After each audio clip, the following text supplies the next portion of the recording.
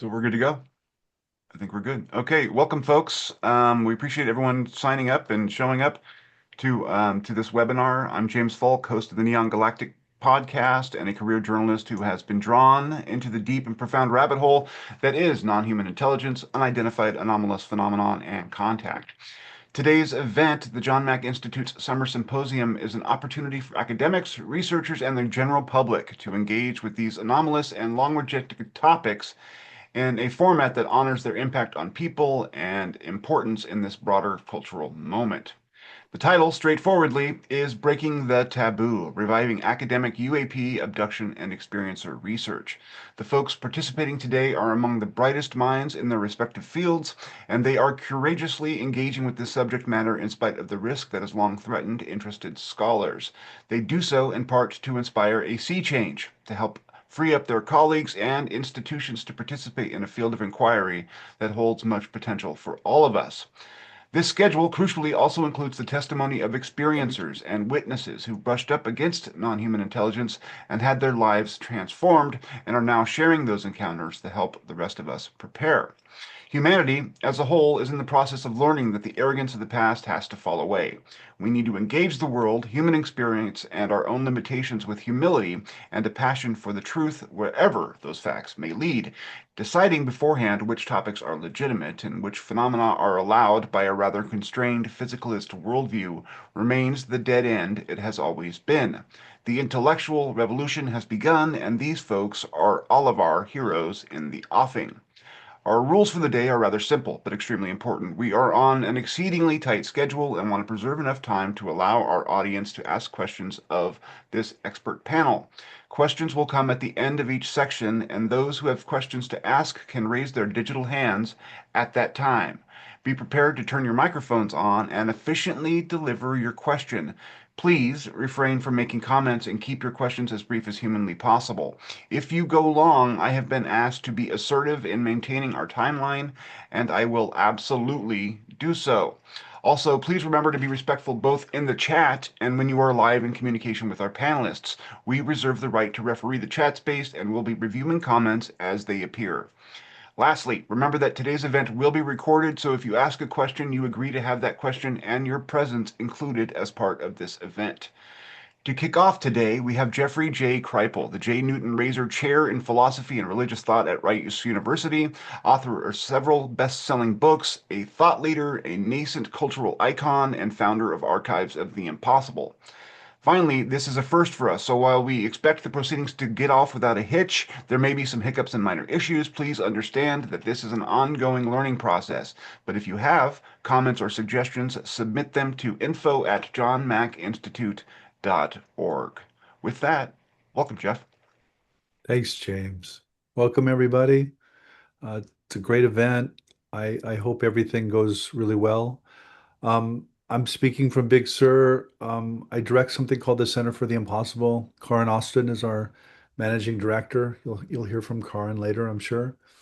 Um, I've thought a lot about, of course, I've thought a lot about this issue, and I really do think it comes down to experiencers and people who want to theorize their experiences. And the motif that comes to me over and over again is listen. And I know that's how the Spielberg movie ended this summer.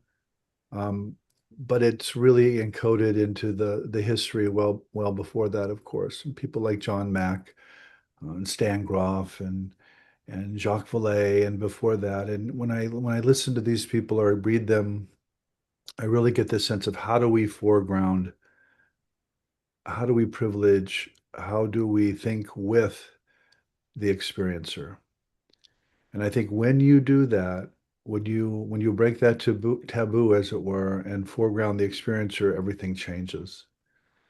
And I see this, I see Kim doing this in her work on ethics and phenomenology. She's really listening to experiencers. I see Brenda did this decades ago, actually, in my own field, which happens to be the history of religions or religious studies.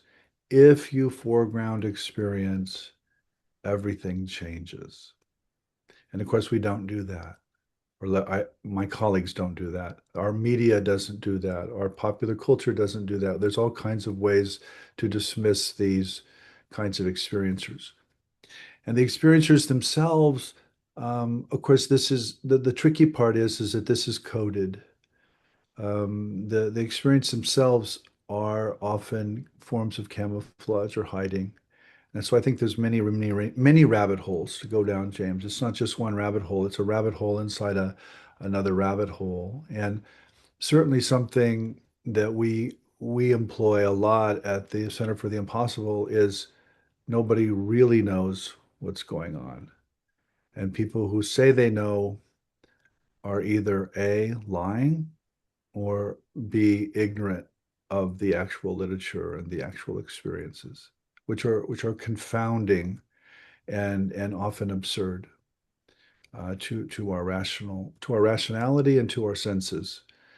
And so I think this is where this non-human element comes in. Is we're very aware that that human beings are probably encountering something that is not maybe not human or more than human, if I can put it that way.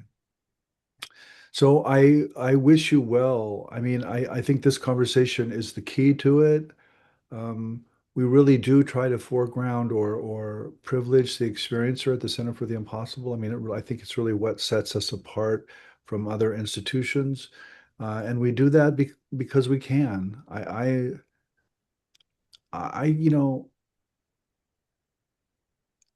people ask a lot about, or people make comments about how brave this is, or about how courageous. It doesn't feel brave. It doesn't feel courageous. You just act where you are. And I happen to be in the academy, but other people are not, and they act from where they're at, and they speak from where they're at, and that's just as important. So I hope some of that helps, James. Oh, you're muted. I'm an amateur, I guess. Thank you so much for that, and thanks for setting such a important somber tone to this. I think that this is going to be a fantastic conversation. Yeah, Go ahead. Sorry. yeah. I mean, I guess I really want to emphasize this notion of listening, and I don't mean that banally, or I don't mean that in the sense of hearing. I mean, really, really listening. And this is actually, I mean, as I said before, I happen to be in Big Sur, just a few feet from here is where John Mack was turned by a man named Stan Groff and turned to the abduction phenomenon from his work in anti-nuclear activism, which is also really important. But this act of listening, which John learned through psychoanalysis, through psychiatry, and through his practice, Stan learned through holotropic breath work, and before that through psychedelic studies.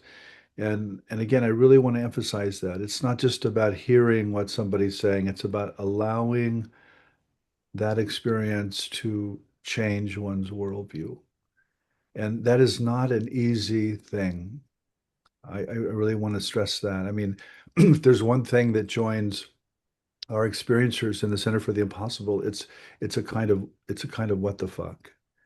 It's a kind of ontological shock, as John put it, drawing on, by the way, Paul Tillich, who comes from my own discipline, way back in the 1950s. This sort of notion that reality is not what it looks like. It's not this. And so I really want to, when I say listen, I don't mean hearing. I don't mean your ears. I mean your heart and your mind, and really having your worldview really shocked and changed, and emphasizing the negative as well as the positive, the fear and the trembling as well as the transcendence and the transformation. Amen.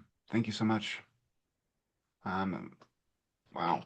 So moving on from that, thank you, Jeff, again. The initial part of today's program, or session one, is called The Experience and Its Integration, appropriately. Our first presentation is called simply Extraordinary Contact. It comes from Debra Jordan Kauble, who is the central figure or Kathy Davis in Bud Hopkins' classic book Intruders, The Incredible Visitations at Kauble Woods. She is also the author of her own book, Extraordinary Contact, Life Beyond Intruders. It's an honor to have her. Thank you so much. I appreciate the invitation. I'm 67 years old and I've had a lifetime of non-human intelligence and paranormal activity and experiences in my life. So in order for me to stay on point and not veer off, which I'm known to do, I'm going to have to read this today. So please bear with me. I'm not here today to try to convince anybody of anything. I understand the struggle. I also want to make it clear that while the facts in my case never change, sometimes my opinions about what's going on do. My opinions are based on things that I've learned along the way about myself, my experiences, and the world around me. A lot of people who are aware of Bud Hopkins and his work are somewhat surprised when they meet me and hear my thoughts on all of it.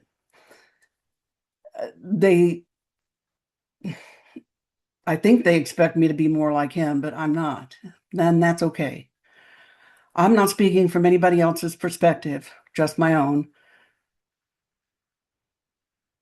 And what's happened to me is unique to me and may not look like anyone else's experiences. All I ask for is people to listen to what I have to say with an open mind.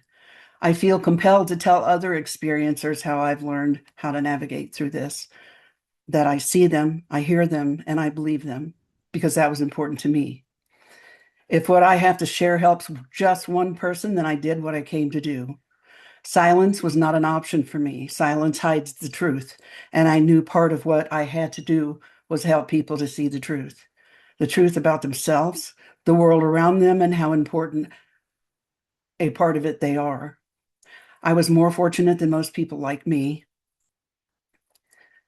I had the support of my family and friends, and most of them had their own stories to tell.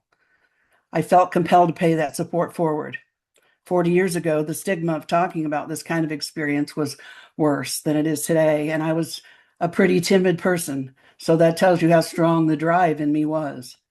I'm not a religious person, and personally, I don't believe that what I've had contact with has anything to do with religion. I don't believe they're demons. I don't believe they're angels. I believe they're another life form that exists somewhere else in space, time, some as of yet unexplored region of my planet, or even some other dimension. And some way, somehow, I have had contact with them. I also feel there's more than one type of NHI from different places with different agendas. So I can only share the experiences I've had with my particular NHI that I've met. My contact has been physical to the point it caused damage to the land where it occurred, leaving a mark in the yard that lasted for years and snow melted off it the first year. My contact has caused lasting damage to my body, affected my health, and contributed to the death of my dog. My events have been experienced or witnessed by other people, family members, neighbors, and friends. When I was very young, I thought it was just life, and that things that I'd seen and things that had happened throughout my young life were things that everybody experienced. It wasn't until I got older and started school that I realized that might not be the case. I struggled to fit in and be like everyone else, and I stopped talking about the things that I'd seen and thought about. I think that's when, at that point, I also started trying to convince myself that none of it could possibly be real. And then I became more afraid. The older I got, the more physically intense and traumatic the contact became, and my anxiety got worse.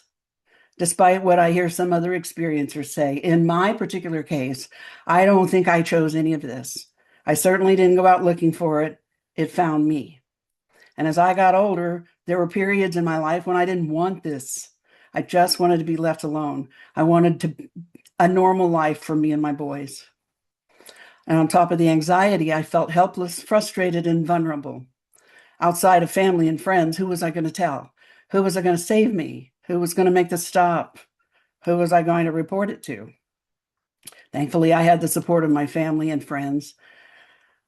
And then they'd also witnessed things because I really thought I was having a nervous breakdown after that June 30, 83 event that was featured in Bud Hopkins' book Intruders. Prior to that night, I'd halfway convinced myself that this stuff couldn't be happening to me. And then yet here it was again, bigger and crazier than ever. When I reached out to Bud for help, I was hoping that he would help me. No, this isn't aliens, this is this or this is that. And then maybe it was fixable. I could go on and have a normal life, but that was not to be. I remember telling Bud and the psychiatrist that Bud had arranged for me to meet and have testing done with in New York, that it was okay if he told me that I was crazy because they made pills for that and I would be happy to take them and make this go away.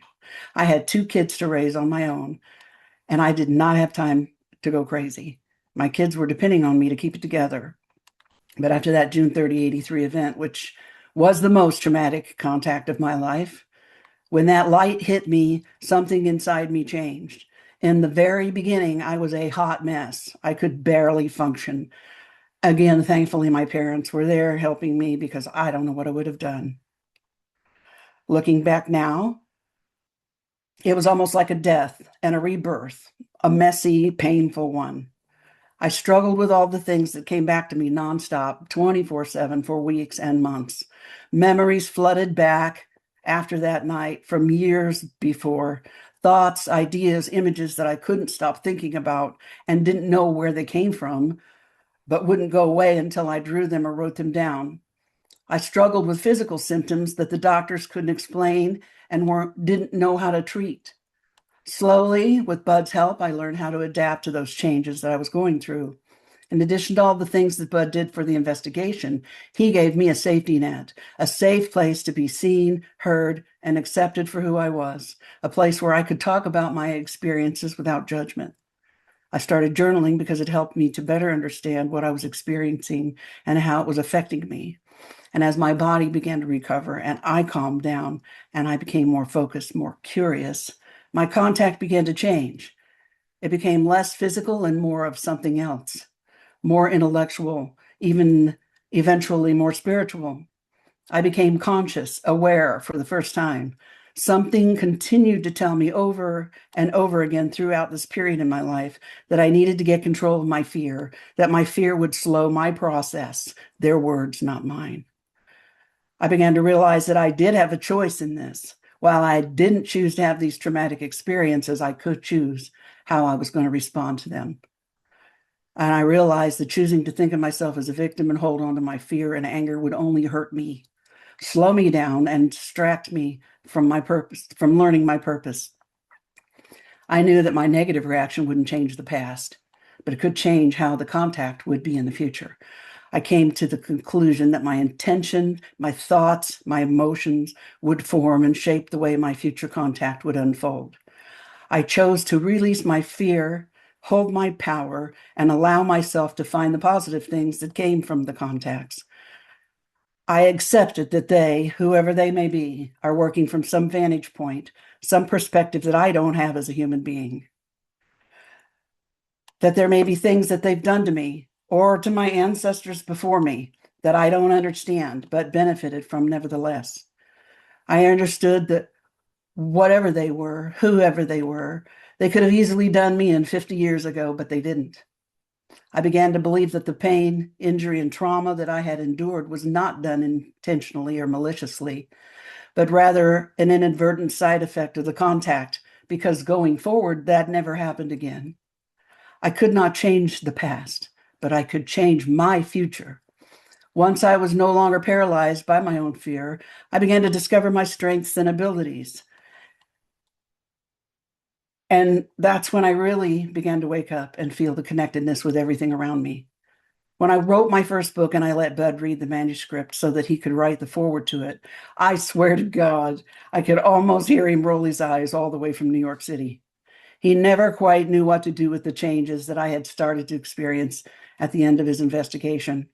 He acknowledged them, but he didn't quite know what to make of it or how to effectively explain it to others, and neither did I. But still, he supported me. He did give me one piece of advice, though. He said, don't ever give them credit for what you did. And I understood why he said that. He was looking at me and my experiences through the eyes of a researcher, a compassionate human researcher who saw a very broken, terrified young woman in 1983. What he didn't understand is that without these experiences, even the traumatic and scary ones. I couldn't have achieved the growth and change that I had achieved. I couldn't have become what I was becoming, and I wouldn't have had the power to guide my own continued experiences in a more positive direction.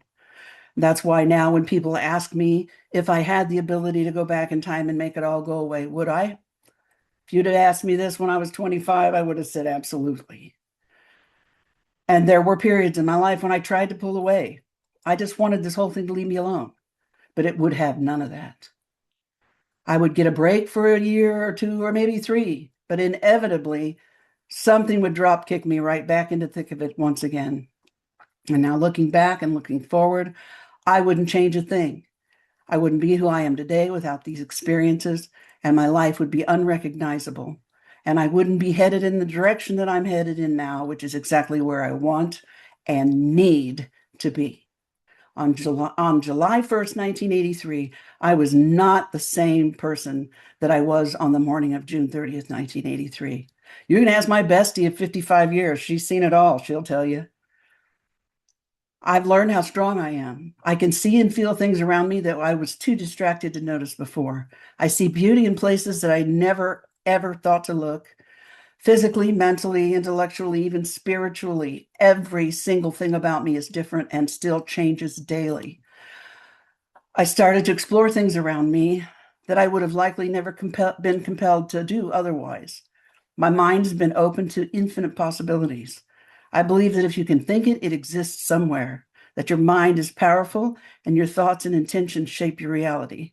Holding positive thoughts is essential, but a lesson I still wrestle with on the daily here lately. And if you can imagine a world where every human being realizes these things about themselves and has the same care for each other and the planet that's been instilled in me, I can. I sometimes feel like I live in 2 worlds at the same time. And after each new experience, I feel different than the time before.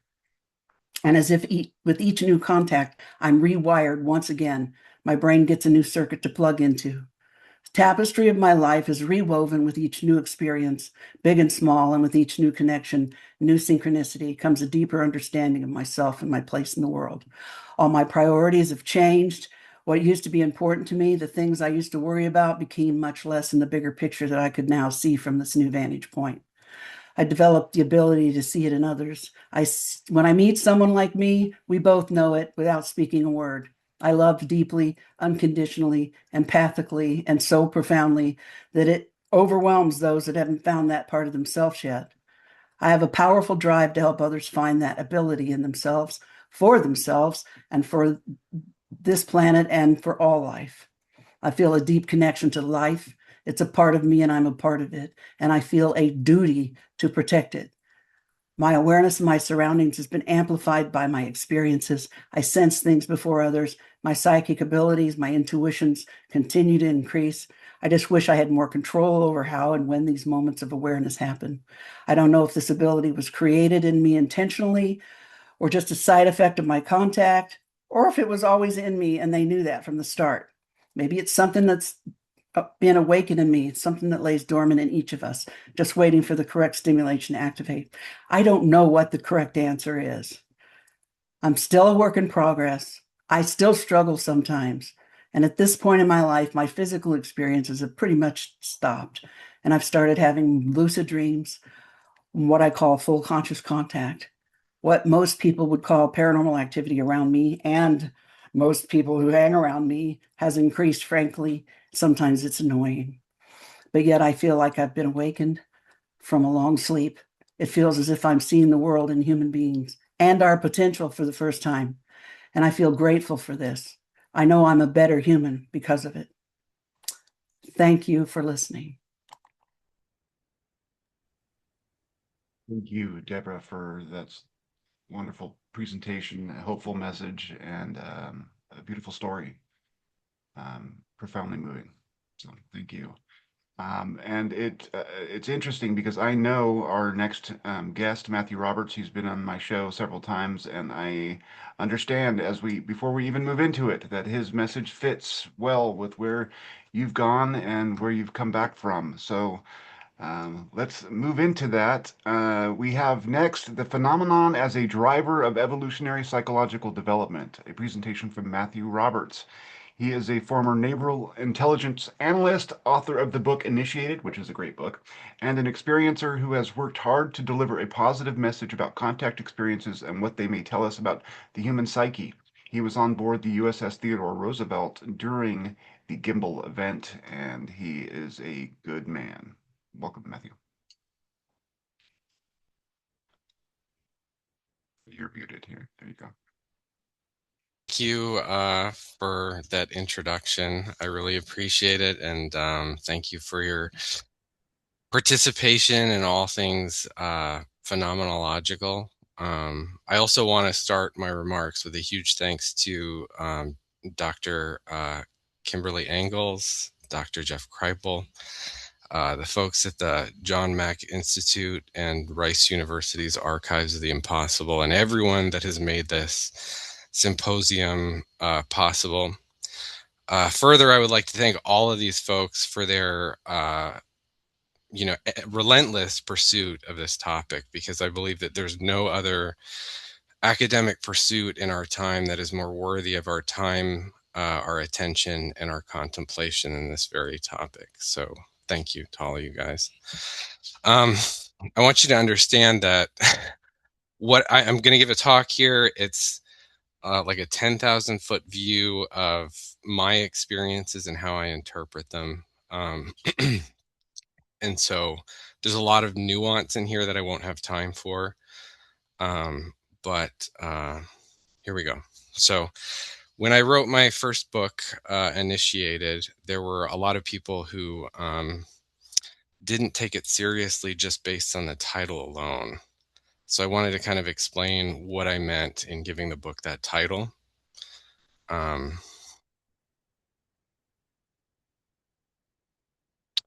When most people think of initiatory experience, they think of initiations into fraternities and sororities and the like, thereby reducing initiatory experience to something simple, shallow, stupid, and with no actual meaning or function, rather than recognizing initiatory experiences deeply transformative and central to human psychological growth and evolutionary development. Many of us describe contact experiences with the phenomenon as high strangeness because we kind of lack this more cohesive framework in which to understand these experiences.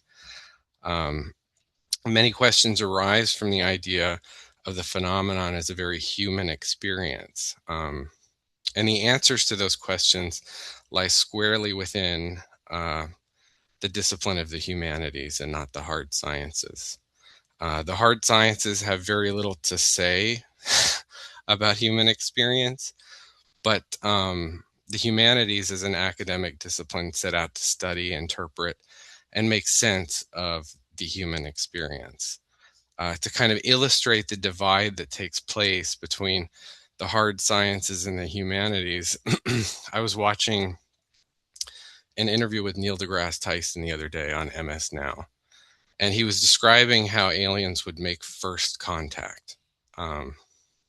First contact. And he stated that an alien species would likely use some kind of universal language to communicate, something like physics or mathematics.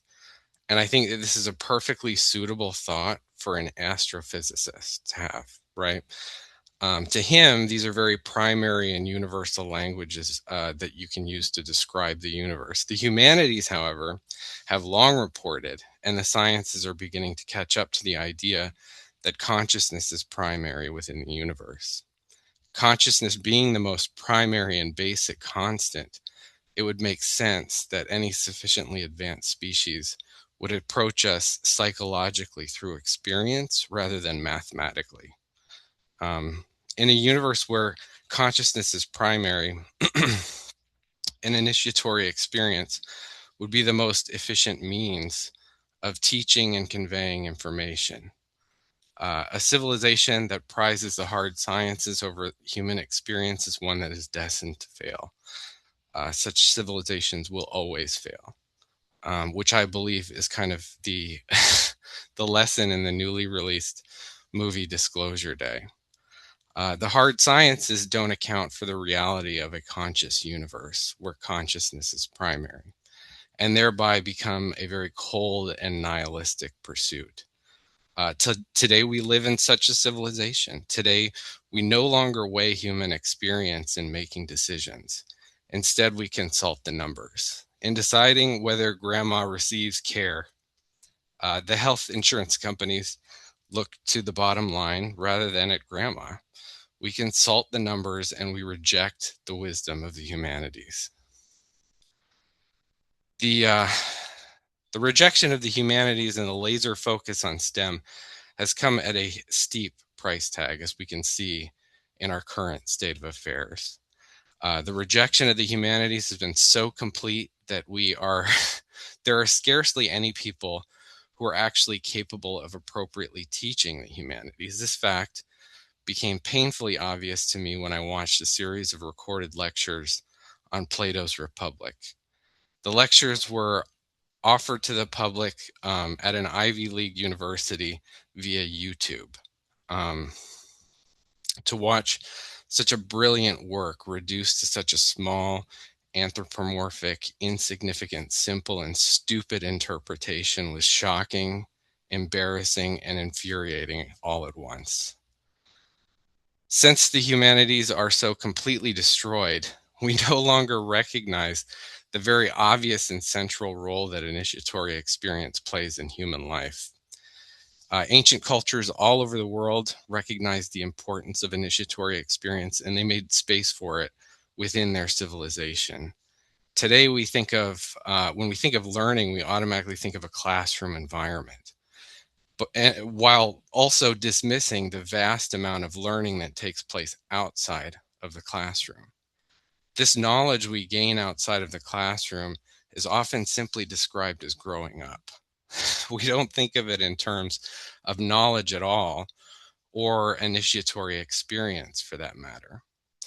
In a universe where consciousness is primary, the initiatory experience becomes the central becomes central to human development, and the humanities become the mechanism by which we can study that. In terms of human development and learning, it's recognized that humans learn in phases as they develop physically and grow psychologically. These phases are marked by initiatory experience and transitioning between these phases. We have infancy, childhood, adolescence, and adulthood. Within each of these phases, as one progresses, there are vast shifts in awareness of the world around you and a proportional expanse of the perception of reality. At each of these initiatory phases, the old perception is dismantled and a new perception begins to take shape. With that also comes a dismantling of hierarchical values by which one leads their life. Those values are deconstructed and then reconstructed with a new set of hierarchical values. Sorry. In antiquity, humans made space for these shifts. They recognized that it was incredibly destabilizing to have a 30-year-old man-child wreaking havoc on society. They knew that it would be incredibly destabilizing to have an 80-year-old man-child as a leader. So making space for these changes and shifts through rites of passage ensured that most people were shepherded through these developmental phases and weren't left to wither on the vine, rotting human civilization from the inside out. Initiatory experience and rites of passage, therefore, were a stabilizing effect on civilization. At each stage of human development, you take cues from those around you who demonstrate life at the next level through experience and psychological modeling. Others will show you the truths of what is expected of you at the next level. As one begins to accept these truths, the psychological dismantling and reconstruction begins to take place. Some may not make it to the next level, which is something that is painfully obvious in our civilization today. There are many people who refuse these truths on the next level and therefore spend their entire lives resisting it and fighting against it. We see these kinds of people every day. They're incapable of admitting their perceptions were ever wrong or incorrect, despite any evidence to the contrary. NHI, being aware that humans grow and develop in this way, follow the same roadmap. So the phenomenon teaches us not in a classroom setting with mathematics, but rather it teaches us in the same way that life teaches us, through initiatory experience that allows for growth and development. With them, we are led through the experience of a conscious and interactive universe. They show us the truths at the next level of development through psychological modeling and symbolic representation. At this point, just as the human has at every level of human development, the deconstruction of the old perception of reality begins to fall away, and a new perception takes place. And once again, with that comes a deconstruction of hierarchical values and a reconstruction of new hierarchical values based on those new truths. Anyone who remembers their teen years knows that this process, it can be incredibly difficult. It's very emotional. It's frightening. Nothing is certain in the deconstruction. You don't know what your life will look like on the other side of reconstruction. The experience at every level of development is riddled with pitfalls, traps, paradoxes, all of which have to be successfully navigated and reconciled. In antiquity, cultures all over the world, for those in antiquity, in cultures all over the world, for those who dared to venture beyond adulthood in this way, there were other rites of passage in the various mystery schools that were central to their particular religious experience. This is precisely what the humanities should teach and study. The experience of initiation into a new reality at every level of human development, adding context to what it means to be human.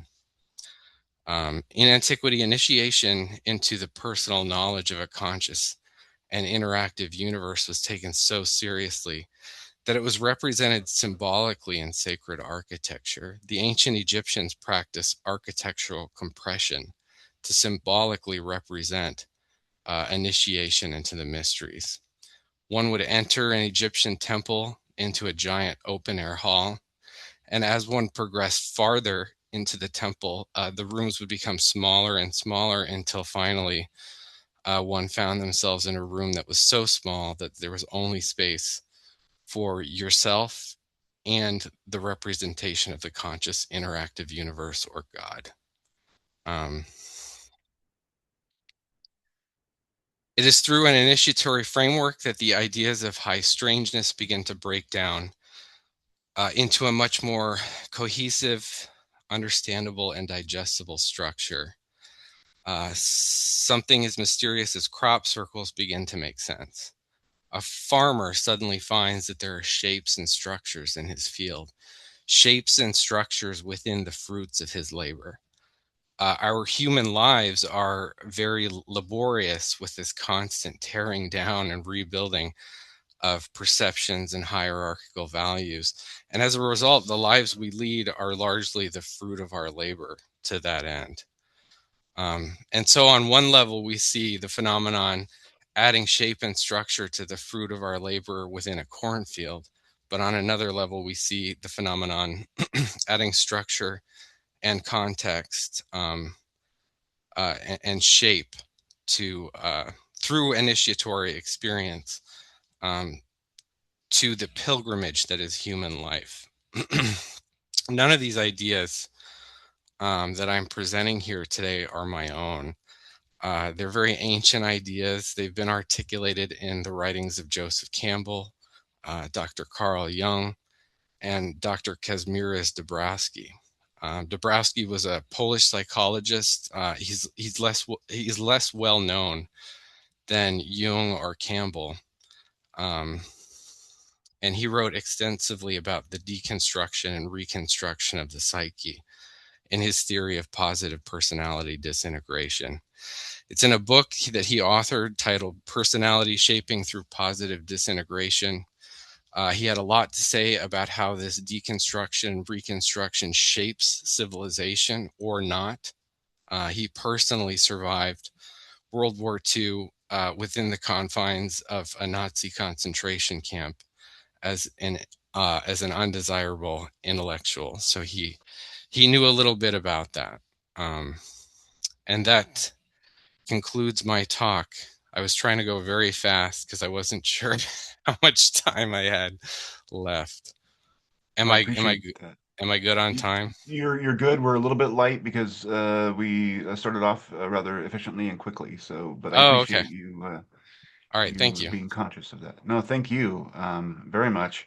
As always, I enjoy your talk, and it often seems to me that we're all being initiated as a species in this moment through mounting catastrophes, ongoing technological development, and now the destabilizing process of contact with the non-human intelligence, but experiencers are on the vanguard of that disintegration and reassembly, viewing our current situation as such imparts upon us some much needed but often avoided agency. So thank you, Matthew. Next, we have a presentation from two experts who have their ear to the ground in online experiencer communities. Andrea Oddo is the incoming executive director of the John Mack Institute and an IT professional with 30 years of experience. She moderates several of the largest UAP and experiencer-related social media communities and founded the Anomalous Coalition, a collaborative network of major ufology communities that serves to advance education, dialogue, and advocacy. If you're ever on Reddit, you've seen them recently. They are amazing events. Charles Holt, meanwhile, has a degree in advertising and graphic design and previously worked as creative director on award-winning campaigns before spending over a decade as an independent consultant with the Apple Consultants Network. More recently, he has spent years building and moderating some of the largest online communities focused on anomalous experience. As director of communications at the John Mack Institute, he brings those problem-solving creative skills along with deep community experience to the role. Their presentation today will be helping experiencers through ontological shock with community, peer support, and compassionate care. There will be some volume and video in this presentation, so make sure that you guys are prepared for that. Take it away, guys.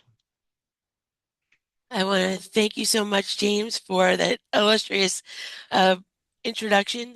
I also want to thank Matthew and Deb for their powerful presentations just now. I really was very moved and in tears as an experiencer myself, that to be able to share in their perspectives of going through what they have gone through.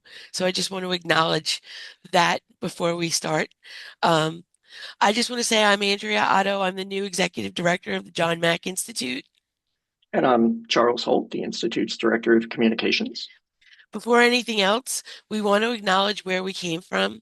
Within our work across many online communities, we've both spent years with the experiencers community on Reddit.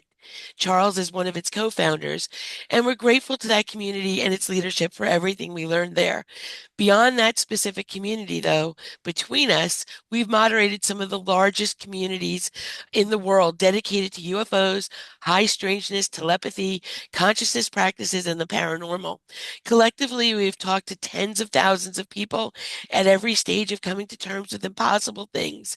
In fact, our journey started together because we both found each other on Reddit as a result of trying to make sense of our own anomalous experiences.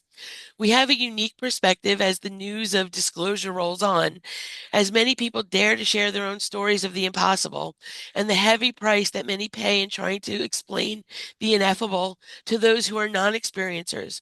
Alongside encounters with non-human intelligence, experiencers often have to navigate a complex web of social taboos and mores around not only the ramifications of their own contact experiences, but the spectrum of psychic, high strangeness, synchronicities, or glitch in the matrix type experiences that are even more common and don't get the same amount of attention as contact experiences. All of this to say, it's time for a new paradigm of support for experiencers, given the modern landscape of disclosure, and adult conversation about what it means to be an experiencer in 2026 while learning from the epistemic injustices inflicted on those who came before us, such as Matthew and Deb. There is a huge need for people to share without being attacked, ridiculed, or shamed into silence, and that can be surprisingly hard for many to find. Charles. Ontological shock was a recurring theme in John Mack's talks, not just the effect it can have on the experiencer, but also for the people they try to share it with. Cognitive research has shown the extraordinary lengths your brain goes to in order to present you a cohesive narrative of the world, a worldview built around your experience, your education, your moral compass, your personality, everything that makes you, you. When that gets challenged in a way that your brain can no longer build a narrative around, like a reality-defying anomalous experience, it's not like you just get an unpleasant surprise. It's like the floor gives out. Next slide. Oh. It's like living your whole life as Magnum PI, then waking up one morning to find out you're now Walker, Texas Ranger. Trying to explain to someone else that sometimes, occasionally, reality just kind of breaks in a way you can't explain, let alone prove, is a non-starter. It's not just that other people can't relate to it, it's that their brain unconsciously and vigilantly protects them from the potential destabilization that can result. It's not just obstinance, but a built-in defense mechanism, a sort of ontological shock absorber that everyone has. But having to go through such a profound experience alone adds a whole other burden onto the experiencer, which is why finding a supportive community can be so difficult, but also extremely important. Polls have famously found that the number one fear people report year after year isn't death, it's public speaking. Death comes second. Most people would rather be in the casket than giving the eulogy. We are wired to stay with the pack, not stand in front of it. Now imagine standing in front of the pack to say something impossible happened to you. Because of that, and on top of the ontological shock absorber Charles described, experiencers face a stigma that was deliberately built.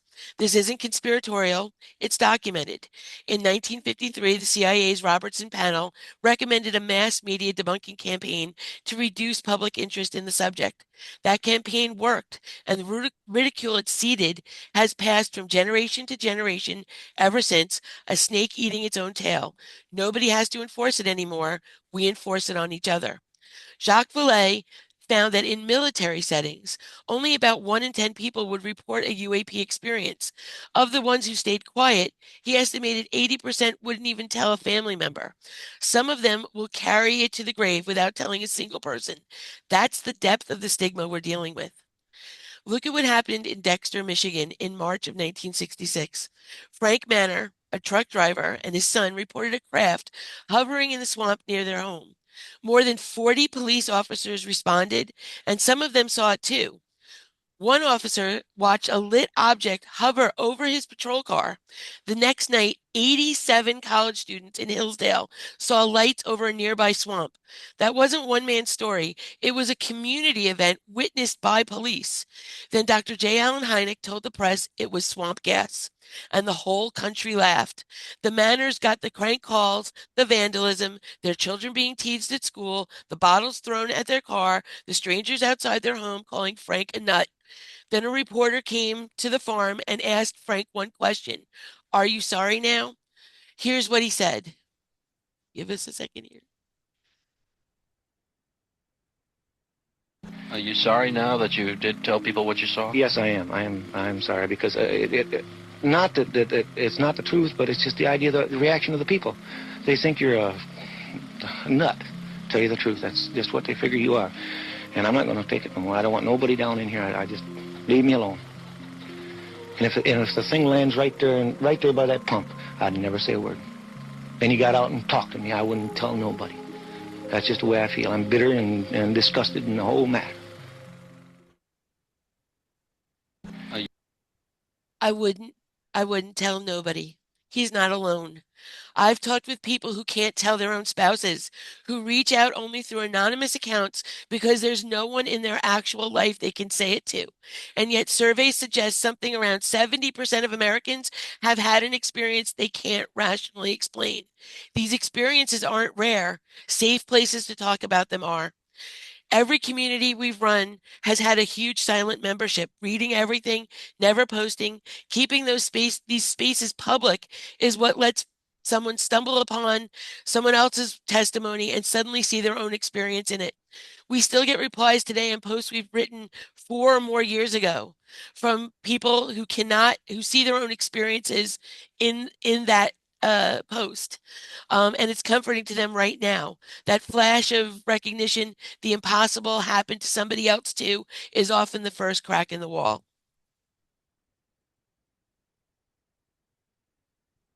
That crack opened wide in 2021. The UAP hearings, landing on top of years of built-up disclosure pressure, allowed something to give way, and all at once, thousands of people started admitting to having experiences they couldn't explain. Andrea and I came into that landscape on our own, separately. We'd both begun surfing our wave of ontological shock around the same time, and we'd both tried to make sense of it with as much epistemic rigor as we could muster. We were online sharing what we'd found, making similar arguments, and citing a lot of the same researchers, but never steering anyone toward a particular conclusion. And that's how we found each other. We each ended up moderating some of the biggest communities on Reddit for these topics, trying to help others make sense of it too. One thing we learned early, a lot of people arriving in these spaces aren't necessarily looking for answers. They just want to be heard. Someone has just taken what may be the biggest social risk of their life to describe the most powerful and private thing that's ever happened to them. And all they're asking in return is for one person to say, I hear you. You're not alone. I believe you. That simple, non-judgmental acknowledgement lifts a weight off people we could almost see. We also saw how much moderation shapes a community. If you let a space turn toxic, then that becomes the norm. People mirror back what they get. We came up with a simple rule which cut out something like 90% of the bad faith behavior we saw. Skepticism is welcome. Ridicule isn't. Most of what gets called skepticism in these spaces is just dogmatic ridicule in a lab coat. Take that away and there's often nothing underneath it. For what we're building now, though, we decided this space can't be a debate hall. It needs to be a safe place. Outreach to skeptics is worth doing, but not in here. This is for people who are already past the question of whether any of it is real and want a serious conversation about what to do now. Where do they go from here? We also want to talk about the parts of running an experiencer community that are hard, because the field tends to skip past them, and I think that carries real risk. An area we see a lot of missteps is the overlap between anomalous experience and mental health. Looking at this illustration, who gets to decide where one ends and another begins? Let me give an example. I've talked to many people who hear anomalous voices. Some of those people have a schizophrenia diagnosis, but I've asked them one specific thing. Had a voice ever given them information that turned out to be true? Something they had no ordinary way of knowing? Something veridical? Most said yes, and a few described things that were even precognitive. It's often one of the reasons those people are so willing to believe it's truly anomalous in the first place, despite everyone else insisting none of it is real. And that same experience turns up constantly among experiencers with no diagnosis at all. I'm not claiming all those instances were definitely anomalous. My point is that we have no scalable, reliable way to tell the difference, and that's a serious gap. The clinical reflex is typically to call it pathology. The community reflex is often to call it contact. Sometimes both are true at once. In practice, it means our intake has to be careful enough to catch when someone needs more support than we can give, and we need referral paths to clinicians who actually understand this terrain. Building those is part of what we're doing. We also recognize that sometimes the fear and trauma aren't just from ontological shock, but the experience itself. A percentage of anomalous experiences are genuinely difficult. And those people don't deserve to be told they just need to raise their vibration or view it in a positive light. We also can't have someone telling everyone else that it's all demons. Not everyone is having the same experience. Our answer has been the same. Share, don't preach. No single interpretation gets placed above the others. Bring your experience, hold it as yours, and stay curious about everyone else's. We're each holding a few pieces of the puzzle, but for all we know, it's a different puzzle for every person. Compassionate and responsible care means holding space for all of it. Of course, none of what we're doing exists without the work that came before it. Dr. John Mack mapped this territory in Harvard decades ago. He sat with the people then called abductees. He listened. And as a psychiatrist, he could find no diagnosis that accounted for what they reported. These were, by every clinical measure, sane people describing impossible things. So he did something radical. He took them seriously. He named the epistemic injustice being done to them, punished not for lying, but for telling the truth about their own lives. And he gave them a new name, experiencers. It nearly cost him his career. But what Mack found matters as much as he listened across two landmark books, Abduction and Passport to the Cosmos, and research with experiencers around the world. He came to see this phenomenon as something larger than visitation, a challenge to our whole Western map of reality, a wake-up call that we've built between the material and material worlds is thinner than we think. Something indigenous in non-Western cultures with their multidimensional cosmologies have understood all along. And within that research is the finding that drives everything we're building. Mack documented that these encounters are often traumatic and transformative at once, and that when experiencers are given the time, the care, and the tools to integrate what happened to them, they don't merely recover. They frequently undergo profound personal and spiritual transformation. Mack came to understand and suspect that the transformation might be the point. Hold on to that. The difference between an experience that shatters a person and one that transforms them often comes down to a single variable, whether they had support. That isn't a footnote to Mack's research. That is the reason the John Mack Institute exists. And he's not the only giant. Yvonne Smith has had an experiencer support group for roughly 30 years, one of the longest standing anywhere. The Hearing Voices Network and Alcoholics Anonymous have proven for decades that peer support inside a clear, ethical structure reaches people clinical care often mixes. What the digital era adds is scale. The John Mack Institute is taking Mack's humanitarian ethos and his findings, those peer support traditions, and everything we've learned supporting the largest online communities and building something that hasn't existed before. We'd like to set a standard others can build on. One second. Okay. Here's what that actually looks like, because this is where we've been heading. Our core mission is simple. We care about the people, not the national security story that pertains to disclosure or who and what the non-human intelligence turns out to be. We don't hold a position on that question, and we're not going to adopt one. As we learn more as a community, the truth may change.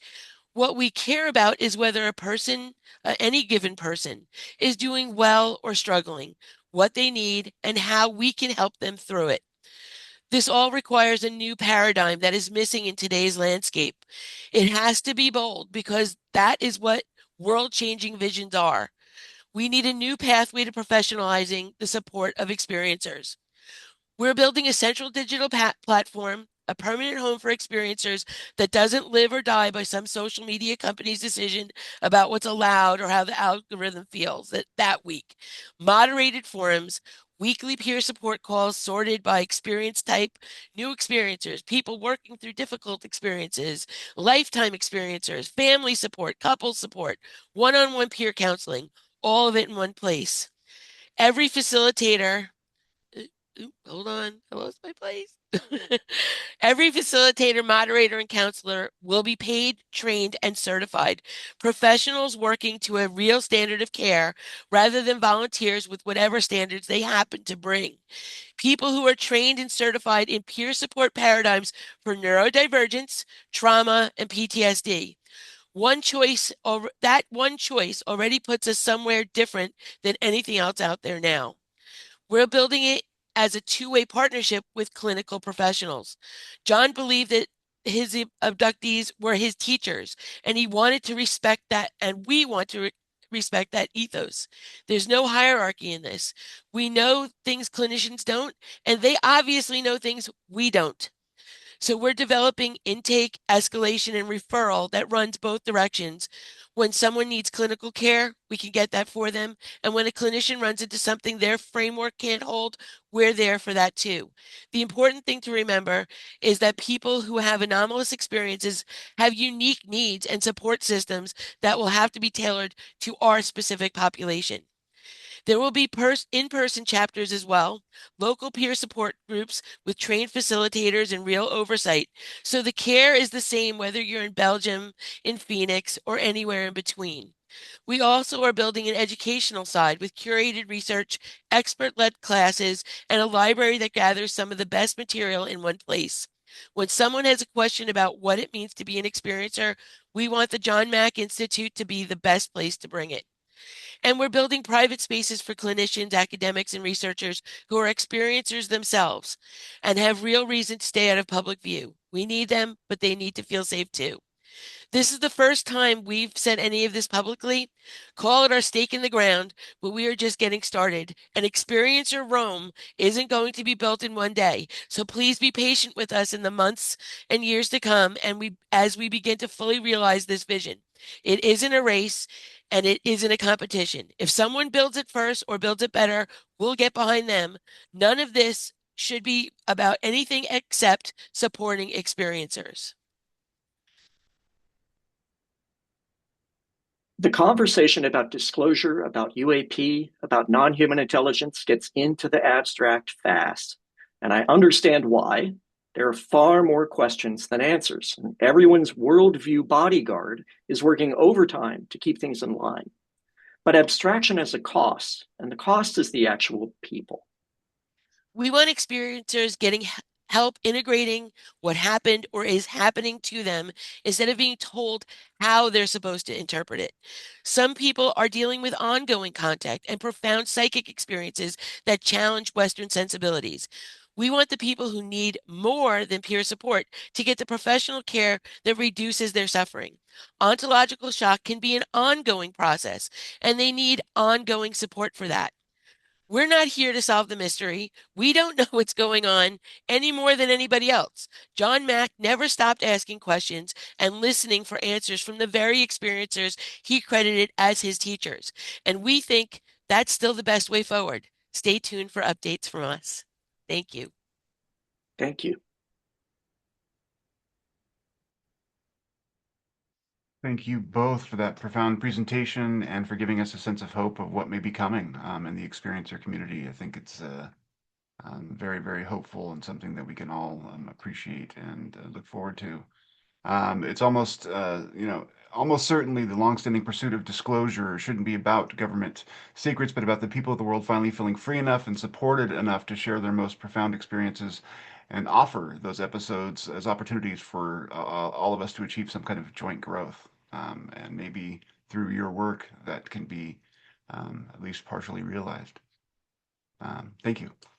Our last talk of this session is from Simon Bresler, a licensed clinical social worker, certified group, a psychotherapist, and clinical director of the John Mack Institute. With over a decade of experience working in hospitals, community mental health clinics, and in private practice, Simon has been interested in trauma and the mechanisms that foster resilience. In addition to leading several psychodynamic therapy groups in his private practice, he is also the clinical director of the John Mack Institute. His presentation is entitled After the Phenomenon, Mental Health and Meaning Making, an important part of all of this. Welcome, Simon. Thanks, James. I appreciate it. And Thank you to the Archives of the Impossible for inviting me to speak here, and for Dr. Kim Engels for being such a powerful driver for this conference, and everybody else here making this possible, the other panelists. It's a really, really exciting panel to be a part of. So, all right, let's see. I'm going to share a little slide show here with you all. All right. So this is being shared, and on your Zoom screen, you should probably see my slide and me, and you can always adjust the size of both. So if I'm too small for you, that slider right on the boundary, you should be able to move. Well, as James said, I am a psychotherapist in private practice and also the clinical director of the John Mack Institute, which means that when experiencers come our way looking for help, oftentimes I'm the first point of contact, kind of getting them set up with resources and extending a warm hand. And, you know, Charles and Andrea, it's soon to change in a big way very soon, which is exciting. But I work with experiencers providing therapy and facilitating support groups. And I've also spent, in my career, a significant amount of time working in hospitals. In fact, the first 4 years of my career were spent in the Lenox Hill Psychiatric Unit in New York City, where I saw a lot of extreme pathology. So I'm kind of in this interesting place to know what mental health issues look and feel like, and what anomalous encounters look and feel like. And I'm going to talk about both today as we go on this journey, sharing some of my insights, observations, and patterns along the way. But nothing I say is set in stone. Every experiencer's journey follows a unique path. And as Jeff said, the goal here is really to listen with our hearts and minds, because experiencers are the holders of the wisdom in this numinous terrain. And I think Deb's story is just a beautiful and perfect example of this. So what happens after an encounter with the unknown? Not just the event itself, not only in the sky, in the bedroom, in the car, in the craft. What happens afterwards in the psyche, in relationship, in the body, in one's sense of reality? What happens after a person has had an experience that does not fit into any of the ordinary categories by which they have organized their life? For many experiencers, the most difficult part is not only what happened to them, but what happens after. The shock, the isolation, the fear of being misunderstood, and the need to rebuild a worldview large enough to hold it all. So today I want to move through 3 areas. First, I want to say something about the psychological nature of the unknown. Second, I want to differentiate psychotic processes from anomalous encounters. And third, I want to outline a model for integration, showing how ontological shock can move with support towards existential growth, expanded identity, and a renewed participation in life. I want to again emphasize from the outset that I'm not trying to cover all of the nuanced details of the anomalous encounter journey, or all of the nuanced details of mental health and pathology. I'm more looking at the overall psychological terrain that follows an anomalous encounter, and how clinicians and experiencers might greet this terrain with more discernment, courage, and openness. So in 1927, H.P. Lovecraft, a writer, a horror writer, he said, "The oldest and strongest emotion of mankind is fear. And the oldest and strongest kind of fear is fear of the unknown." And this may very well be true, but the unknown is, and it's actually very interesting that the unknown in recent contemporary psychological and social research, there's a lot of discussion around this being the most existential fear beyond death and spiders. But that's an aside. And what I want to say is that the unknown is not just this scary place, but it's incredibly multifaceted. It's where danger lives, but it's also where learning, discovery, science, spiritual development also inhabit. The unknown has a few characteristics that are relevant to anomalous encounters. First, and I want to go through them. First, the unknown is amorphous. It can appear internally as body sensations, unconscious material, intuitions, dreams, fantasies, or images. It can also appear externally as objects in the sky, movement in the bedroom, sensation felt on the skin, or a being right in front of me. It can also appear in that strange in-between space, the intersection between subjective experience and external reality, occupying qualities of both. In the 1950s, Jung wrote a book on UFOs and treated them just as a collective psychic projection. We now know that the phenomenon is much more than just projection, but as insight remains psychologically important. UAP and NHI can occupy an unusually charged space in both our culture and in reality. And in this way, the unknown can be both concrete and symbolic, external and internal, technological and mythic, experienced wordlessly in the body, and also interpreted and studied with the senses. In other words, the unknown occupies this amorphous, amoebic space, which is its first quality. Second, the unknown contains an inherent lack of data. It does not fit neatly into any pre-existing categories. For a moment, it can become clear, more understood, and then it can disappear and fade into the unknown, just like a breath on a cold day that solidifies visually for a second as we breathe out and then dissipates. This can be challenging for experiencers, as something may be experienced as real, meaningful, embodied, while the rest of the data set of an experience remains elusive.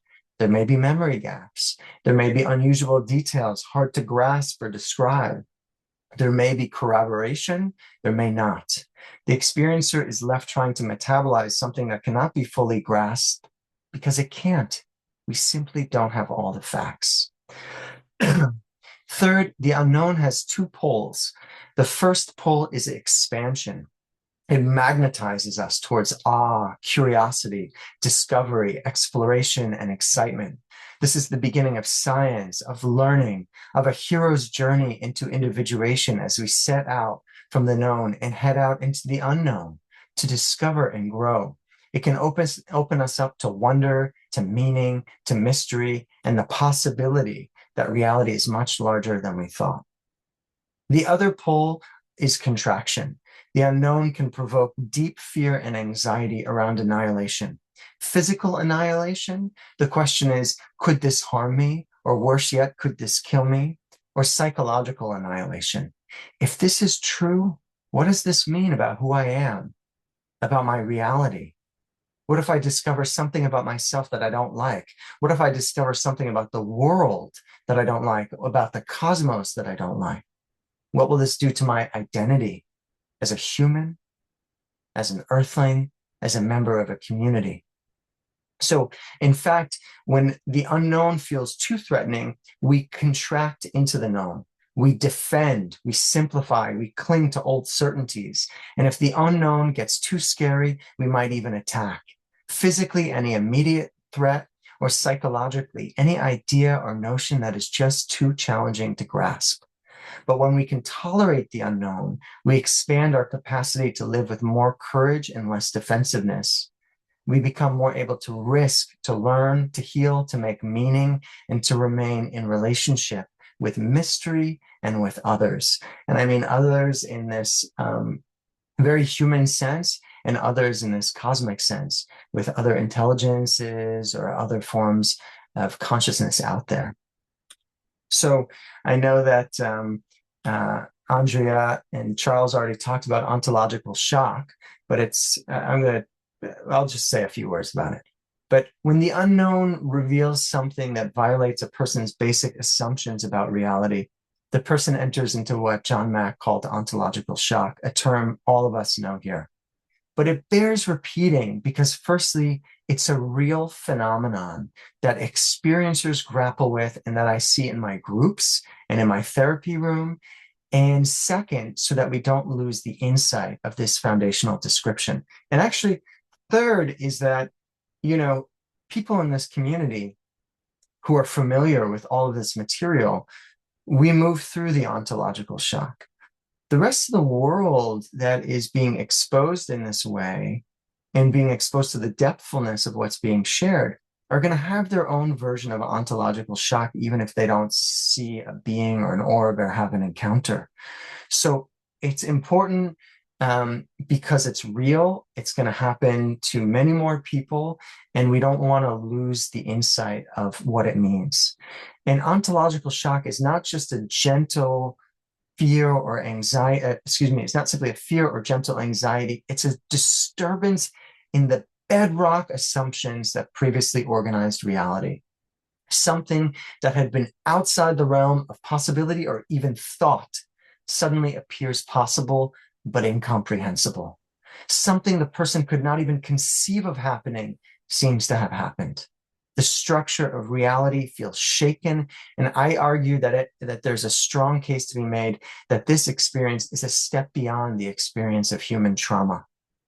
The person or experiencer is then left with questions that are not only factual, what just happened to me, but are also deeply existential.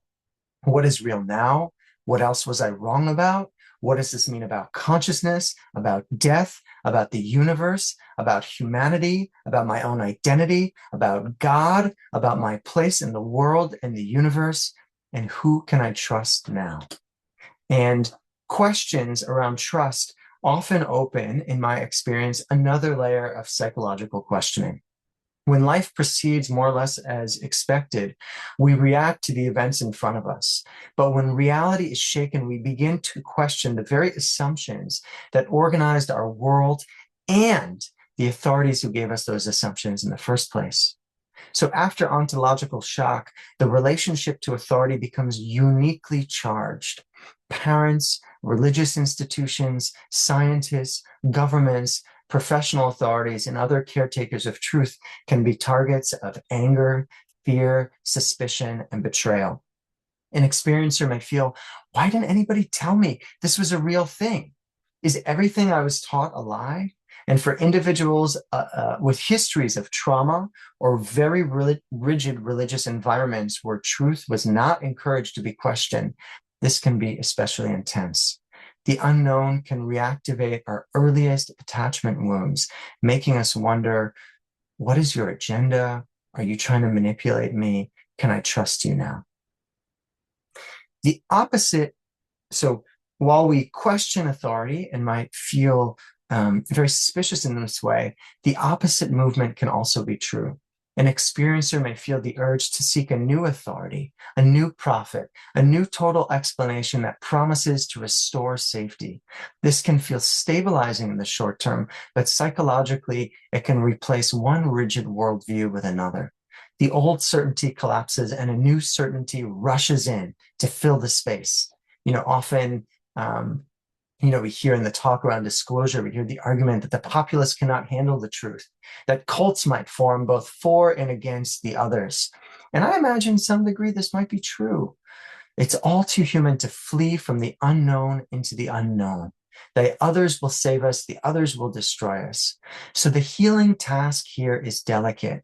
It's to help an experiencer tolerate mystery without collapsing into dogma, despair, fear, or grandiosity. Aspects of the human experience we all wrestle with at moments in life. But in this context, we do not want to collude with the flight into total certainty because it doesn't exist. We just don't know. It's like Jeff was saying in the beginning, in the introduction, nobody knows. And to stay in that unknown space is both the invitation and the challenge. So on the group level, the unknown has the power to unite or divide us. When the unknown is too frightening, groups can become silent, protected, withdrawn, or attacking. The unknown begins to take on mythic proportions of danger or badness, and we see complexity collapse.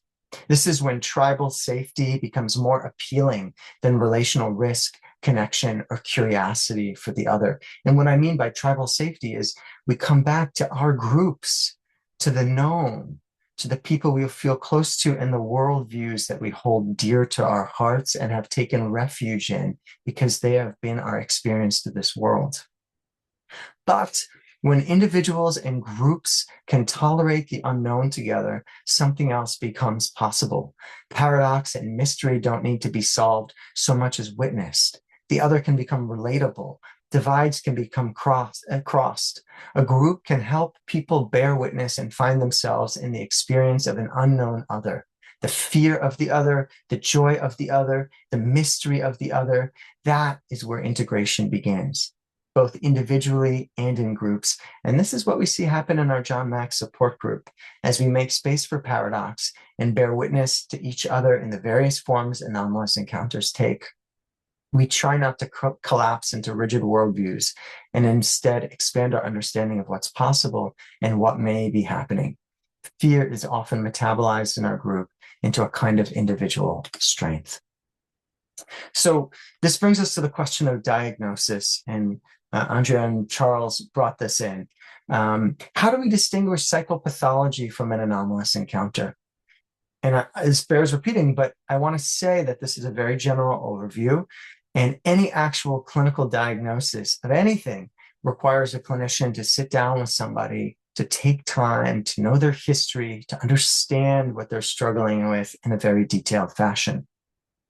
With that being said, experience have had a history of being stigmatized and pathologized as being crazy, delusional, or psychotic. So I want to note a few things here that are worth highlighting.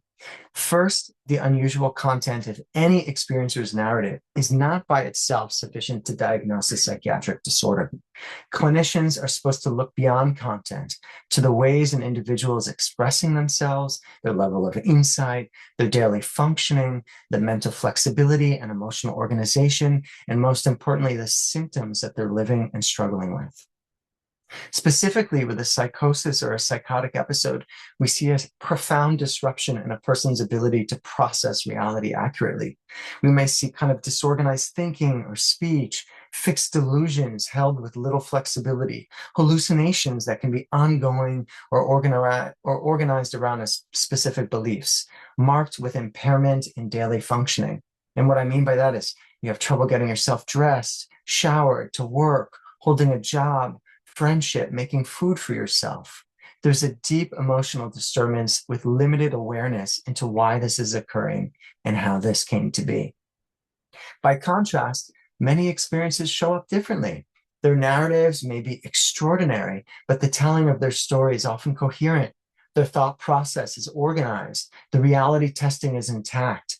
Their functioning is preserved. They're still going to work, taking care of kids, cooking meals, staying clean, or only transiently disrupted by symptoms such as anxiety and insomnia, hypervigilance, or shame, especially after an experience. In fact, it's not uncommon for experiencers to sleep with the lights on, to close all the curtains and doors, to check closets, to sleep with the TV on. But this is different suffering from someone with a psychosis. This is more a marker of someone suffering from post-traumatic stress symptoms after something quite scary. Additionally, experiencers often talk about their ambivalence and confusion, which is also very different from someone suffering from a psychotic disorder. They may say, I don't know, Simon, this sounds crazy. I don't know what to make of this. Maybe this was a dream, but it didn't feel like a dream. Is this even possible? I kind of know it's possible. It's a real struggle with the ambivalence of how reality was shaken, but also the phenomenology of the experience feels very real. So there's a different clinical presentation from someone who is rigidly attached to a fixed delusional system with little ability to reflect and very serious impairment moving through the world. This does not mean we should ignore pathology in experiencers. This happens too. We still assess and look carefully for trauma symptoms and functional impairment. And sometimes this does happen after an encounter, but this is, as I said, sometimes experiencers suffer from bouts of insomnia or hypervigilance, even depression or anxiety, but often not psychosis. And we do not begin by reducing the person to the strangeness of their content. We stay interested in how the person in front of us is organized around the experience, which makes sense, right? We don't want to miss if someone is suffering with a mental health issue. We also don't want to diagnose them with one they don't have. So many experiencers also report features that are not typical of psychosis at all. And these may include coherent narratives, missing time, physical effects, shared witness accounts, but most striking are the transformative after effects of an encounter. which are not present in someone who has undergone a psychotic episode. Many experiencers report expanded consciousness, altered spiritual beliefs, increased ecological concern, a stronger sense of purpose, heightened intuition, existential reflection, changed values, and a sense of connection or oneness. And Debbie's story was a beautiful example of that, of these after effects. And while these changes can be destabilizing because they're so drastically different from the way a person was moving through the world before, they're not pathological. And the clinical task here is not to prove or disprove the events that experiencers have shared or diagnose them with an illness, but to recognize that this human is trying to integrate something themselves they do not fully understand, in which, as Matthew has said, initiated them into a profound process of psychic reorganization. Okay. Whoops. All right. So I want to end by closing 5 markers or stages of integration. And again, this is not meant to be a fully encapsulated overview. And this is not rigid or linear because individuals move back and forth throughout their entire healing process. Rather, it's meant to denote important and common post-encounter experiences and to give both experiencers and clinicians a roadmap. The first marker or milestone is shock and destabilization. The experiencer may be frightened, confused, ashamed, overwhelmed, or hypervigilant. They may not be sleeping well. They may be scanning the environment. They may be afraid of the dark. They may feel that something has happened that cannot have happened. They may also be fascinated and captivated, finding they can only think about little else than their experience and all the literature that they're taking in around what this could possibly be. The clinical task here is not to rush the meaning, it's to establish safety and trust and to allow an experiencer to unpack their story. The second stage or marker is containment. The experiencer needs a relational space where the experience can be spoken without ridicule or premature interpretation. And Andrea and Charles were talking about that. Containment means, in effect, I'm taking seriously what has happened to you. Your thoughts and feelings and observations, no matter how intense or out there, are welcome in here. I want to hear more. So we can normalize an experiencer's reaction without making premature claims about the ultimate nature of the event. We help reduce isolation. We help the person find language. We help the body come back into the room and share what it knows and the wisdom that it's holding. Many times, an experiencer's mind may initially not be able to believe something that their body knows to be true. This can't have happened to me, and yet I have seen countless experiencers come into my office and they're shaking and crying with the truth that this did happen to them. The third stage or marker is meaning making. The person explores what happened, why me, what does this mean, how do I understand my life now? The clinician must be able to tolerate their own disbelief or judgment while helping the experiencer to stay open to very unusual events, contradictory meanings, and multiple possible interpretations. The goal is not to foreclose mystery, but to help the experiencer metabolize what has happened to them without becoming rigid, dogmatic, or re-isolated into a new belief system. The fourth marker is worldview expansion. The person's sense of reality, identity, spirituality, ecology, and consciousness and human purpose may begin to change. They reject limiting religious doctrines. They may become more interested in consciousness, in death, in the survival of consciousness, non-human intelligence, ecological responsibility, or the suffering of other beings. The fifth stage is reintegration. This is where we see an experiencer bring the experience, this is where we see a person bring their experience back into ordinary life. They may start to share aspects of their experience with a spouse, family member, friends, groups, or community, sometimes for the first time in decades. They may write, create, serve, study, speak about their experience, or participate in the world differently. Shame and isolation are lessened, self-trust increases, and the experience becomes a part of life rather than something that eclipses life. The This point is essential. Integration is not an escape from ordinary life. It's a renewed participation in life with a larger sense of reality. A person does not need to abandon relationships, work, community, or ordinary responsibilities in order to honor the mystery of what happened. In fact, a good integration process helps the person become more grounded, more relational, and more available to life. They have a foot in both worlds, the mundane and the numinous. And in that way, they are quite special, inviting others to stretch into their wisdom. All right. So what happens after an encounter with the unknown? We have the shadow energies of fear, isolation, destabilization, and sometimes pathology. This is true, and we need to be able to recognize that. And yet many times, perhaps the majority of times, the encounter also initiates a difficult, profound, and transformative process towards a deeper spiritual and humanistic orientation towards the world and the cosmos. Okay, thank you so much for listening. Thank you for that. That was brilliant and important. It's just a fantastic start to the day, and it's an amazing privilege to be a part of this. Hold mystery without dogma, I think, is an important part of what your message was and something that we all need to take seriously. I want to thank all the presenters who've been involved so far, and we ask that you hang around now to participate in a Q&A session with our audience. Folks, if you're interested in asking a question, please raise your digital hands and we'll call on folks to open their mics and ask a question. We'll also take some questions that have been submitted in the comments. Because time is short, please refrain from sharing your personal experiences. We're interested in what happened to you, but now is not the time to entertain those stories. So people, if you want to raise a question, please raise your hand and we'll call on you. Our first question will come from Alessandro Piazza. I believe that's how you pronounce it. And it's a question for Deb and Matthew. Often abduction is lived passively. We experience the abduction, but our agency feels constrained or completely negated. Have they developed insights into how to recover or connect with our own agency within the abduction experience? Whoever wants to go first.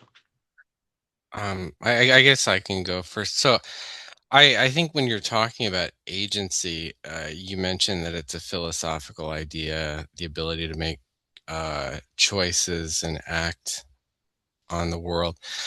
So it is something that is lived passively, but I think it's lived passively because the choices that we have are very limited in actual base reality. From a base reality level, what I perceive is that we have only about two choices, despite any illusions to the contrary. You can either integrate and become the structures of the subconscious, or you can project that on the world. And those are basically your two choices in anything in life. And so any choice that you make is a reflection of that. And so the fact that it's constrained, I think, is just telling you that perhaps agency isn't what you perceived it to be. And that's kind of my read on that.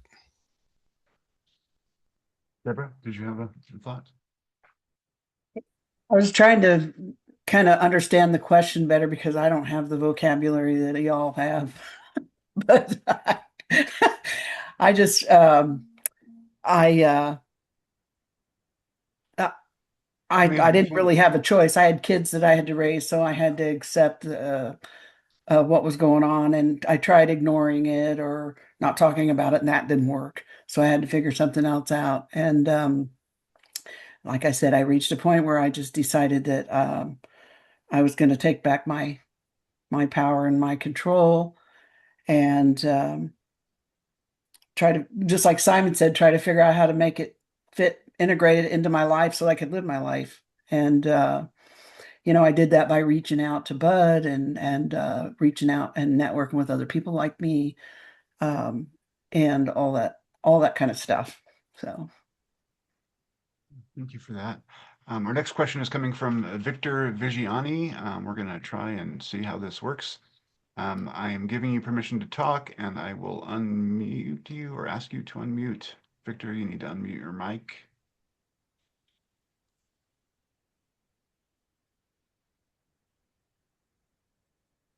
You're muted, Victor. Okay, well, maybe as we're waiting for him to figure that out, if he can, I have another question here I wanted to ask. Let's see here. So Stephen Burrell asks, holding mystery instead of rushing to safe and quick explanations seems crucial to growth and understanding. How can such an attitude be taught? Simon, do you want to tackle that? Well, I mean, I think I mean, that's sort of key to what I'm promoting, but I think that's taught in conversation. It's taught in openness. It's taught in having humility around the unknown and not knowing and recognizing, and I think this is really important, recognizing the human impulse that when we don't know and when we get afraid, we try really hard to know and understand. And that's a beautiful quality of being human. That's what helps us move towards discovery and wanting to know. But where we sort of slide off the rails, in my opinion, is when we don't stay humble to not knowing everything and to keeping the conversation open, that there are aspects we don't know, and really to not putting our own ego or our own narcissism or our own desire to feel safe ahead of staying in the mystery. And, that's where I think sometimes we see scientists go awry a little bit. Like Neil deGrasse Tyson is so sure of the things he says. And it's like, stay humble. Let's stay humble here. We don't know. This is not in our world. This is something so different. So I think it's humility around not knowing is what I would say. I think that's so profound and something that we need to take more seriously in every aspect of human endeavor right now. We think we know so much, and it's being revealed to all of us that we know actually very little. Renee Nagel, I'm going to pull you up and give you permission to talk. So be ready to unmute your microphone. Let's see how this one works. Renee Nagel. Hello, can you hear me? Yes, we can. Success. We win. Yay. Okay. Well, I just want to thank everybody for sharing their experiences today because I think everything you said is profound. And in my experience as an ex-US Army EMT and clinician with over 40 years experience working in this field, I find this highly enlightening. But I did want to say that we do have people in our community that do podcasts that have experiencers on every day. And people are able to share their stories, but often they don't seek help because they're afraid for all the various reasons that you've said. So, as a clinician, I know that you're going to be doing training and referral services. How can somebody like me be able to join your community? How would that play out? Would there be a link and then a training period, or what would that entail? So I'll take that. So thank you so much for asking that important question because we do get contacted all the time. In fact, when Charles and I we're still moderating some of these communities where people come up and they ask, where can I go? And there's been various lists that would float around the internet of brave clinicians who would sometimes have stepped down from their given up their professional clinical licenses because of fear of retaliation to open up practices. So this is an important question. And what we'd like to do is we're working on a program to not only have a vetted people that we can refer out to retain their own practices, but also be able to lead kind of experiencer groups. So we are looking for people like you. You can write to info@johnmackinstitute.org right now. We're still in the process of figuring this out. But one of the things we want to do is kind of have a standard method of looking at it. Like Simon laid out basically the worldview that a therapist should have coming to the table for this, right? So we want to make sure that everybody, whether they're a clinical therapist, a psychiatrist, or even a an experiencer wanting to do peer support, isn't going to bleed into some dogmatic area, like trying to say, as Simon said, like to set the mystery aside and say definitively, this is the lizard people, or whatever the personally held belief is. And I'm not mitigating that or ridiculing that myself. I'm just saying to be able to stand in that middle place together and hold that space. So whether they're a clinician or a peer support person, this is the kind of place we all kind of need to live in, which is going to be a little difficult, right? Until because we don't know the truth. So, but we want you to come forward. What we'll be doing is making lists and talking to you and wanting to be able to see where you're at and where you want, how you can help. There's going to be country specific methods of support that are needed. Like in the US, it's okay for a clinician or psychiatrist not to pathologize the experiencer and to let them hold space for that experience. But in the UK, for example, it must be pathologized. So that's difficult. That's a difficult space right now. And there are other organizations working to change that. But that's the kind of thing we have to think about. Also, I've considered there's things like e-passport, which is a method of telehealth that of licensed reciprocity in the United States, so that one clinician who lives in Utah can give support in a license plate in the place within the e-passport system of telehealth. So these are just different levels of things we're considering. Again, Experiencer Rome isn't built in a day. We're still working this out, but I know people like you are going to flock to the cause here because we want to be able to support people because there's a greater need than the available clinicians that exist. And so peer support, when we look at this as a pyramid, peer support is the widest angle and net we can cast. But important to the pyramid is this clinical support holding up the top, right? And supported by the bottom.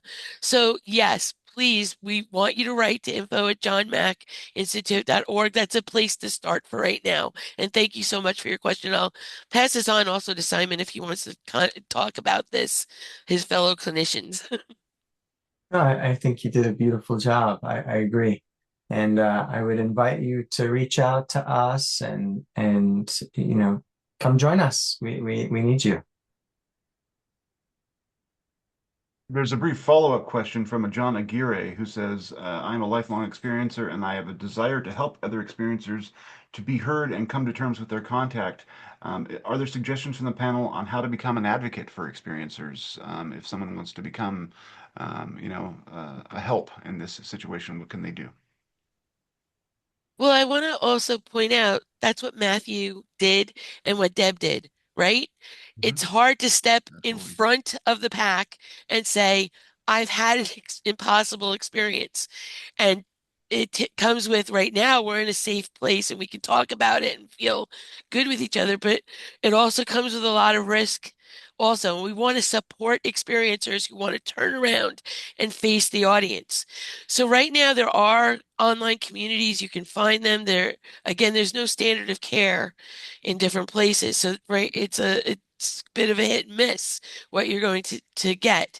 But we welcome you to please come along on our journey here and reach out and stand up for the new paradigm that we're going to be bringing here as well. And I'd be interested to hear as a not only a panelist but person who has seen Matthew and Deb talk, what it was like for them with the stigma coming forward and what it added to their journey, being able to, Deb talked about claiming her agency, and Matthew is also, just to talk in that context with this question, what you may say also to a person asking this question, as John did.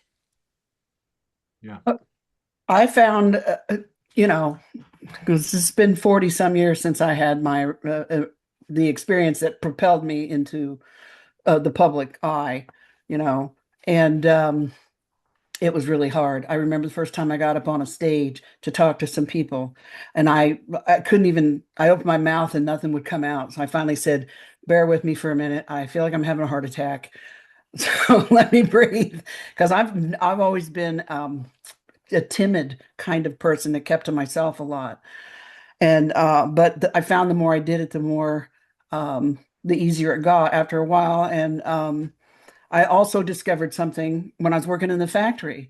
When people started finding out who I was and they called me the UFO lady or the ghost hunter lady or whatever, every time somebody found me sitting alone in the break room, they would come up to me and tell me their stories. So I quickly discovered that the more I spoke, the more other people talked. The quickest way to get someone to tell you about their story is tell them about yours. And I just kind of went with that. And over the years, I've met so many people and heard so many things, and it just kind of snowballed from there. And I started realizing that this is what I'm supposed to be doing. So, but anyway, that's my reaction to that. For me, I would say that, I think I was a lot luckier than Deb was, because this happened to me much more recently. And so there probably wasn't as much stigma for me as there was for her. Uh, Well, I was fortunate because, unlike most people like me 45 years ago or 40 years ago, I had the support of my family and friends and neighbors because they all had their own stories to tell. And so I had this little support system already somewhat. And then when I met Bud, one of the first things he did was he set me up with a buddy. He had a buddy system kind of set up, and we all networked. And even though, I lived in Indiana in the middle of nowhere, and this was before the internet, this was before cell phones. We had letters in the mail and strategically placed long distance phone calls after 6 p.m. on the weekend, because they were expensive. And that's how we coped with things. And so I kind of sometimes felt like I was on a little island by myself. Thank God I had more than most people did. And I did find that while people did roast me on the bulletin boards back then, when I finally did get on the computer, I just tried to shut them out and I tried to see from their perspective. But because I understood, I was my own skeptic on all things, trying to find the prosaic answers to things that were happening, and I couldn't. And so I was trying to just put myself in their shoes and understand that I wasn't going to take personally the things that they were saying to me, because I figured it was either coming from a place of ignorance or fear. And so I felt sorry for them. And that helped me to try to cope with it too. Believe it or not, it's a lot better than it used to be 40 years ago. But it was difficult at first. And in the very beginning, it did hurt my feelings, because I thought, why would you think that I would want to be famous for this? For real? Come on now. Do, uh, I don't even know what was making me tell my story publicly for the longest time. And I kept thinking to myself, what is wrong with you? But I kept being pushed. But I don't know if it was my subconscious pushing me, if it was somewhere else. But I, and I finally decided, okay, after I tried to dip out for months and months on end over the years, and I couldn't because it would just make me come right back. I finally accepted it, and I'm like, okay, this must be my destiny. Here I am. What do you want me to do? And I just went with it from that point on. But it was difficult in the beginning. I had to just make myself do something uncomfortable, thinking it would be in the bigger picture a good thing. It has. I think you've changed people's lives and given them permission to share their own experiences, and that can't be overstated, the impact, both you and Matthew. And Matthew, I have another question for you from a Pete McDonald. He says that since experience seems to be key in the initiation we seem to be going through in global society via the phenomenon at the moment, do you have any thoughts on how this experience could possibly be integrated into schooling and education to help kids possibly prepare for this, if were to occur to them. And I'd like to also, maybe after you're done, Matthew, if I can get Simon Bresler to have a comment on that. Well, I think that humans have always kind of dealt with that issue through initiatory experience also for children. There would be initiations into adulthood, rites of passage that we don't practice today, right? And I really think that our civilization has suffered because of it. And because what happens is you go through this initiation that is done within your village or your locality, and that then sets you up for this experience later in life to be successful, to navigate that again successfully. So I think it's important that we get back to that. I think we will once again, because we'll recognize the value in that. But I'm not sure that that's going to happen in my lifetime. But that being a reality of the universe, I think there's no way we won't get back to that at some point. Sort of a re-embracing of that tradition from tribal societies, or where passages are marked by initiatory ceremonies. I love it. Simon, did you have any thoughts? Yeah, I like what Matthew is saying. I feel very much in alignment that these sort of developmental moments are typically marked in other cultures and in indigenous cultures, and help us sort of transform and move from one space into another. And, in terms of like, how do we educate the populace around this? I mean, in some totally, magical solution is that in schools, social, emotional, even spiritual learning would be taught in early development. So children even learn how to speak to one another without speaking with violence. And I think in that process, we can also talk about what, this, more of like a Stoic philosophy, and, where do we locate ourselves in the universe, and what does it mean to be human, and to begin to have these conversations, not just in philosophy classes, if you're lucky enough to take one in college, but to begin to ask and engage these questions in schools. But I think even more local, it's like all of us, and it seems to be a message I'm hearing from the panelists, to keep talking about this with people, to keep this conversation unfolding, to take a little risk and begin to disseminate a little bit of expansiveness of worldview, of consciousness, to share something that maybe happened to you, and know that the goal is not to transform another person. It's very hard to convince somebody of something that has happened that they don't believe in, especially if it involves ontological shock. But what you are doing is you're tilling the soil for a growth and a transformation to happen later on. So I think, all of us here can be just having gentle conversations about, what does this mean? What does all this stuff in the news mean? And what about all these untold stories of people who are sharing they've had contact? What do we make of all this? And begin to sort of open it up collectively, and try to engage the discussion in that way, kind of a grassroots building up level. Love it.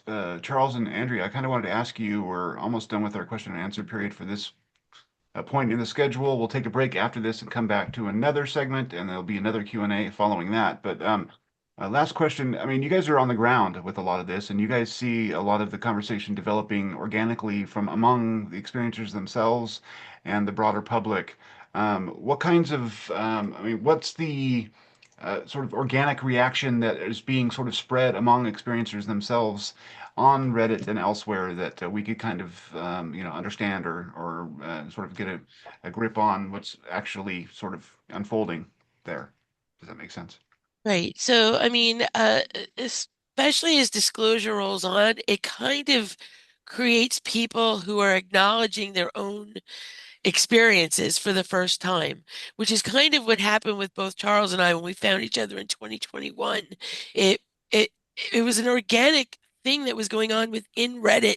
The UAP report was task force report was coming out in 2021, and it spurred thousands of people.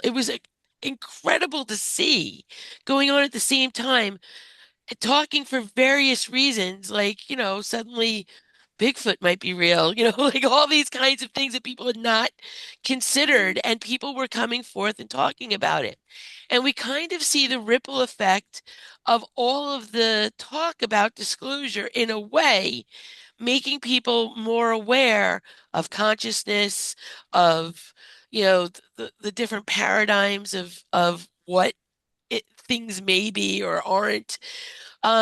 Recently, the threat narrative has been getting quite a lot of press within our communities, but I'm glad all the time when I see the gentle pushback on that, that that might be for the state to have that kind of narrative and it's advantageous for different reasons. But to the regular person who has experienced something extraordinary, overwhelmingly experiencers are told that it's a love, that there's some love to love one another, to just be okay with being human. And that's the transformative part of it. And I also want to say, I say this to many people in my communities. I also moderate Gateway Tapes as one of my communities. So I have a near and dear to my heart, the Monroe audio. But people will say, I had this very scary experience. And I say to them, scary is not negative. A scary thing can have a profound effect on you later down the road. You may not even understand it now. It might be 3 or 4 or 10 or 20 years from now that you will understand what that even meant. And it will happen. You will have some understanding of your own because it's like a gnosis that happens.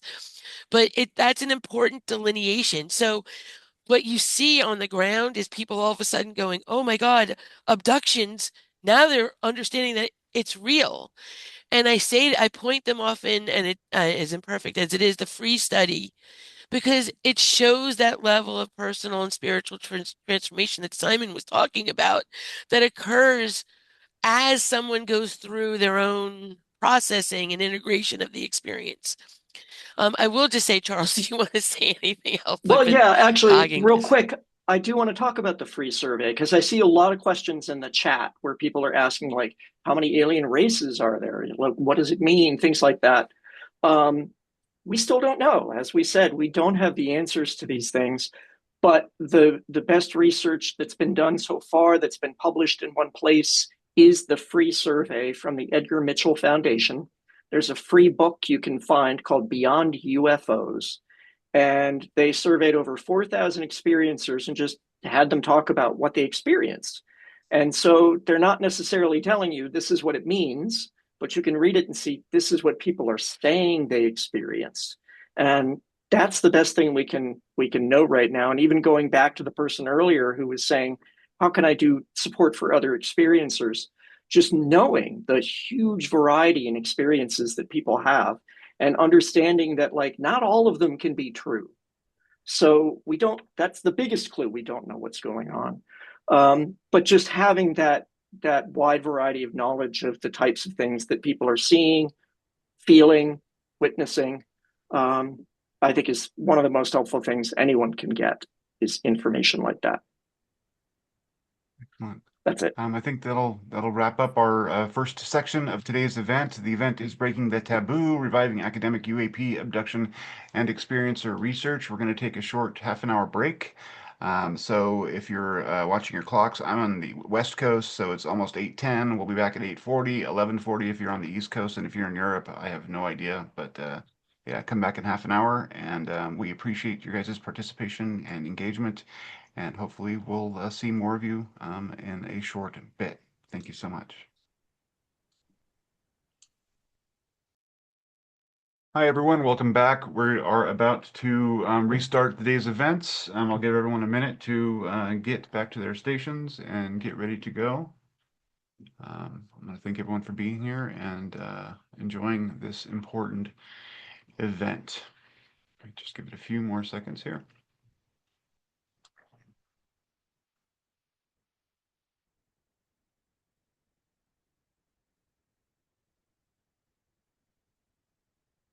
Here come our esteemed panelists.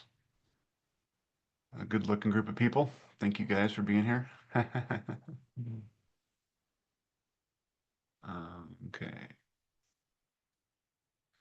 Hi. Hi, how are Hi. you? All right. Okay, All right. All right. Simon is lingering. I think I need to change his role. There he goes. Okay, so let's get this party started, shall we? Welcome back to the Summer Symposium put on by Center for the Impossible and the John Mack Institute. The title is Breaking the Taboo, Reviving Academic UAP Abduction and Experiencer Research. Session 2 of today's symposium is vital to the future of this topic and to our species as well, translating experience into knowledge, foundations, challenges, and global perspectives. First, I want to make some notes about the chat. We want people to participate. A big part of this event today and this subject in general is the building of community. So if you're going to make a comment, please change the drop-down menu from hosts and panelists to everyone so that we can all see what you have to say and participate in the dialogue. Also, if you feel so driven, we'd love to see you drop your name, general location, doesn't have to be specific, and a brief description of what brought you here to this event and to this topic more generally. Hopefully this will help spur some connections and some conversation. Our first presentation of this second session will be from Karen Austin, Managing Director of the John Mack Institute and Center for the Impossible at Rice University. A former participant in Dr. Mack's research, she served as his personal assistant in the final years of his life. Following his death in 2004, she helped the Mack family preserve his archives for future public and researcher access.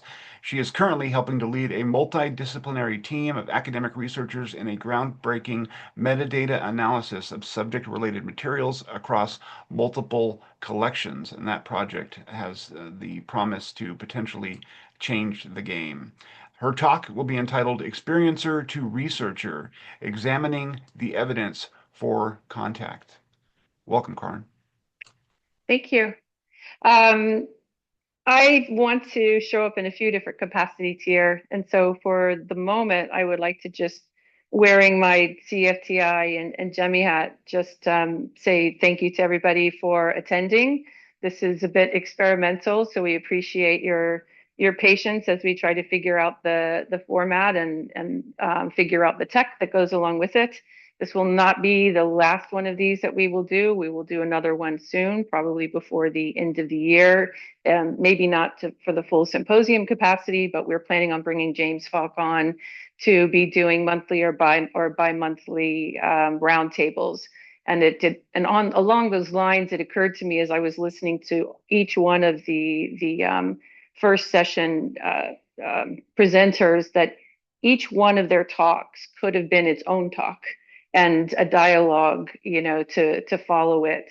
And I just want everybody to know that ultimately that's what we're working towards here, fostering a new kind of dialogue that I think the community is ready to have.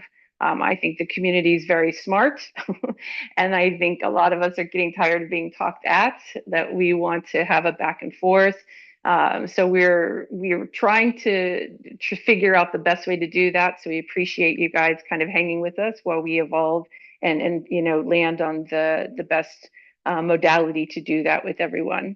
That being said, I also want to I have a note left over from the person who asked about how they might be an advocate for experiencers. This is something that is going to be coming up more and more, I think, as the official conversation about disclosure comes online, and we need experiencer educators, public educators. So I just want to say to that person, if you're interested in having a conversation about what that might look like, please reach out to info@johnmackinstitute.org and we'll start a conversation with you. Where else do I want to go? That may be it for now. I think I will probably toggle back and forth here between where I'm coming from as an experiencer and how that informs the work that I'm doing at the Center for the Impossible and in specific the metadata project. I want to start out by saying, as an experiencer, it's been interesting to I'm thinking about Deb at the moment, who I think she clocked 40 years that she's been in this, which was, impressive. And I've got 30 something years that I've been, growing and evolving through these experiences and the aftermath of them. And where I am now in my processing of these encounters and what I feel called to do in terms of service is very different than where I was when I was in the hot spot of it. Story and narrative, by the way, that I thought Deb told very well. I was emotional throughout her entire. I'm getting emotional just thinking about it. She just so was in the heart of what it is like and what it was like to be an abductee at that time, which has a very specific kind of phenomenology to it. And that's something I want to unpack here for a few minutes today. And I would also say that, I used to feel like Deb, very called to tell my story. And I was one of the people, as Deb was with Bud, I was one of the individuals who used to travel with John when he was giving public presentations, and he would always give the floor to a couple of experiencers. And during that period of time, it felt like the most honest thing that I could do, the most helpful thing that I could do, was to step forward and be truthful as best I could about what was happening to me. And like Deb, but there's this kind of feeling, it's almost a compulsion. It's like something's felt like it was behind me, pushing me to do it.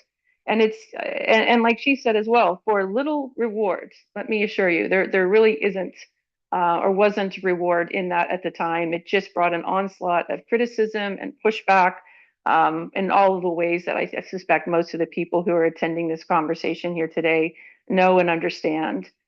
So when John died, it certainly changed how I could be in the conversation, or maybe more importantly, couldn't be in the conversation anymore.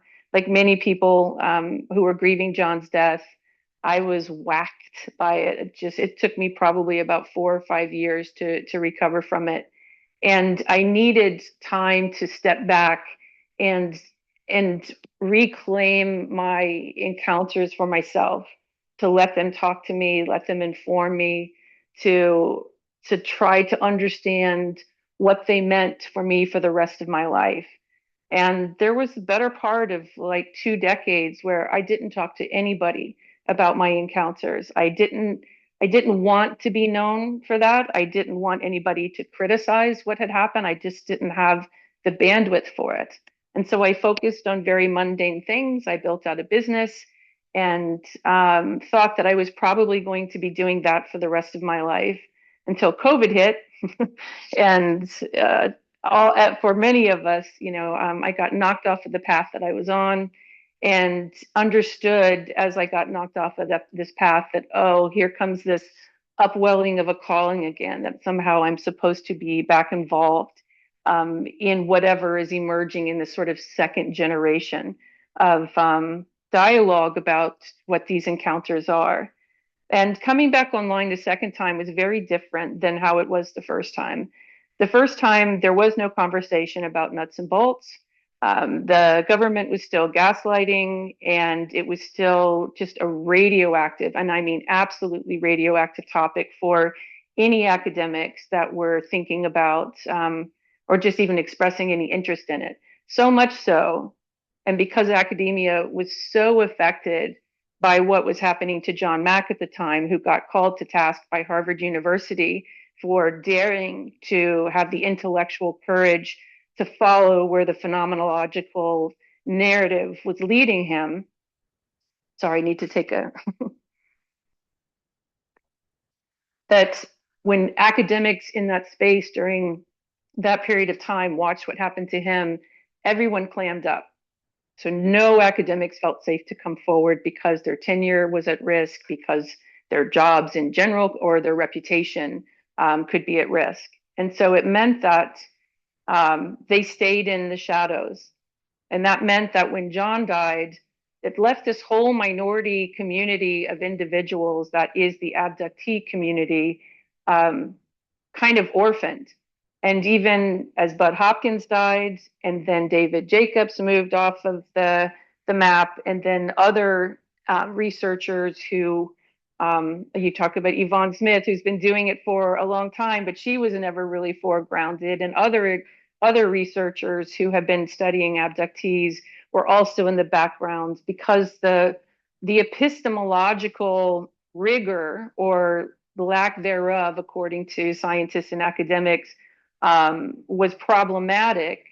It meant that this community of folks like myself, like Deb, did not have any kind of infrastructure, I'm thinking like sort of methodologically rigorous infrastructure to sit in. It didn't have any academic infrastructure to be nestled in. We didn't have any scientific infrastructure to be nestled in. There was nowhere for us to go. So we just got left behind, in a sense, or just were in this stasis. And the interesting thing about coming back online in 2020, I think Renee mentioned this, that suddenly everybody could have a podcast. So experiencers found their voice again, and they started telling their stories.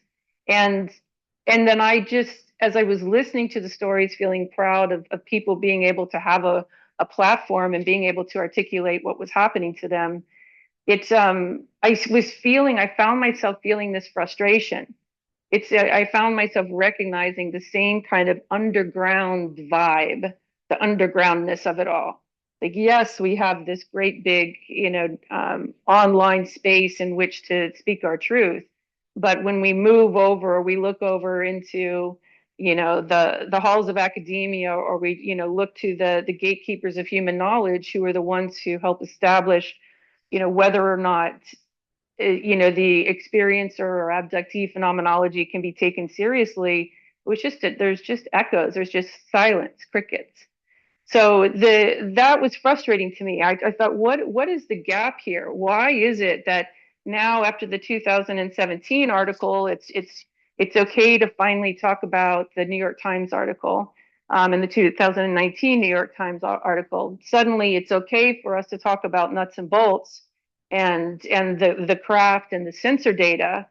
And then the threat narrative comes online along with it, and that's okay to talk about. This is a national security threat. It's an asymmetrical, Manhattan Project style race to see who can weaponize, these materials, this technology first. And the whole conversation sort of inverted from where it was 30 something years ago. We went from this being all about, abductees having sex with aliens and hybrid babies on, Phil Donahue talk show, to suddenly we're not talking about that at all, because we don't know what to do with that, hand wavy, but we are going to talk about the nuts and bolts. And I found myself reflecting back to my 27, 28-year-old self at the time, thinking, remembering that I couldn't wait until disclosure happened in some way, because the logical next step is that science and academia would come online, and we would start taking this seriously. We would start studying it seriously in the way that it deserves. And fast forward 30 something years, and I'm looking back at that 27-year-old self, and then looking around at the ecosystem in front of us. And I think, where are the adults in the room? Like, well, and I'm thinking like 4 or 5 years ago now, like why is this conversation not happening? Why are experiencers, or the abductee phenomenology, or the contactee phenomenology, why is that absent from this? And that seemed like an innocent enough, inquiry at the time, because we hadn't, developed, much momentum around the disclosure conversation. But now, that's changing. The disclosure conversation is probably most people will know here, is actually picking up momentum. And it's doing so in some ways, I think, exponentially. It's not a Formula One race car yet, but compared to where we were 30 years ago, it's a bus that's moving, right? It's actually chugging down the road. And it's still in that process. There's no contribution from credible abductee and experiencer witnesses. And this is problematic from my perspective. It's problematic because we're getting one side of the coin and not the other side of the coin.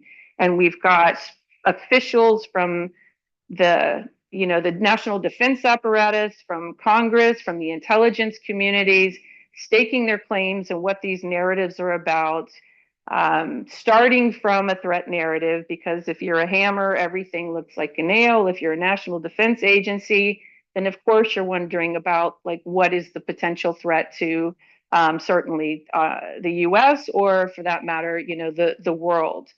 So it feels like an ecosystem that's coming online that is just, it's predictable in some ways given where humankind is at in our contemporary development, and that there are these narrative stakes that are being placed in the ground without any real feedback from the people who have had direct contact encounters is problematic. It is, I cannot emphasize this enough, because we have real phenomenological data, if analyzed and captured and discussed with the rigor that it deserves, then it belongs in this dialogue about who we are coming and what we are coming into contact with here, in terms of the NHI. And I think, as Deb and several other people have said today, we are clearly dealing with a spectrum of intelligences. We are clearly dealing with a spectrum of phenomena. And in those phenomena, we are dealing with different kinds of phenomenology that manifest in different ways. And what has happened in this entire process is that we've gotten this narrative flattening, this hand wavy kind of, it's all in the mix vibe that kind of gets, planted in the word experiencer. And in some ways, that's good. It's a good thing, because it means we've got a big camp and we've got the potential for mapping out a lot of data that describes not only what a direct contact encounter would look or feel like, but also what it looks like when people's consciousness is expanded and all these side gifts come online, or these sensitivities come online, and suddenly maybe somebody's not dealing with an abduction or a being, in their room, but they're aware of beings that are there just out of visible range, but they can feel them and they're influencing, either their thoughts or influencing their sense of safety in their own home space. There are just the phenomenological spectrum for what's happening here is massive, but it's also quantifiable. It's also, we can study it. And if we don't take the time to map out not just what the semantic data is for this whole spectrum of experience, but also the phenomenological data that Kim Ingalls is, fantastic about. By the way, Kim, I'm going to promote your book right here, right now, shamelessly. You can't see it. Contact and Multidimensional Subjectivity. It is the must-read book of the moment, I have to tell you. But I can talk more about that later. If we don't take an honest phenomenological look at what these experiences are and start to get some idea of what the data set looks like, so that we can have informed conversations with the people who are making policy, with the academics who are deciding how to think about this or teach it, so that we can have conversations. This is all the humanity stuff, so that we can have informed conversations about religion. This is for most people who have these encounters. We don't relate to them as demons or angels. Some people do, but how many people do? Like, we just don't have that data yet. So it occurred to me, the thing that's in my heart, in my soul, is that somebody needed to do the best with the data that we have to analyze it. And that is what our metadata study is at the Center for the Impossible. And I want to just do something here and to just give an example of why doing rigorous data analysis matters and why it affects the narrative. I don't know what the average age is for people here. I can't see who's attending right now. But in 1992, a Roper poll was sponsored by Bigelow, and it was called The Unusual Personal Experiences. I've got a copy of it right here. You can't see because of my fuzzy background, but it's the poll that was taken and answered by millions of people, and millions of people answered it in such a way that it led to this notion that millions of people have been abducted or had some kind of contact encounter. And what almost nobody knows is what questions led to that decision. So I'm going to read the questions to you now. I have them here. So one of them is, how often has this occurrence happened to you? So waking up paralyzed with a sense of a strange person or presence or something else in the room. Having seen either as a child or as an adult a terrifying figure, which might have been a monster, a witch, a devil, or some other evil figure in your bedroom, closet, or somewhere else. Experiencing a period of time for an hour or more in which you were apparently lost, but you cannot remember why or where you had been. Seeing a ghost, feeling that you were actually flying through the air, although you did not know why or how. Seeing unusual lights or balls of light in a room without knowing what was causing them or where they came from. Seeing a UFO, having vivid dreams about UFOs, hearing or seeing the word Trondent, that was trying to catch people who might be lying. And then finding puzzling scars on your body and neither you or anyone else remembering how you received them or where you got them. That set of questions does not an abductee make. And the distinction between what each of those questions might be pointing to, they may be pointing to somebody who has had abduction encounters or direct contact encounters, but it's just as likely that they might not be. And because we don't have real data about things like this, we get this big hand wavy, analysis or assumption about what the experiencer community is.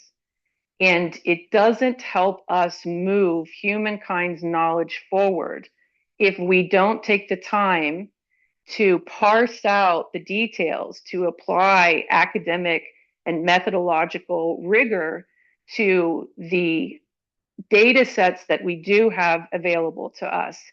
It doesn't mean that what we're doing is going to be perfect. The epistemology of how each of these researcher collections was gathered to begin with is fraught. We're going to get crap right out of the gate, just even talking about these things, but we're going to do the best that we can with the data that we have.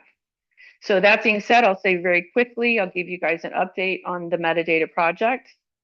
We have finished digitizing all of the Strieber and Mack materials, and we have had a couple of research assistants, Karen Young and Michael Kelly, who have been working like Christmas elves on the back end, fervently trying to figure out solutions. Our whole team has been working in various ways for a couple of years to figure out the best way to study these materials.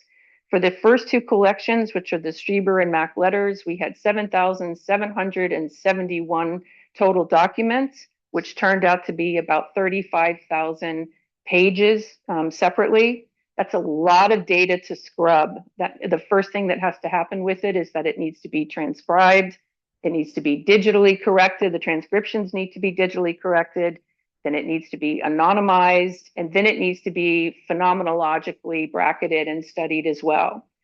We could not have done this a year and a half ago. We were doing the best that we could with Karen and Michael, who were literally hand reading through every single letter, doing the QA. It was a painful, long process. It took them the better part of 2 years to get 2,000 letters done. Thankfully, with the advancement of AI and AI agents, we can now, using OpenClaw and Opus Sonnet and other agents as well. Even we were using the Claude Sonnet and Opus 4.6, 4.8.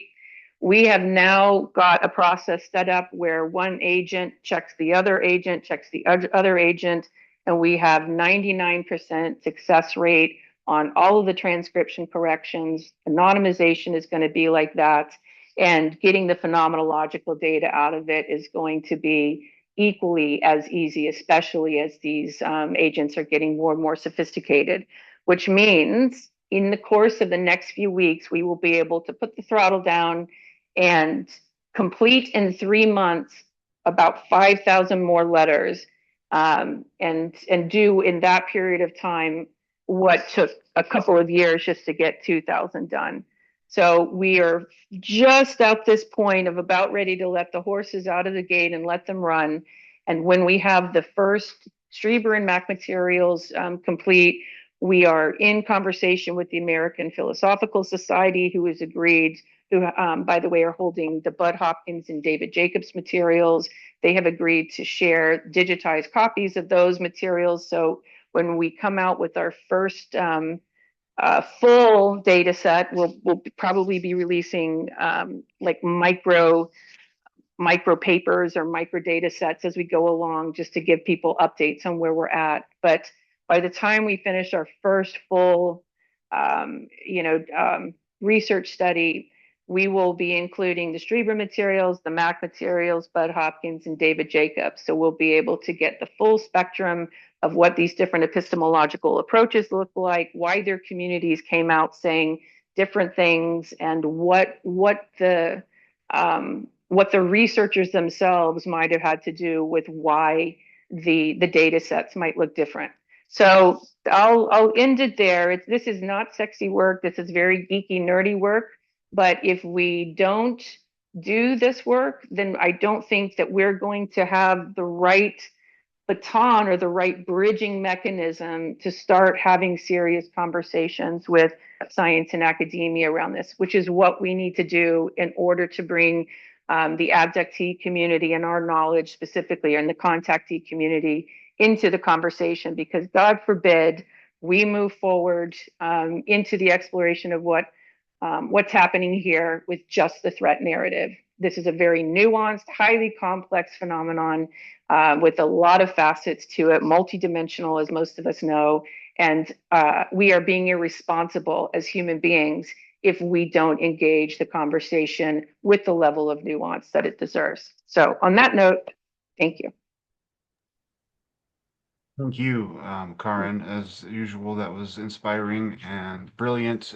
You're an inspiration, and I want to thank you for sharing and for being the leader you've deservedly become in this space. I think we need it among this, this topic and subject matter, but also in the broader sphere of society. So you're always someone that I admire. Thank you. Thank you. And folks, if you want to ask questions of Karin, there will be an opportunity at the end of the section, and you can do it either by raising your hand and we'll call on you for an audio link that you can ask the question, or you could drop it in the Q&A section of our Zoom here. Our next presentation is by Douwe Bosca. I hope I'm pronouncing that right. A parapsychologist at the Institute of Parapsychology in Baarn, the Netherlands, where between the years 1986 and 1999, his primary focus was on laboratory experiments and clinical parapsychology. His interest in these subjects stem from 1977, when he worked for a year at the Center for UFO Studies with the OG, Dr. J. Allen Hynek. It's an honor to have someone of his stature to join us today. Welcome, sir. Thank you for introducing me. And it's Douwe Bosca, but Douwe. It's difficult for Americans, I know, but when you think of Dow Chemical, I'm not a fan of the company, but Dow Chemical, Dow is pretty close to Douwe, so that's the name.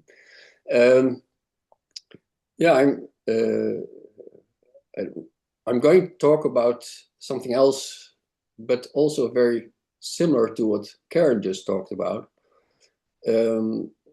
because we at the Institute for Parapsychology were since about 2012 we got interested in UFOs. I've been interested in UFOs already or UAP. I was interested in UFOs. Now I'm interested in UAP, but that was indeed since the 70s. And at the time when I worked at the Center for UFO Studies, I realized that I would not be able to make a living of doing UFO research. So, in fact, I discussed it with Ellen Hynek, and we were just chatting, and at a certain moment, I decided that I would go into parapsychology. So I studied parapsychology, became a parapsychologist, with the idea to get back to UFO research, but with a parapsychological knowledge.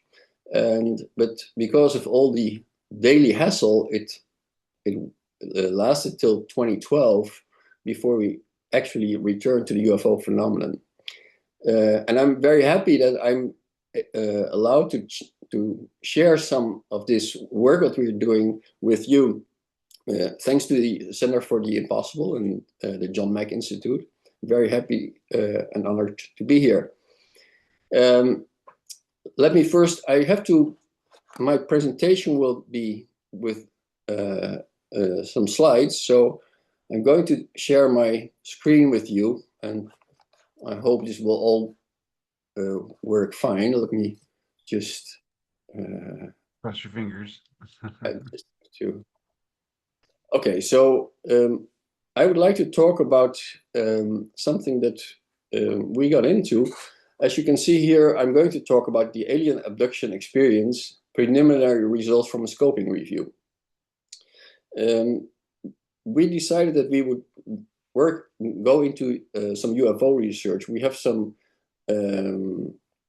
let's say, cases lined up of experiencers. And that's what my main interest is, studying abduction cases. But the problem is, if you want to study these cases, we can do it like it has been done many times. We can bring people into hypnosis and get their story and then publish it. But it doesn't work to get it into the scientific community, because the scientific community doesn't work this way. So we decided to first go to the basics and see what is the actual situation, scientifically speaking, with regard to the alien abduction phenomenon. So what we did is we started a scoping review. In a scoping review, you get to you bring together all the knowledge, see what the situation is. It's an estimate of the situation. And what is our interest was, what is the situation with regard to scientific publications on the AAE, on the alien abduction experience. Our team consists of 4 people, as you can see. I'll start with the last name, that's Miranda Olf. She's a professor of psychotrauma at the University of Amsterdam and at the ARC National Psychotrauma Center in Holland. Then there's Joost Daams, who is an information specialist at the University of Amsterdam. He helped us greatly to actually do the search for the scoping review. Then there's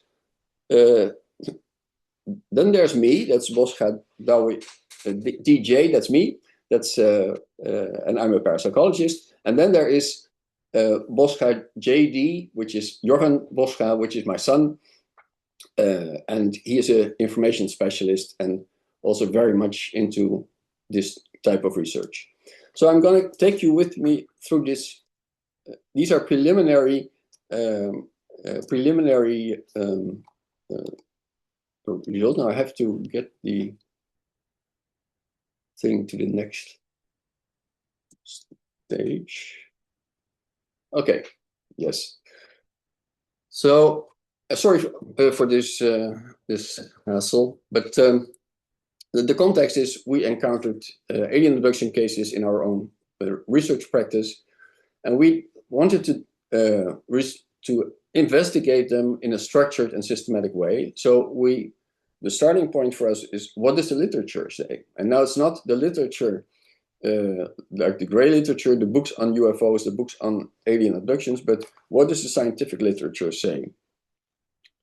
And we have had 3 questions. The first one is, what are the core features of the alien abduction experience? Of course, a lot of people will know already what these are, but we are interested in what science knows about it. And what are the characteristics of the experiences? And how is the AAE explained? So that's what we started with. And we, the method we used is we did the scoping review in a certain fashion, which is called a certain protocol, which is Prisma SCR. I'm not going into that at the moment. We went into different sources. We searched all sorts of databases, Medline, Embase, PsycInfo, Web of Science, and we did a hand search. I'll come to that in a moment. And we had, of course, we had our search strategy. Now there's a problem with most subjects when you, for instance, in medicine or so, there's lots of terms that you can insert in your search because there's a lot already published, and the mesh terms, so to speak, are available. But for UFOs or for alien abduction experiences, they are not. So we made up our own list of terms, and we scored. We took broad terms so that we would include a lot of things, and then we would take out those that were not relevant. And we narrowed it down a little in the sense that we wanted peer-reviewed English language publications with the alien abduction experience as primary topic. And this was the result. We've found a total of 9,007 records, but and there were doubles in it, so we ended up with 6,155 records. And then we had to find to check them which ones were actually about alien abduction experiences, because there were lots of relationships or lots of characteristics of the articles that were similar to alien abduction experiences, but they were not all about alien abduction experiences. It turned out the 6,155 records we had, there were 31 actually about alien abduction experiences. We also did some hand search in 2 journals, the Journal of Scientific Exploration and the Journal of UFO Studies, which does not appear anymore, but this resulted in 2,149 report or records, and eventually it turned out there were 21 which qualified for that. They said something about the alien abduction experience, the alien abduction experiencer, or about the framework that we are looking at. And now this is what we found. We found 52 papers with the historical range from 1979 till 2022. There was a peak period of between 1980 and 1990, where in the beginning was 1.2 papers per year, but in the past 5 years, only 0.8 papers appeared scientifically written and published in peer-reviewed journals. And 75% of those were American, which is, of course, quite logical, knowing that there's a lot of attention or a lot of interest for the subject in the United States. And of course, we were looking for English language papers anyway. So now let's go to some of the things that we actually found. I have to tell you, these are preliminary results because the paper has not been published yet. One of the things we found is that there's one author, Eddie Bullard, who provided the most complete phenomenological description. This is very well known in the field. He did an analysis already in the 80s and repeated it in the 90s. And he actually, this article is the the only peer-reviewed article that he published, and on his analysis of 437 cases. So he analyzed 437 abduction cases and provided a list of characteristics of these experiences. He was the one who devised an 8-step process, or 8-step, 8-phase description of the actual experience, starting with the capture, meeting aliens or meeting beings. And so he had, it's a very well-known description, his phase. We then looked at what other, there were, as I said, 52 articles, but 30 articles actually provided information about experiences. The majority of those, 16 articles, only provided information that they could find in books and other publications. So there were 14 articles which actually contributed new or own data to the discussion, and 6 I have 5 here which I want to go into a little. And one of the things is that there was, when you're thinking of doing research, you want to have a definition of the subject that you're looking into. And the discussion, or there turned out to be a great discussion in the literature. There is no real definition of the alien abduction experience. Mark Roediger and colleagues in 1991 opted for a short and a narrow definition. He said, they said they would recognize an experience as an abduction experience when people would actually see a UFO, be taken aboard, be examined, and then be brought back and have recollection or partial recollection, or go through hypnosis and have the get in touch with their own experiences. That's one side of the scope. On the other side is Kelly Romano, who in 2006, she did a study among 130 experiencers, and she found that already more than 50%, a little over 50% of her participants in the study actually could very well be described with this definition of Mark Roediger and colleagues. But she found that many other experiencers, people who regarded themselves as experiencers, were not covered by this definition. So it turned out that people were having other sorts of experiences. They were in bed and having people appear around their bed. They would just have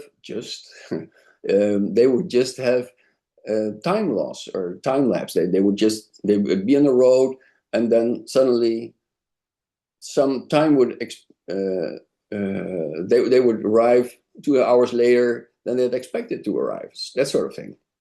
So she felt that the definition by Roediger and colleagues was okay, but not enough. So she came up with a few more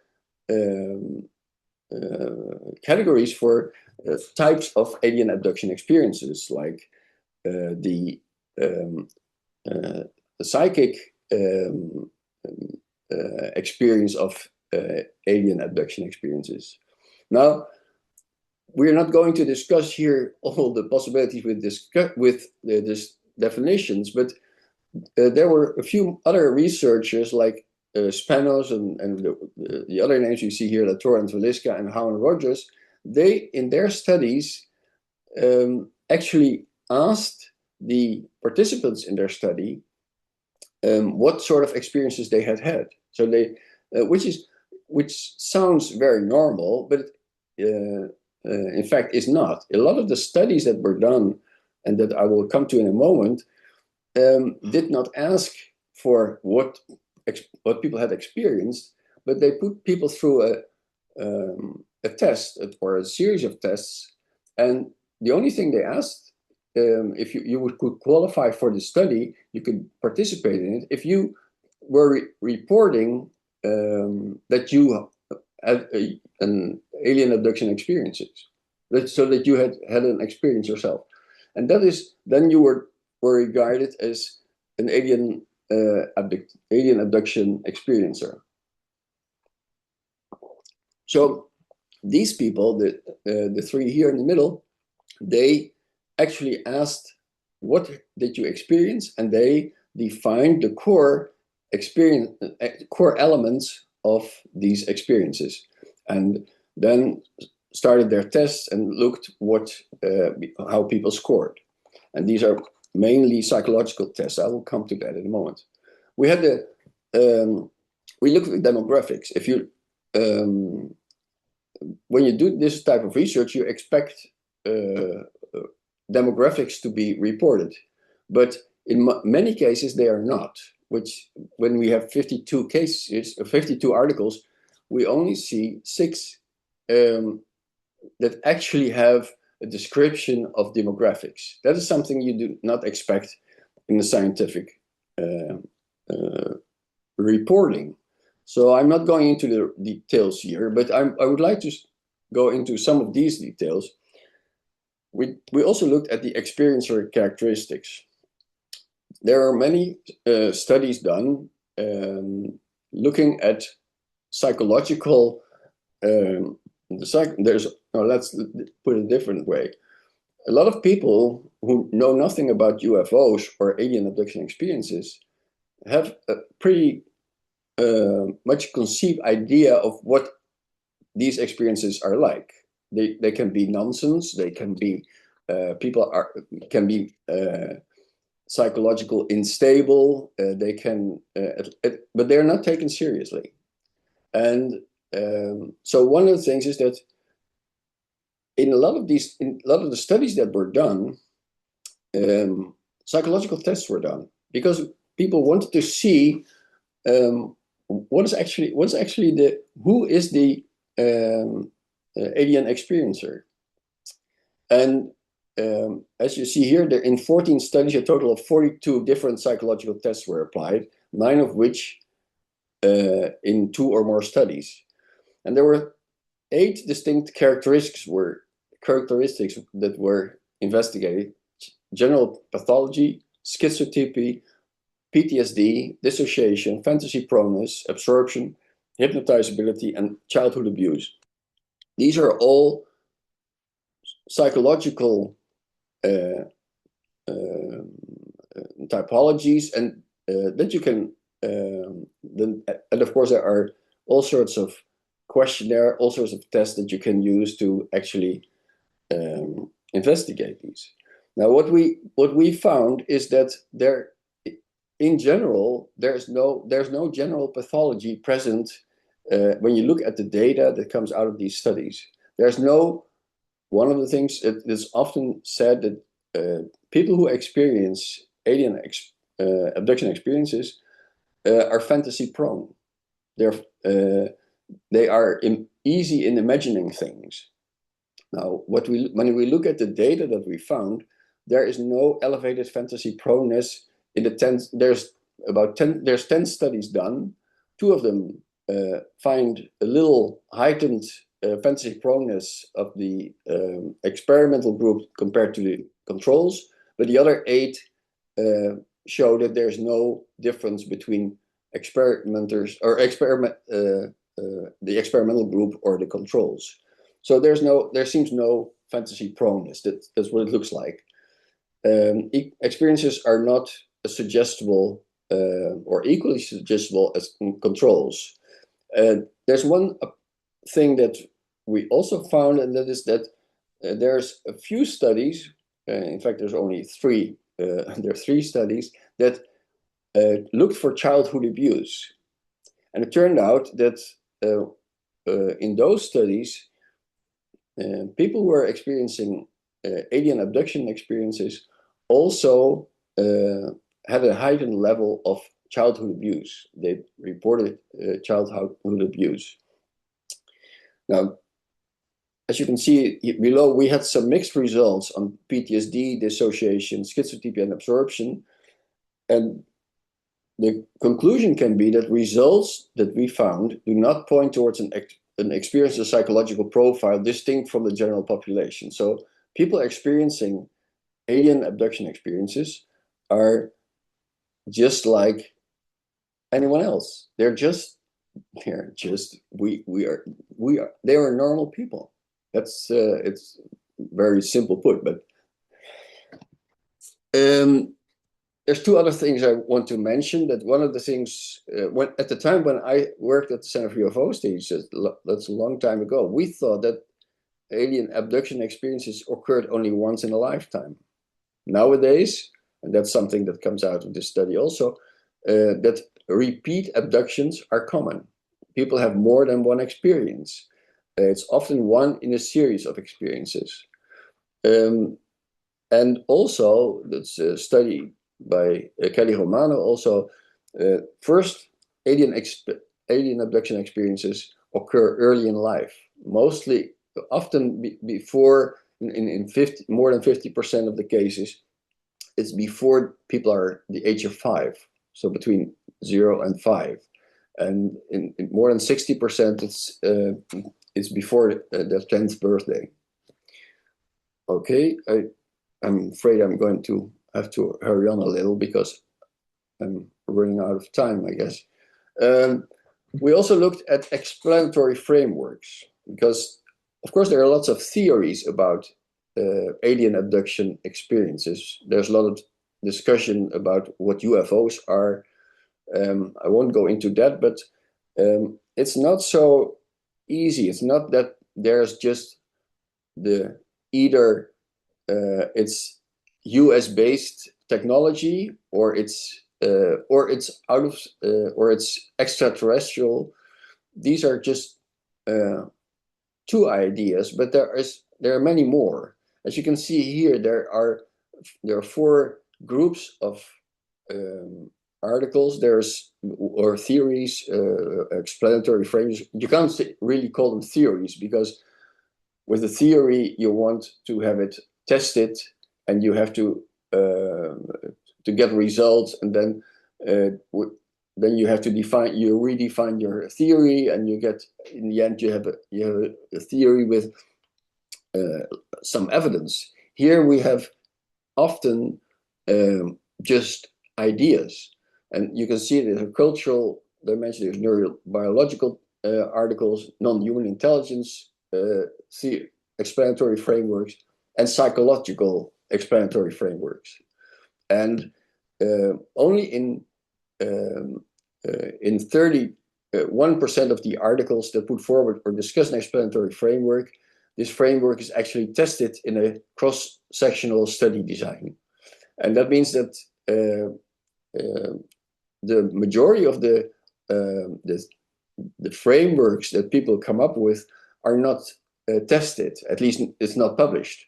So the majority of these are just often just thoughts by people, but it's especially the psychological theories or psychological frameworks that are tested. They have been tested in various situations. So these explanatory frameworks are generally weakly supported. They're just there's just a few studies done on them when you're lucky. Like fantasy proneness is one of the frameworks that has been investigated and has been tested 10 times in 10 studies, as I said. But there's many more that have just been tested once, and maybe it was okay, maybe it was not.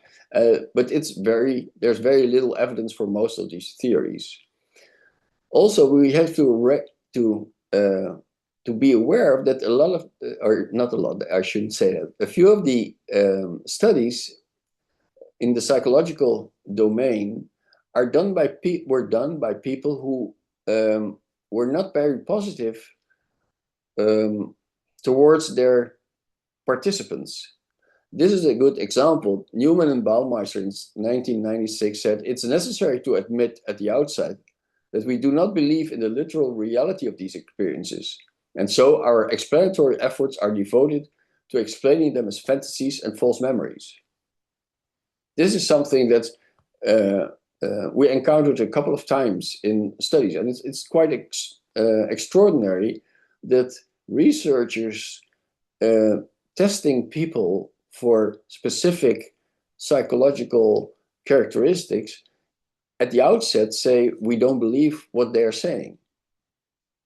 It's quite extraordinary. And also that they write it down, because it means that people are explicitly formulating that they have a bias, which is something that you should not have when you're doing scientific research. And maybe it's because they want to explain to their peers that they are not crazy, that now that they are looking into a subject with people as unbelievable as alien abduction experiencers. Maybe it's that. We don't know. We haven't tested this hypothesis, but I wouldn't be surprised if this is the case.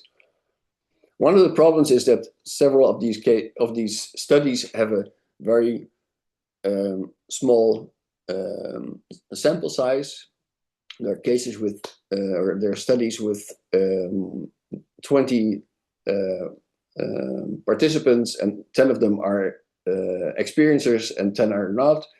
That's very small. So it's very hard to come to conclusions. There's a lack of shared definition because as there is no real definition, and that means that you run the risk of not actually testing alien abduction experiences, but other people who think they are an abduction experiencer. And now there's also there's a lot of in the 80s and 90s the standards for research were not as rigorous as they are today, and so that already gives some sort of a complication for comparing the results.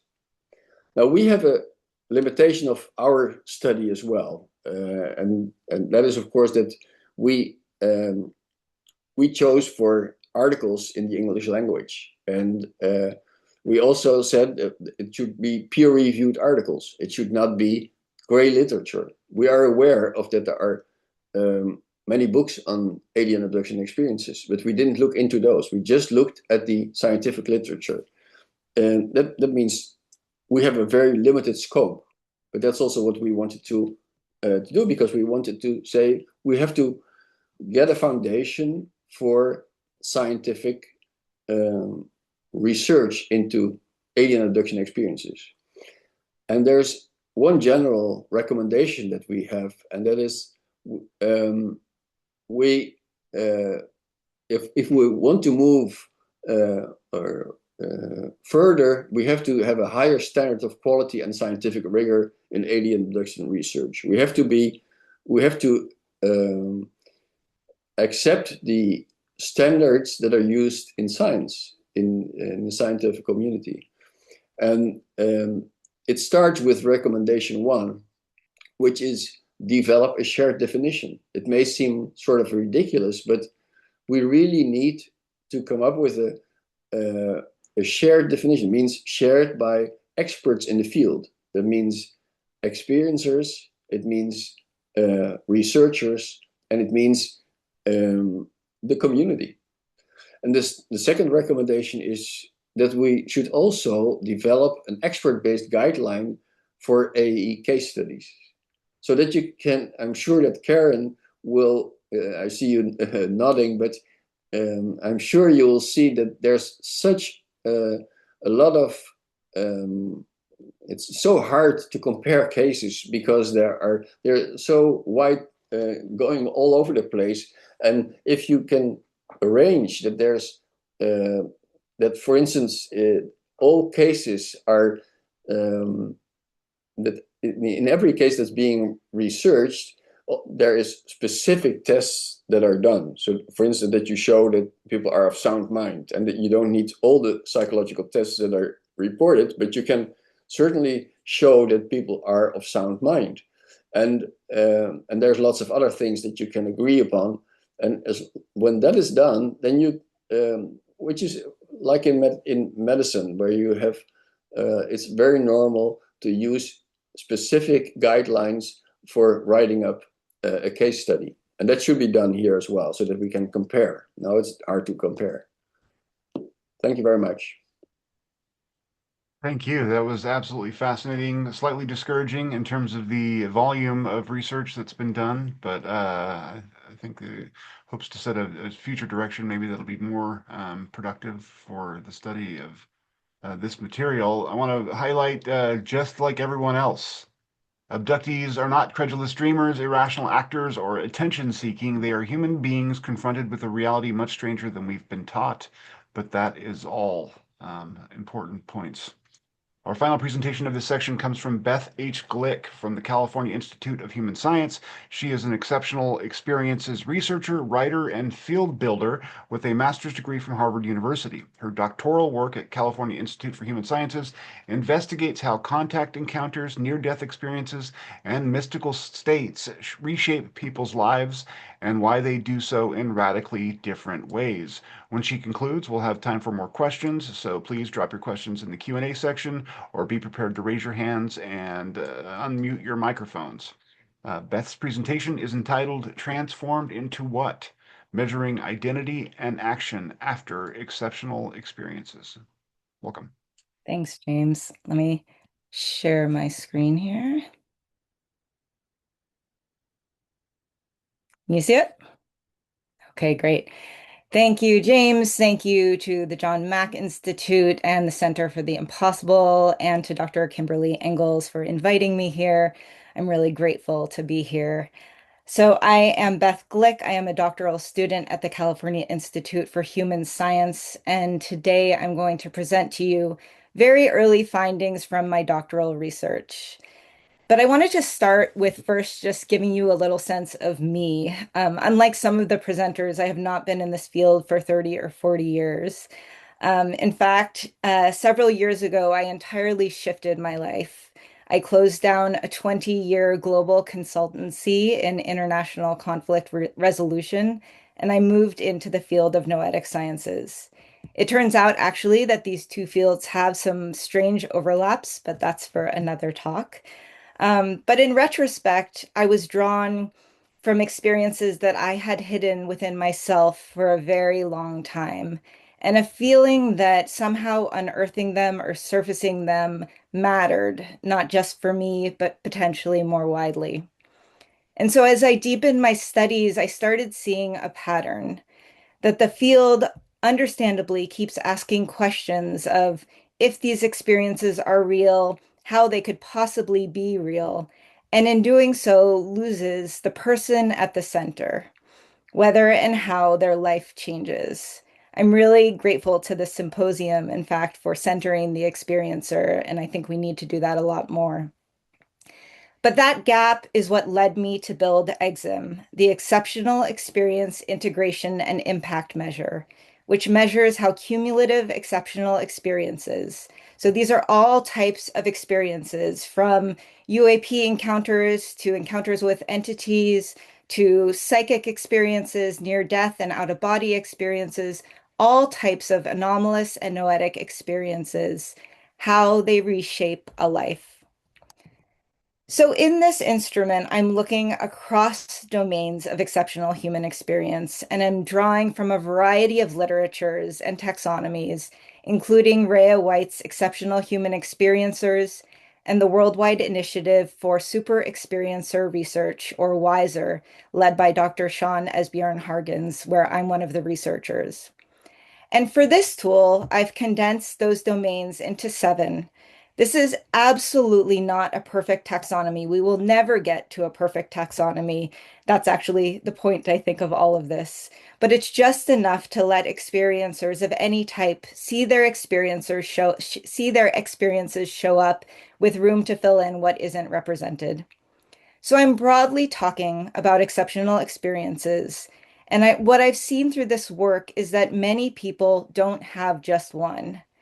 Even in a singular event like a UAP experience, it's not just for many, just a visual event.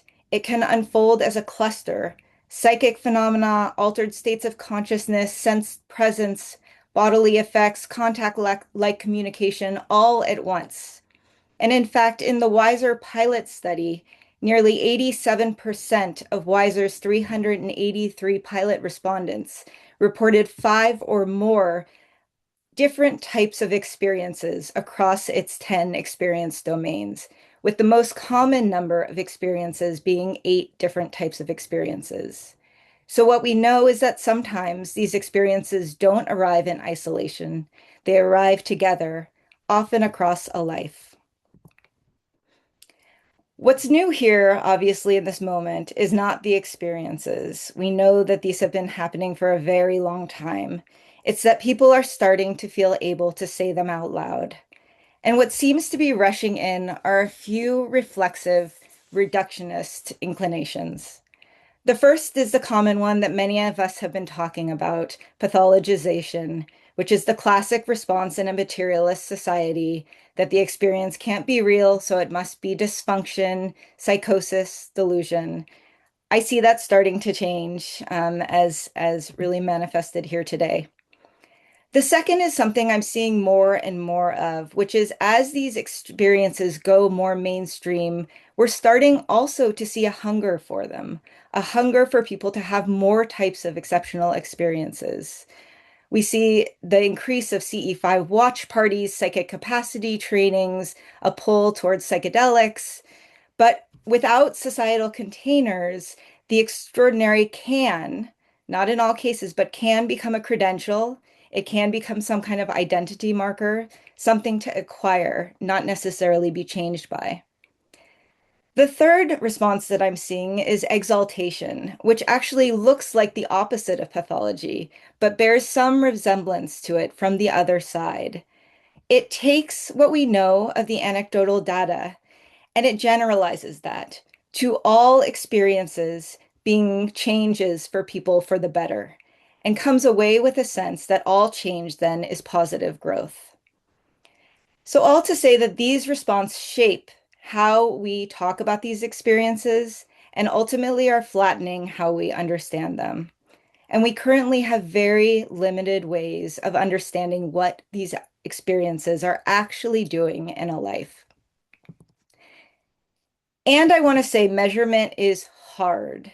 It is invariably reductive. It does flatten things. It flattens the human at the center, the experience, the change that they've gone through.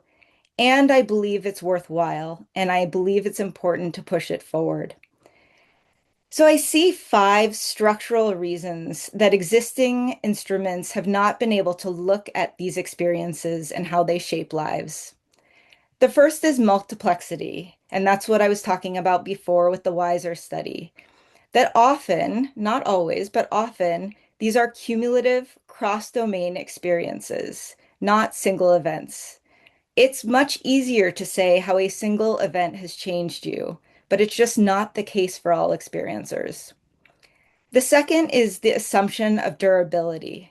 So most instruments are a single snapshot of an event that can't necessarily tell lasting reorganization from some passing high or temporary shift. The third is about memory, that I think intellectually we know that memory is not a recording that you play back. It's actually rebuilt every single time you recall it. So after a transformative experience, the earlier self is already narrated through the new frame. So then there's no clear baselines to compare against. The fourth is the gap between saying what changed versus actually having changed. The psychologist Patricia Fraser tested this directly in a longitudinal study where she measured actual change before and after people went through something hard, and then compared it to what they later said had changed. The two barely tracked. What people said they'd gained didn't actually match what they actually did. And the final is what I'm calling growth positive bias, that some instruments are built to test and find growth only and assume the change worth measuring is positive. So they're built to register more or less of that, not to ask the direction of the change. So in my research, I looked across 20 different instruments across relevant literatures that included exceptional experience literature, trauma integration, and contemplative science. And what I found was they generally sorted into 4 different categories. The first was those that measured the experience itself. The second were those that measured shifts in beliefs and thinking and meaning. The third were those that measured generalized traits or dispositions. The fourth were those that captured multi-domain after effects. These measures, which many of you are probably familiar with, the post-traumatic growth inventory, the life changes inventory, and the persisting effects questionnaire, 3 of them, they come the closest to what I'm trying to measure. They're the only ones tracking across multiple domains, and some do allow for directionality in the change. But each one was built around one experience type and one single event, and does not necessarily look at whether the different parts of the life are moving together. Across all of these, behavior overall barely gets touched. Several instruments count desire as action, so some kind of willingness to act as a behavioral item. But I think we probably all know in our lives wanting to do something is actually different than doing it. Each of these are also locked to one population, so none fits a cumulative or multi-experience life.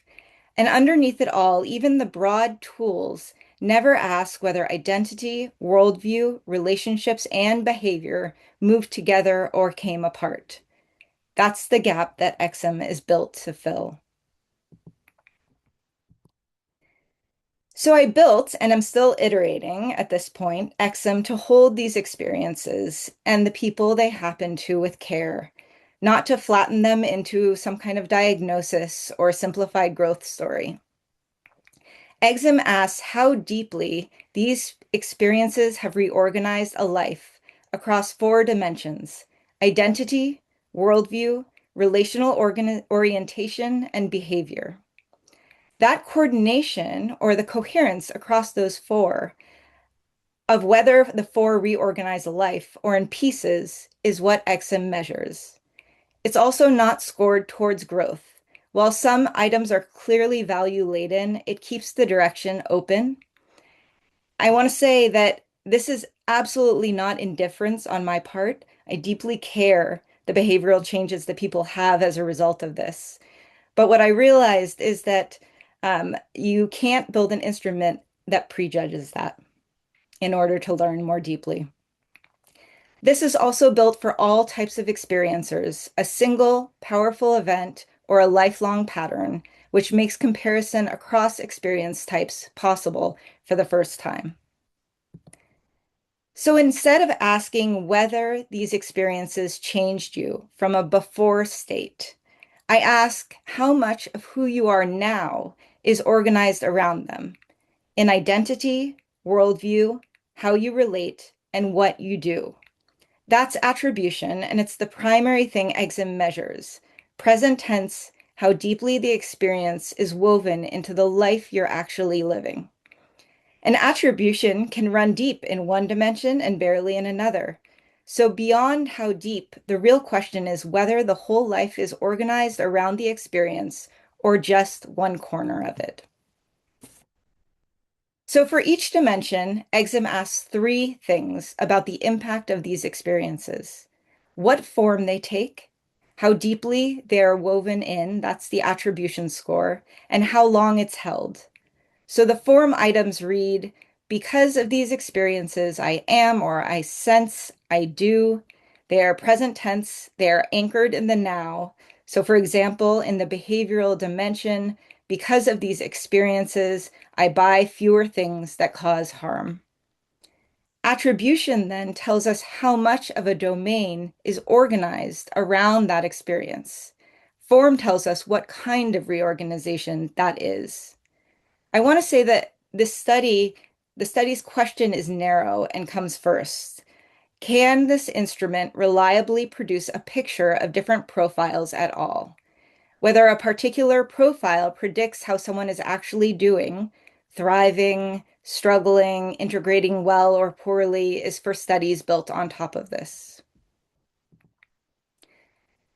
So if you take one experience, a powerful sense of unity, a contact with something vast or an entity, two people can have very similar versions of it and land in completely different places. Simon had talked about some of this before in his talk, but we don't know exactly the pathways built from evidence. We know that some likely return to baseline. They have an experience and they go back to the life they were living before. Some likely rigidify, meaning that they harden around something that they know and they get more defended from it. Others may fragment so that this experience is so far outside of the life that they're leading that they can't actually reconcile it and somehow fractionalize. Some may inflate, come away somehow convinced that they're special or chosen because of this experience.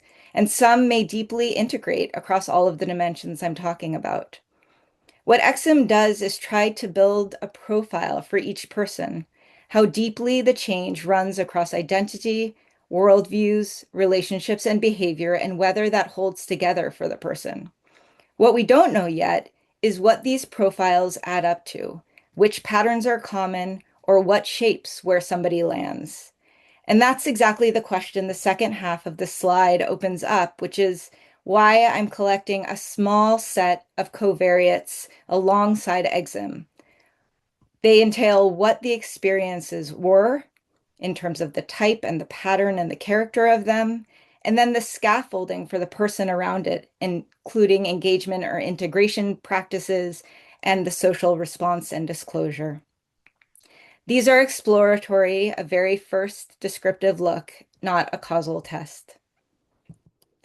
So I want to say that for me, EXIM is a starting point. My dream is that once it's in place, questions the field has been limited in being able to answer or even ask become somewhat more reachable. Of course, there's the understanding piece of this, which is my hope is that we develop better tools to describe and study how these experiences actually change lives and what shapes who lands where.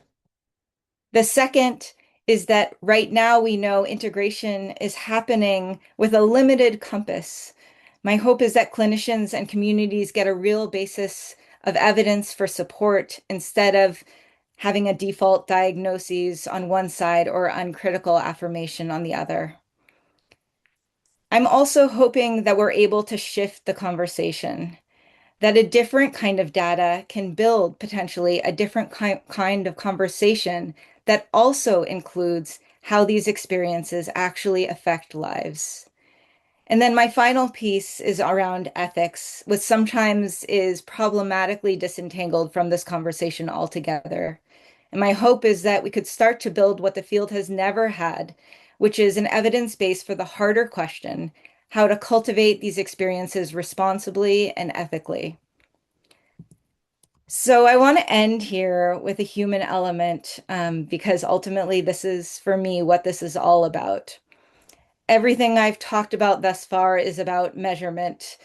But what I've learned, both as a researcher and an experiencer myself, is that these experiences are deeply and profoundly personal. The question underneath the data is always, what is this making of us? So I think about this most in my role as a mother. My youngest has always been an experiencer. And a few months ago, he started mind sight classes. For those of you who don't know, that's where you can see, but in the darkness through a blindfold. And day one, he came home from that lesson and he was a different person. He emanated this confidence and certainty that I had never seen in him before. He could read instantly through that blindfold. He could see everything. He could see colors and recognize the world in an entirely new way. And even the mythologies he had grown up loving, all of a sudden they were coming true for him. He always knew deep down they were real. And he always knew that the world around him was much more than people told him that they were. Then day 2 happened, and he showed his new capability to somebody that turned out to be a skeptic who tried to trick his new sight. And it was gone. The superpower, the potential completely disappeared in that moment.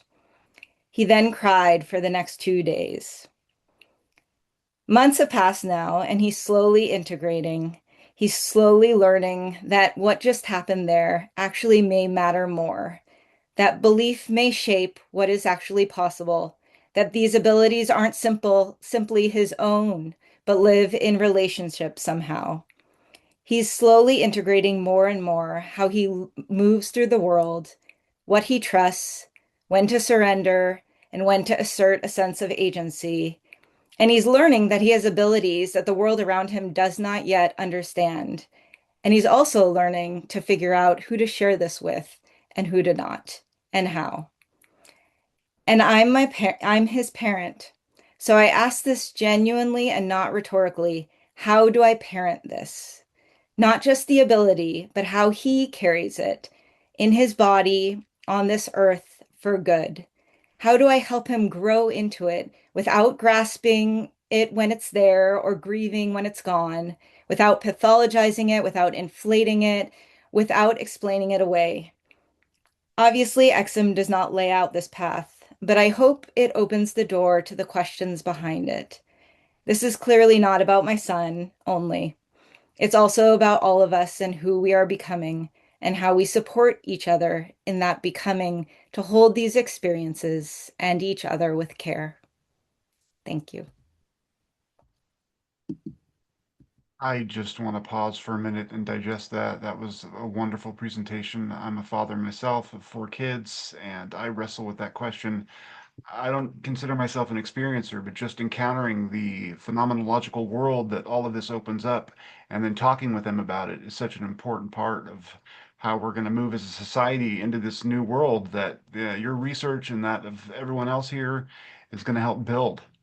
So thank you for your work and for sharing that and even your personal story there. Karin, did you have something you wanted to add? I do. I want to add something for both. Dawa, do I have that right? Dawa and for Beth. Beth, I'll start with you because you just finished. My heart swells. I feel like the Grinch on Christmas. My heart just swells. You know, it's like 3 times the size or whatever it is. This is it's hard to imagine something more antithetical to what was not happening 20 and 30 years ago and what hasn't been happening to what needs to happen. I mean, that was just a beautiful, beautiful expression of work, excellently done, and you got it all right. Sign me up to be supportive of Exum however I can.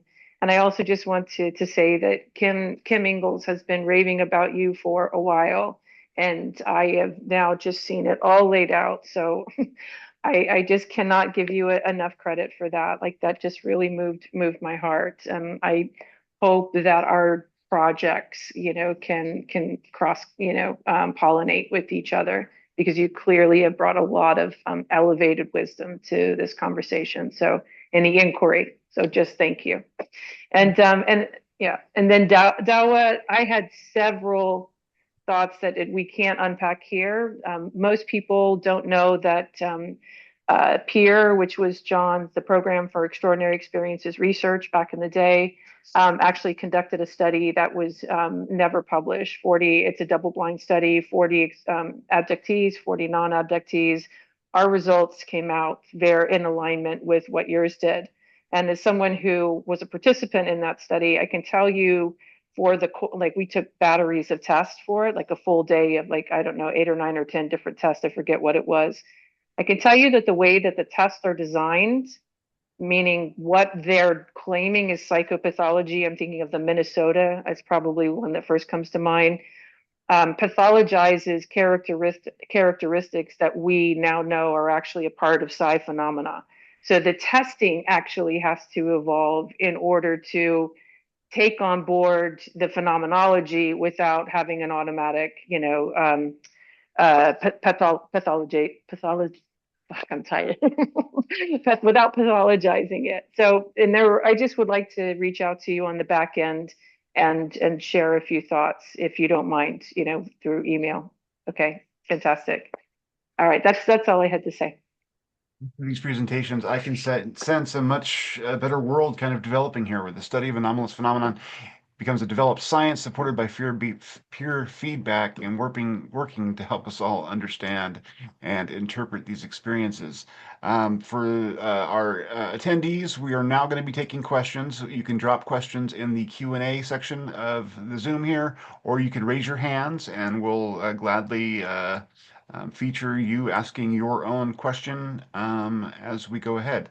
I have a question prepared, and this comes from Pete McDonald, again, who has some good questions.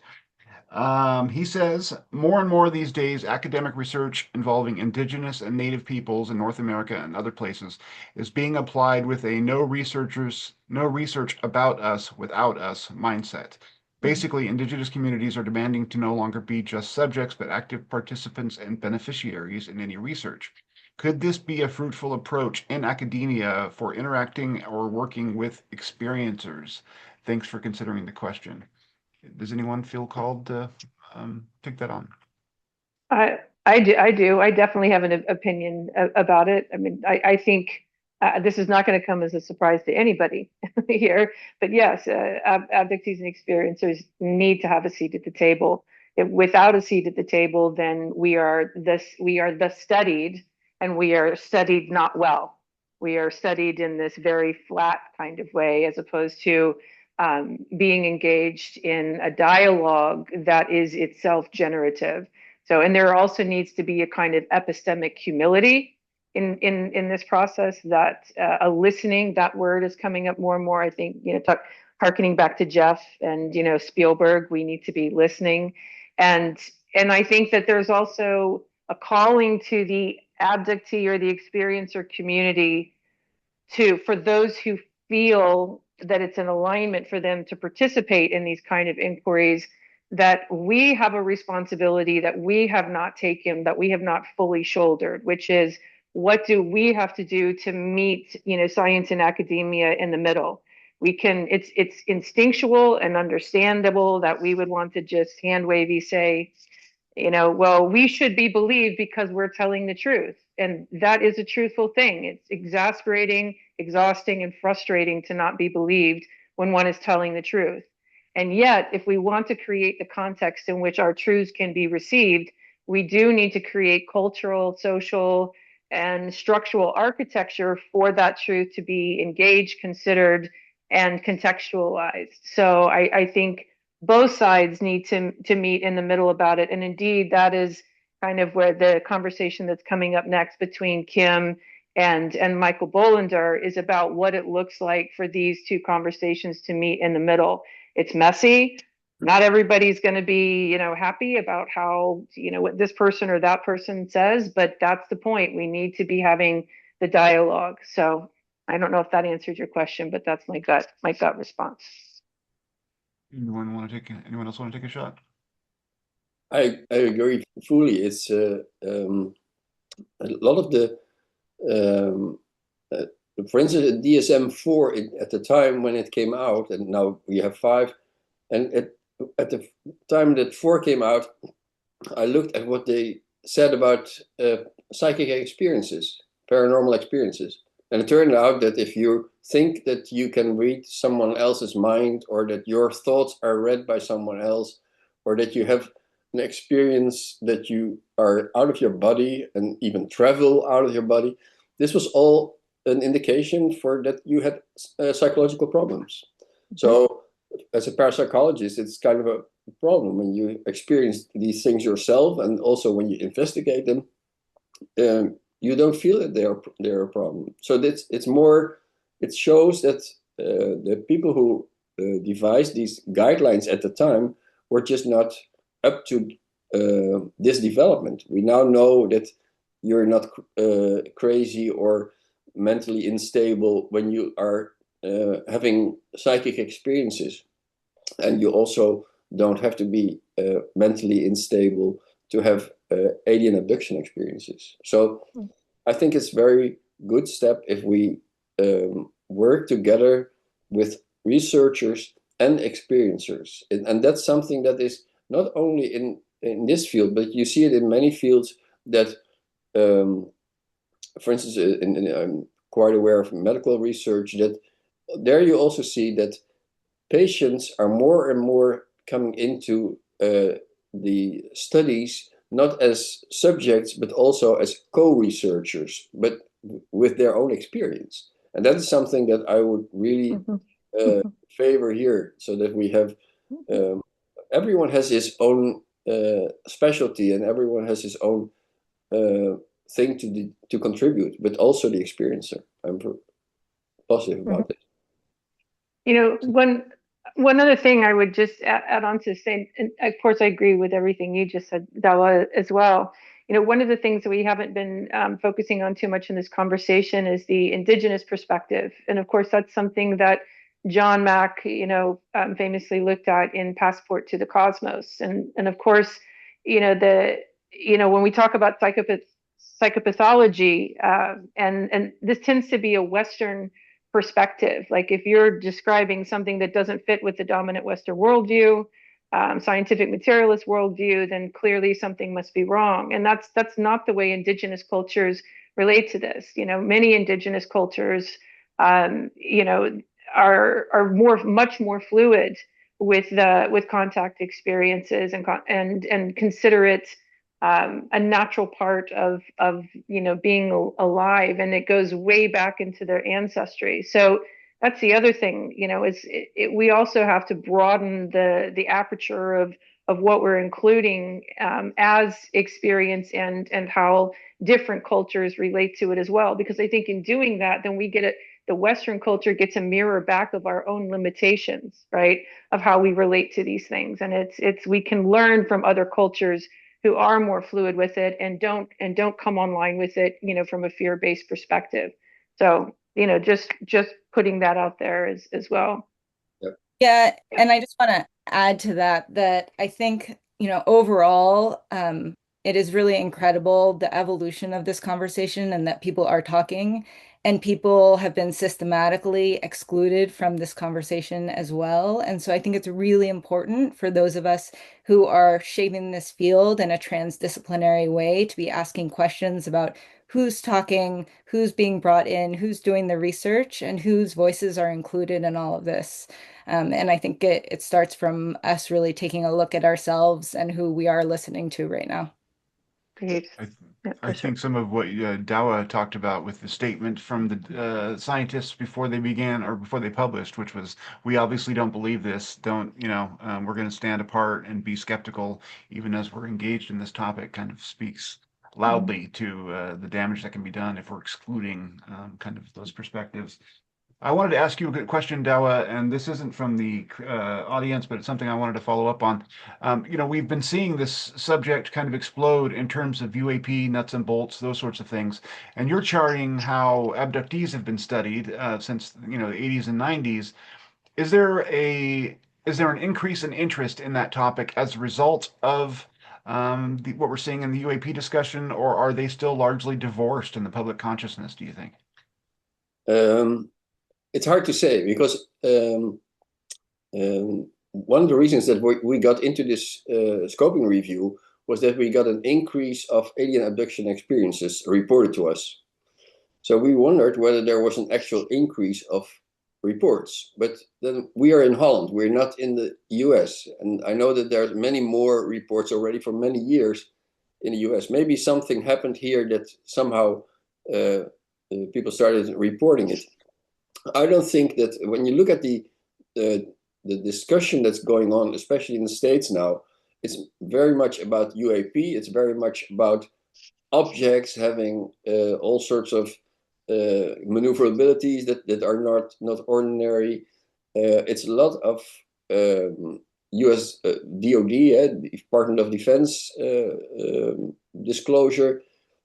I don't see much interest coming out of that for alien abduction experiences, and I think that it is something that is the most controversial part of the subject, and it is something that is very close to my heart. I like it. I like to deal with it, and I think that if we start dealing with it also in a scientific way, but then with an open mind to the field itself, then I think we might slowly move forward. And just starting with the definition, starting with guidelines for reporting, which are not the guidelines that let's say UFO organizations use. It's something that you want guidelines that are supported by the field and are supported and are also acceptable to a scientific way of looking at it. So I think that in my opinion, everything can be studied, and I think that the world is very interesting in all sorts of aspects and respects, and I think that there's no reason why we should not study alien abduction experiences. People are having these experiences, so you have to, if you want to know what sort of world you're living in, you have to also look at these experiences. There's not much of a discussion there.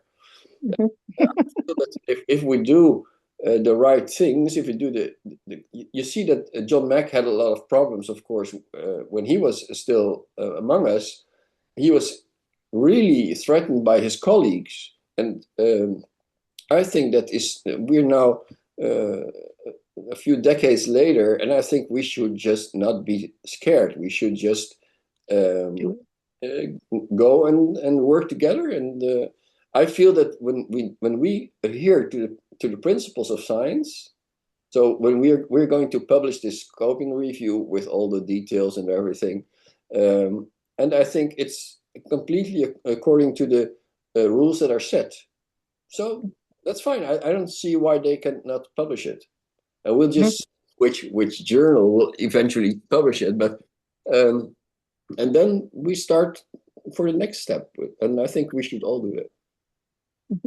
We've got 5 minutes left in this question and answer period. There was a question from an anonymous attendee who says, do you think this is why so much of this has been hidden? Governments just want to make sure that when people find out how to contact others, they don't get all Epstein Island about manipulating the experience and the power. And I think the reference there is, Beth, is to sort of cultivating the experiences and using them as a part of their identity, and sort of collecting those experiences rather than just having it be something that naturally occurs in their life.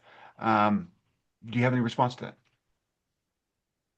I mean, I think for millennia, people have tried to use these experiences and these capabilities for, like, they knew that they held power, right? And so if you look at traditions over time, many different traditions, religious traditions, etc., some explicitly were trying to help people cultivate them, and others were explicitly trying to warn against them and say you should absolutely not go there. So I think the idea that these can be used in ways for not good and they come with a lot of power has been around for a long time. Whether or not the government is trying to sort of push these down for that reason, that I don't know. But I think that this is not, what happened with Epstein in terms of, I mean, many things happened with Epstein, but one of which is that he had a deep desire to understand not just intellectually consciousness, but to actually have these experiences for himself. That is the most egregious manifestation from my perspective of how this could go, this could move the more that these experiences become more mainstream and socialized. So I think it is up to all of us to start asking questions about ethics alongside of these experiences, to understand and hold the enormity of what they might unleash for all of us. Can I just add to that, just to tack on to what you just said? That we definitely have a very noisy data set now in the experiencer community for exactly the reasons that you just described. It's a very stochastic signal, and that is absolutely influencing whether or not anybody in officialdom wants to take this seriously.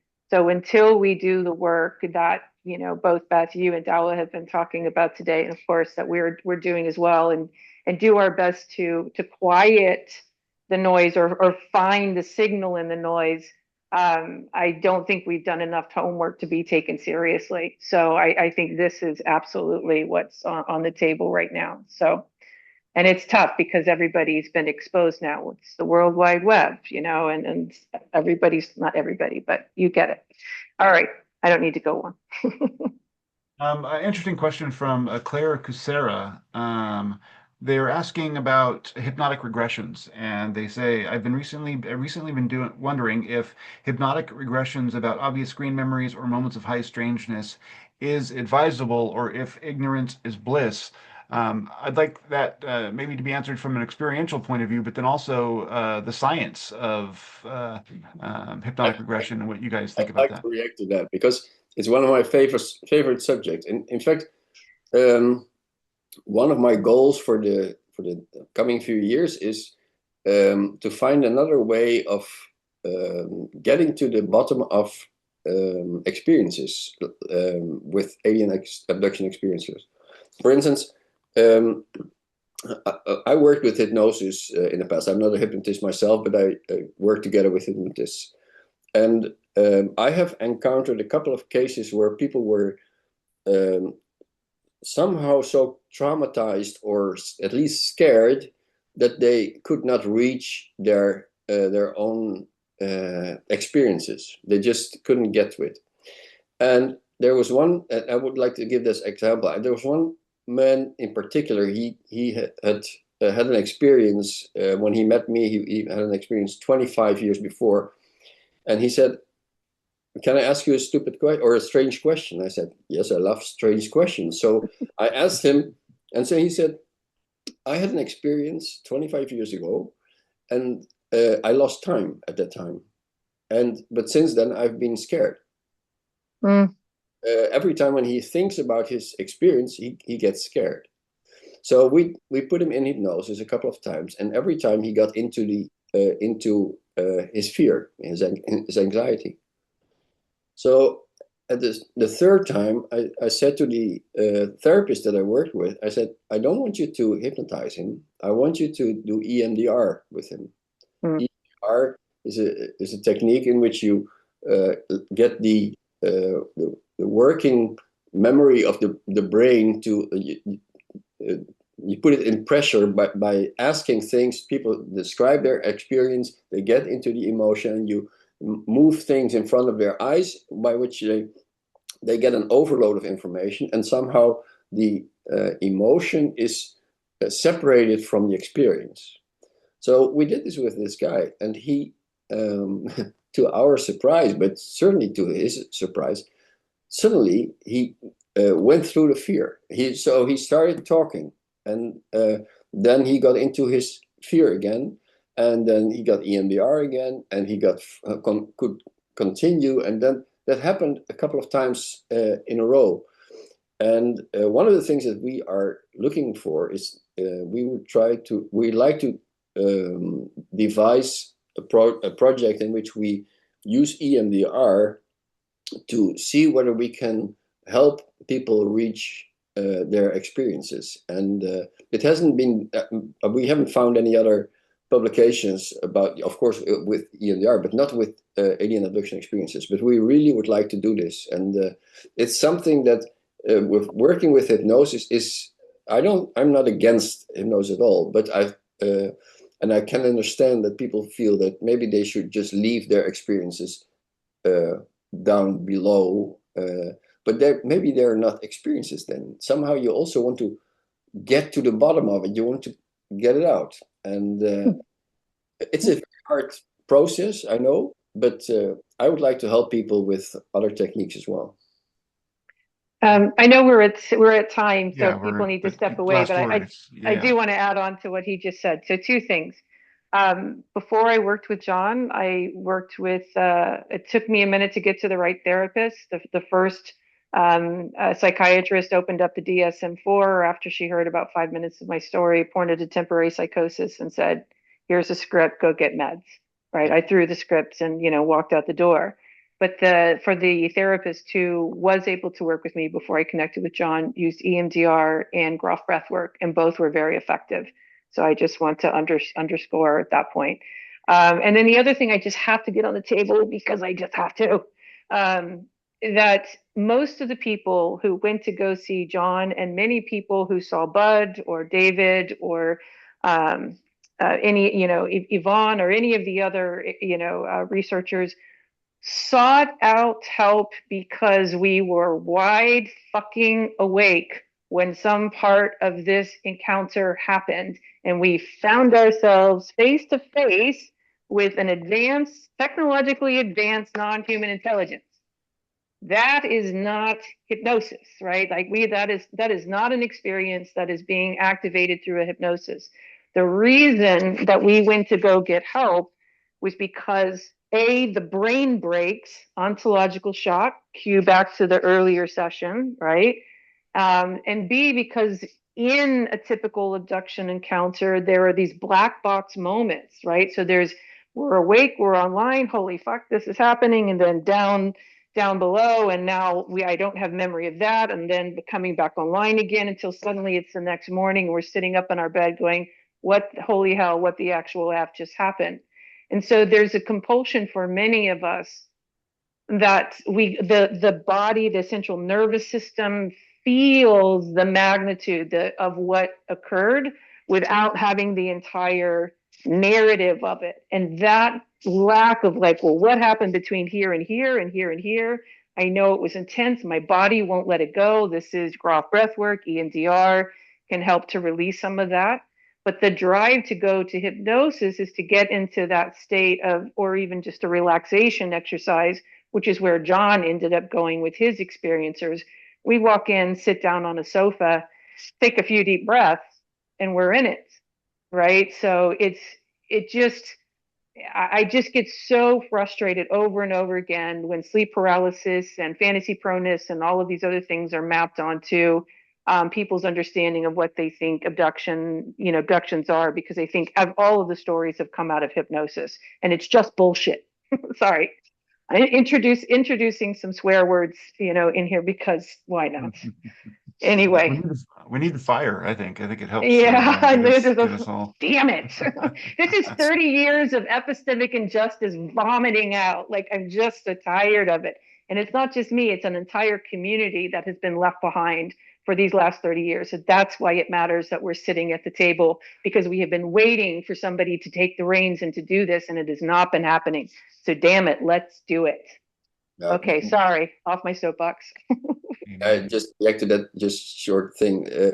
Already in 1993, Spanos and his colleagues who did a study of a psychological test of experiencers, they said 40% of the people who had an experience in their study were not in bed.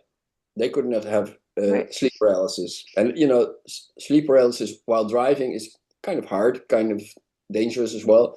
It's nonsense to use sleep paralysis as an explanation for people who claim alien abduction experiences. Of course, there will be there were studies done by people at Harvard. John Mack, who was a colleague of John Mack,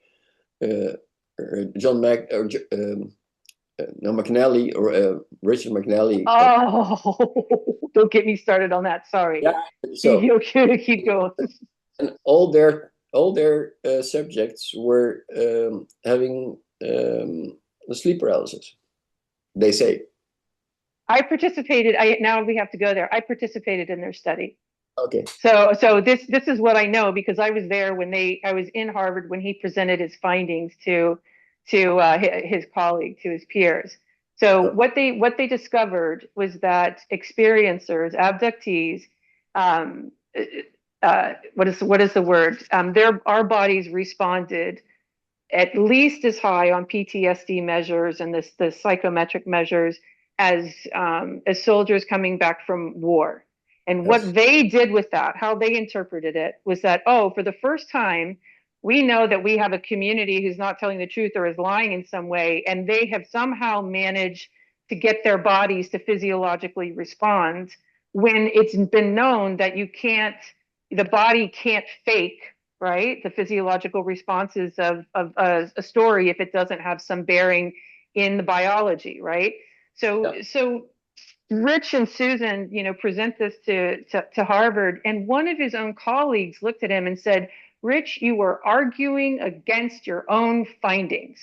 But Susan goes off and writes a book about it, says it's sleep paralysis, right? And so that's what everybody says now for the next 20 years. Yeah, but the thing is that they also say in their article that the fact that experiencers, or abductees as they were called at that time, that abductees have a similar score on PTSD as Vietnamese veterans does not imply that veterans have imagined their right. The logic doesn't hold up either direction. Yeah. Right. We've got to take a break so people get a chance to use the restroom and do whatever I they gotta need to go. do. But this is a fantastic conversation. I don't know if I've ever been as part of such a substantive conversation the whole day. So this is an honor. I'll look forward to seeing you guys back here in about 20-25 minutes. And we have more to come. Thank you. The big bout on the ticket is coming out yet. So. Thanks so much, Beth and Dala. Appreciate it. Thanks, James. Yeah. All See right. you all in a few. Okay. Bye. Okay, we're about to start back up again. We'll give it one more minute so folks can come back to their machines and take their seats, put on their 3D glasses, and be ready for the discussion. I'm having so much fun. This has been such a spectacular event. Kim, I think that you have done wonders here, you and Karin both, and thanks to both the John Mack Institute and the Center for the Impossible for putting this on. We need more of these now, yesterday. Hopefully we'll do more.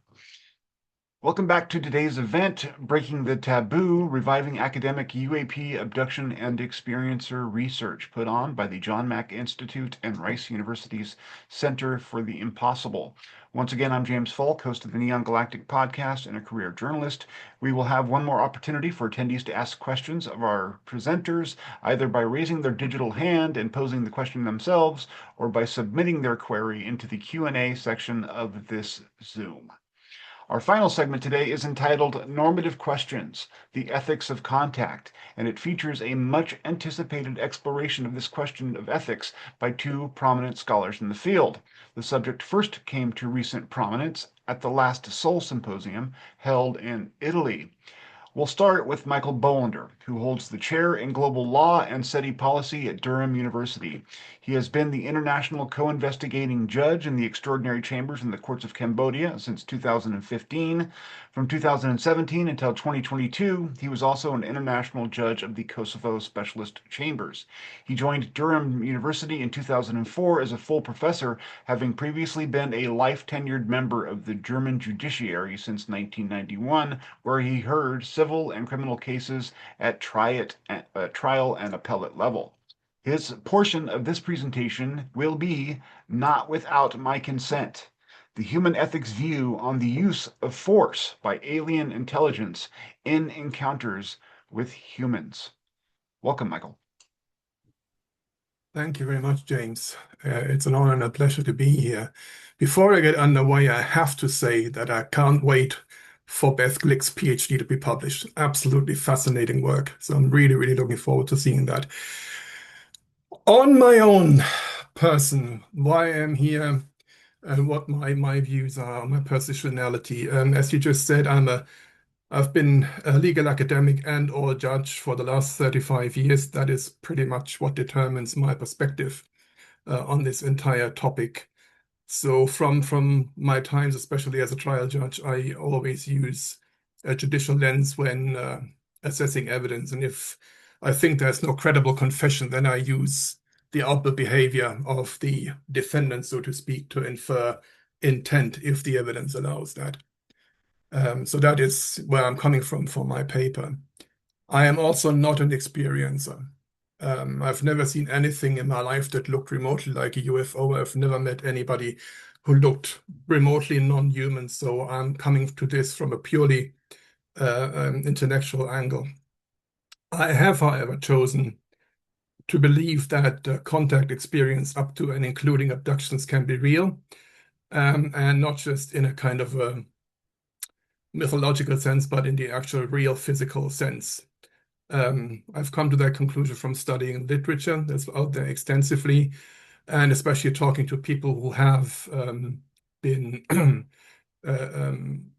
in the position of having to experience these events. And I would be remiss if I didn't mention Karen Austin as my main point of contact there. So when we had our first discussion about this, well, a little bit more than a year ago, I think, and she told me about her experiences, I had a distinctly unquiet night after that, when it just hits home that, yeah, this is not just an academic interest topic, it's real and it affects people. So what may be a banal realization for most of the people in the room here who I have the feeling are experiences, for me, of course, it was a slightly different thing.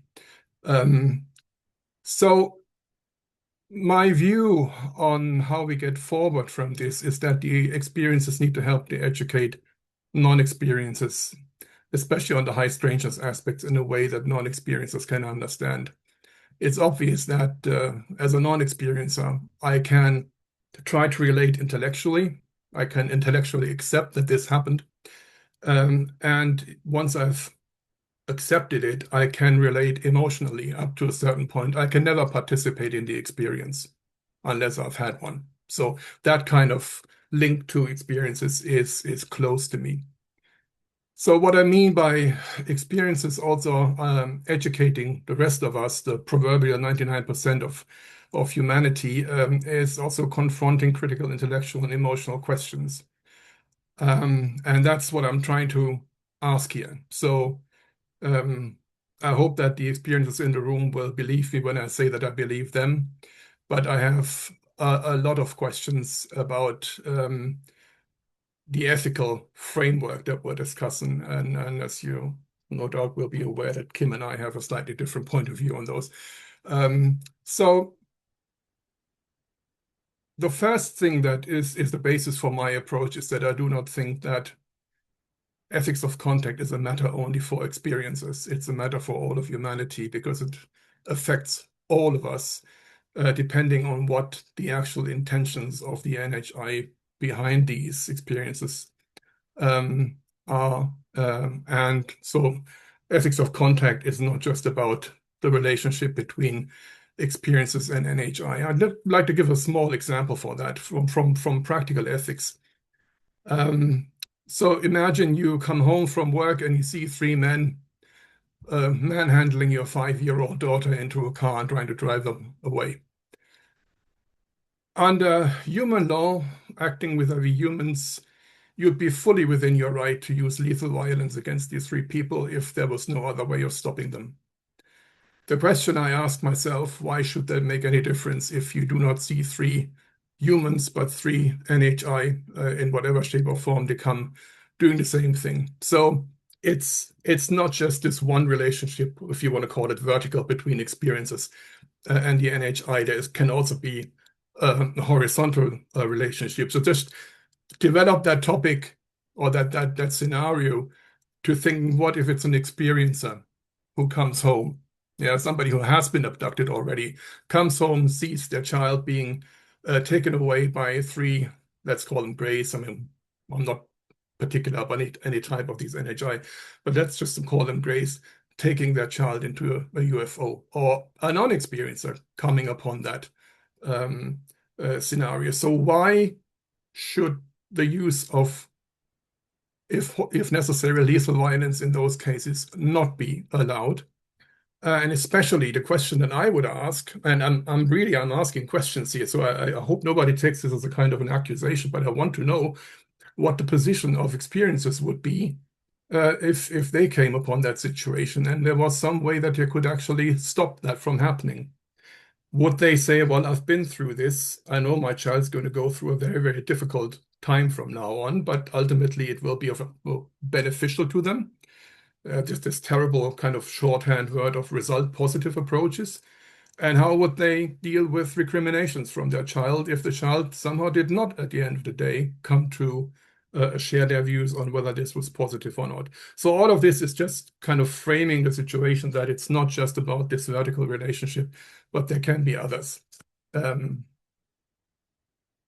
So having said that I'm a lawyer, I thought that I actually could try and look at this topic in a sense of a criminal law case study, like I do it with my students all the time.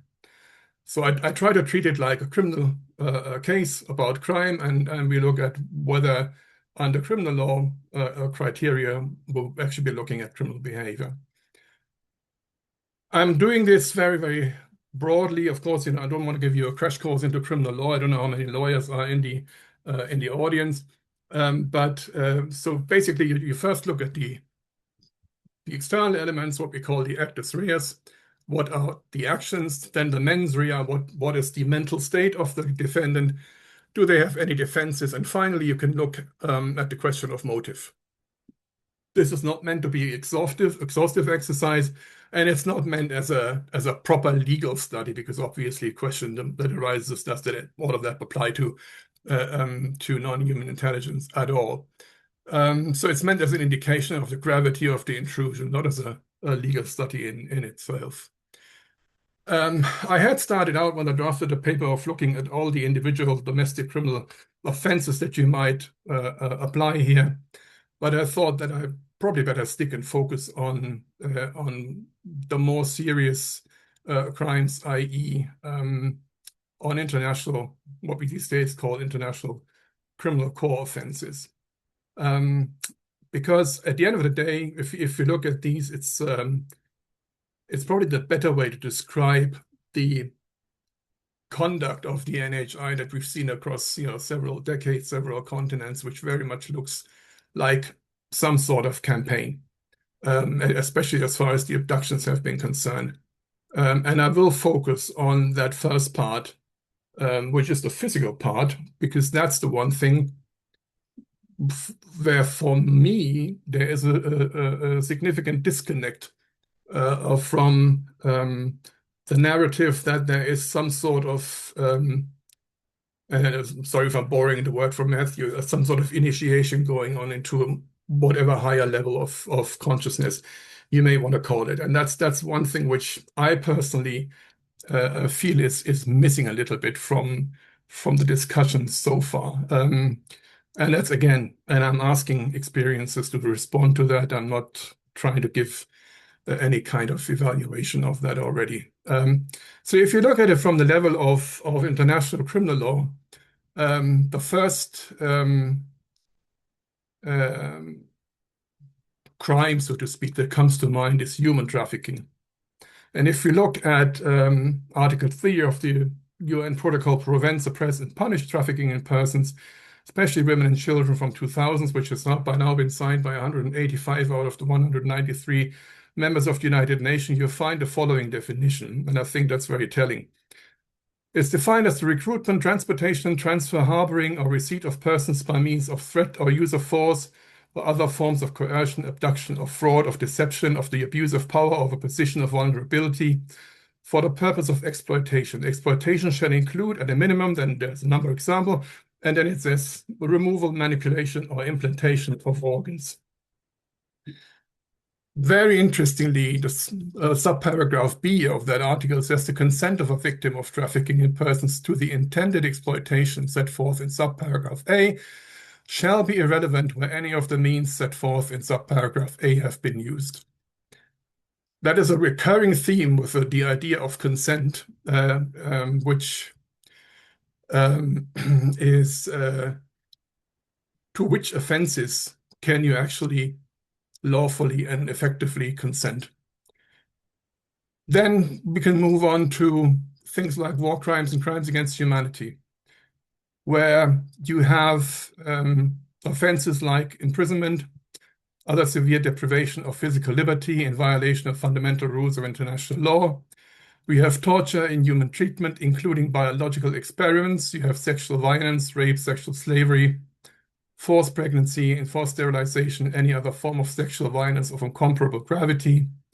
And then you have other inhumane acts of similar character, intentionally causing great suffering or serious injury to body or to mental or physical health. And then if you want to go really down the rabbit hole, and that comes back to this idea of creating hybrids, which again is part of this objective physical part of the abductions.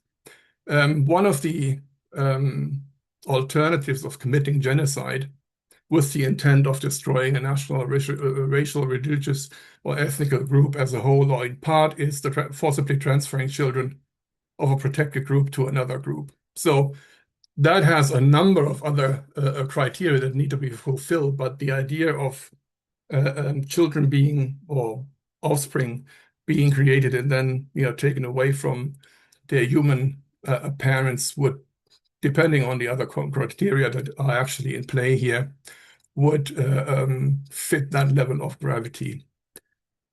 Finally, not a really criminal offense, but as a human rights protection that's especially found in the European Convention of Human Rights in Article 3 is the prevention of, or the prohibition of torture, inhuman or degrading treatment. That, under the European Convention law, is a protection that cannot be negotiated away. It's absolute. It applies in times of war and national emergencies. This right cannot be derogated from. It's an absolute right. So in that sense, what I tried to do here was to show the actual gravity of the abduction experience. We haven't even gone into the kind of what you would call a second part, which is the conversation, which happens telepathically, because simply speaking, there is an intrusion into the mind of the human for which we don't have a crime yet, because it's never been done outside potentially witch trials in the Middle Ages. So this is not a modern concept that we are going for in modern criminal law.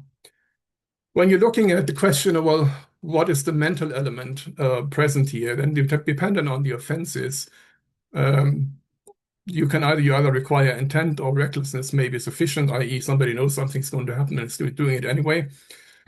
Some offenses require special intent, for example, in genocide and persecution, this discrimination element, that they're doing it for some discriminatory reasons because they want to wipe out a national or an ethnic group. In others, you need to have the so-called chapeau elements, i.e. elements which apply across categories of offenses.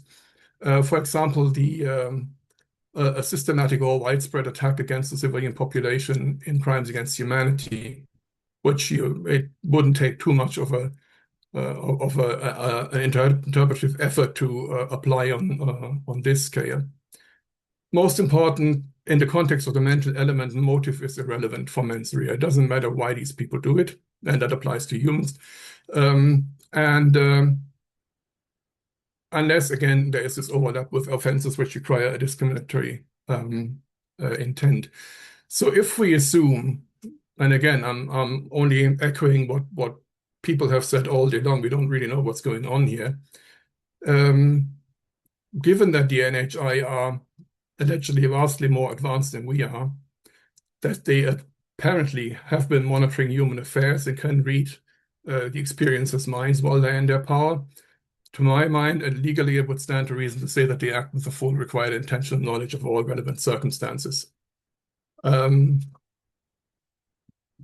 Which leads us to the question, what defenses might they have? The obvious one would be consent, but that's never asked for. And as I said above, there are quite a number of offenses which protect society as a whole and not individuals, where individual consent is irrelevant.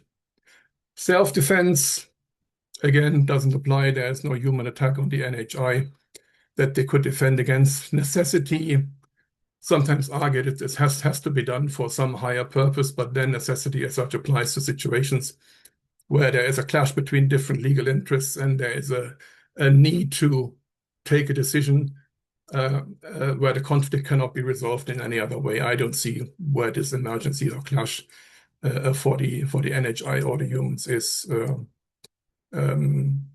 involved here.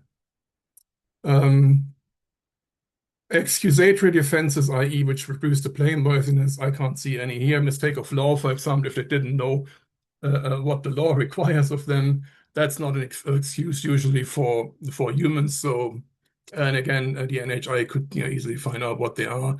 Duress, i.e., somebody is acting under pressure that you cannot avoid otherwise, doesn't apply in this situation either. And of course, we're not talking about insanity or diminished responsibility in the context of NHI. So what this leaves us with at the end of the day is considering, and that is where my real question to the experiences is, what do the NHI want for us or from us? What is their motive behind all of this? So even if it's allegedly benign from their perspective, it's no defense under human legal approaches. And whatever that motive is, at the moment, it looks to me, from a legal point of view, that the NHI act in a seriously criminal manner.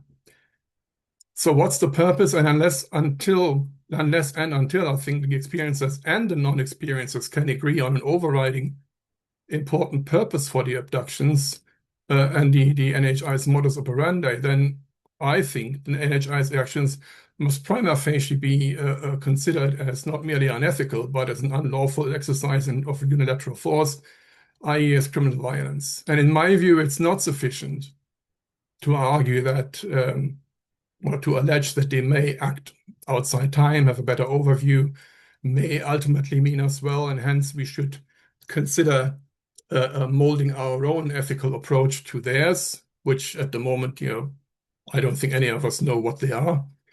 And if anything, in my view, their advanced state would militate in favor of treating less advanced but sapient and ethically advanced species with respect for their agency and for free development. So my overall summing up is that this discussion doesn't start from zero for humans. We already have an ethical framework that we can refer to, and it's not something that is so outlandish that we could not try to hold the relationship with the NHI to the same standard. The burden of explanation is on the NHI. And because they don't talk to me, that burden of explanation falls to some extent on the experiencers who need to tell us, tell me, tell others who take my view, what is going on to the extent they can, and why it should make a difference in our ethical approach. Why, in particular, if we're talking about an initiation into a higher ethical consciousness state, why do these physical procedures have to happen? It would be scary enough for everybody if you were just taken on board a UAP and then had this conversation with them and they would tell you about everything they tell experiencers after the physical procedure. So I'm still not clear where that fits in and what that has to do with the initiation part. So far to that one, I have not had a satisfactory answer, which is probably no surprise because I don't think experiencers have a satisfactory answer to that. So my hope, and that's how I will close, is again that the experiencer community will engage in systematic research efforts in this context, and that's basically echoing what Karen said before. We cannot stick with the present state where you have individual anecdotal evidence, which is so dependent on actually knowing that in that individual person's circumstances, you cannot always look at every person's I don't know what mental history or the like, or engage in a conversation that I would as a judge and trying to find out with my judicially trained mind whether these people are telling the truth or whether there is something in what they're telling me that doesn't quite rhyme. I can only echo what what Bosca, Karin, and Beth Glick have said, that we need to look for the pattern in the noise and then try and find whether there's something that tracks across the individual cases. Thank you. Thank you very much, Michael. I appreciate that. We're going to hear next from, well, for a contrasting viewpoint, we now turn to Kimberly S. Engels, one of this event's organizers and an associate professor of philosophy at Malloy University and research director at the John Mack Institute. Hopefully she'll pop up here in just a second. Her philosophical research centers on existentialism, ethics, and phenomenology as tools for examining our lived experience.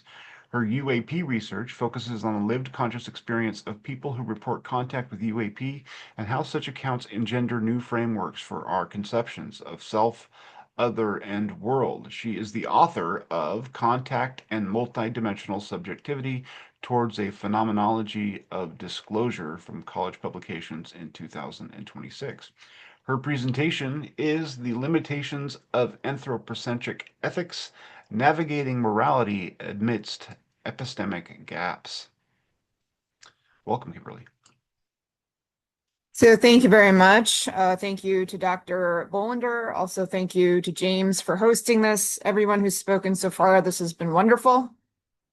I'm going to have some general comments about the symposium that I'll give at the end, but I want to spend this time, the 20 minutes that I have here, on my argument. That will address some of the things that Dr. Bolander brought up, maybe not in a way that is satisfactory for everyone, but is where I think, as far as we can get on this issue in my mind, and the questions that we need to be asking about it. So I'm going to share my screen. All right, so you guys can see me. I'm sorry that my slides are not as aesthetically appealing as some others. I have some talents in life, and design is not one of them. Slideshow from the beginning. Why is this always... Sorry. Okay, here, slideshow. So, my central thesis here and my response to some of these questions raised by Dr. Bolander is that anthropocentric ethics and human law cannot fully capture the moral nuances of these experiences, especially when there are profound epistemic gaps between us and the potential UAP intelligence. And I will explain more about what I mean by an epistemic gap for those who aren't as familiar with philosophical lingo. This does come from chapter 7. The crux of the argument is chapter 7 of my book, which has been mentioned a few times here. But it is not, all of this is not in chapter 7, kind of, I build on what I say in chapter 7 there. So you can see parts of this here, but I'm also expanding beyond the framework that I offer in the book. So my core argument here, because of the apparent epistemic gaps between human beings and the UAP intelligence, as I said, traditional human ethics and legality or law cannot fully capture the scope of these encounters. And essentially, I'm going to argue that moral evaluation requires more than just, looking into how have humans thought about these things internationally and defined them as crimes in our relations with each other, because the relationship that's going on with this other potential species or entity is not characterized in the same way. So moral evaluation, I'm going to argue, requires a multidimensional and post-anthropocentric lens. And I'm going to defend essentially the developmental concealment hypothesis.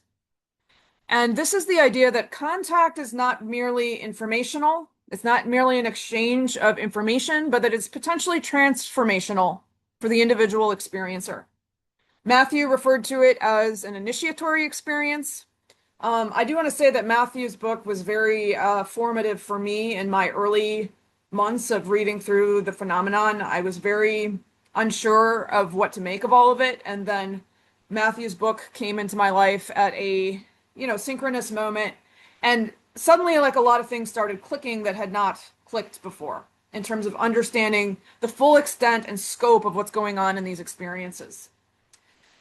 But the experiencer's lack of full epistemic access, the experiencer's lack of full knowledge to the aims and scope, effects, purposes of contact, I argue, or I suggest, or I submit as a hypothesis.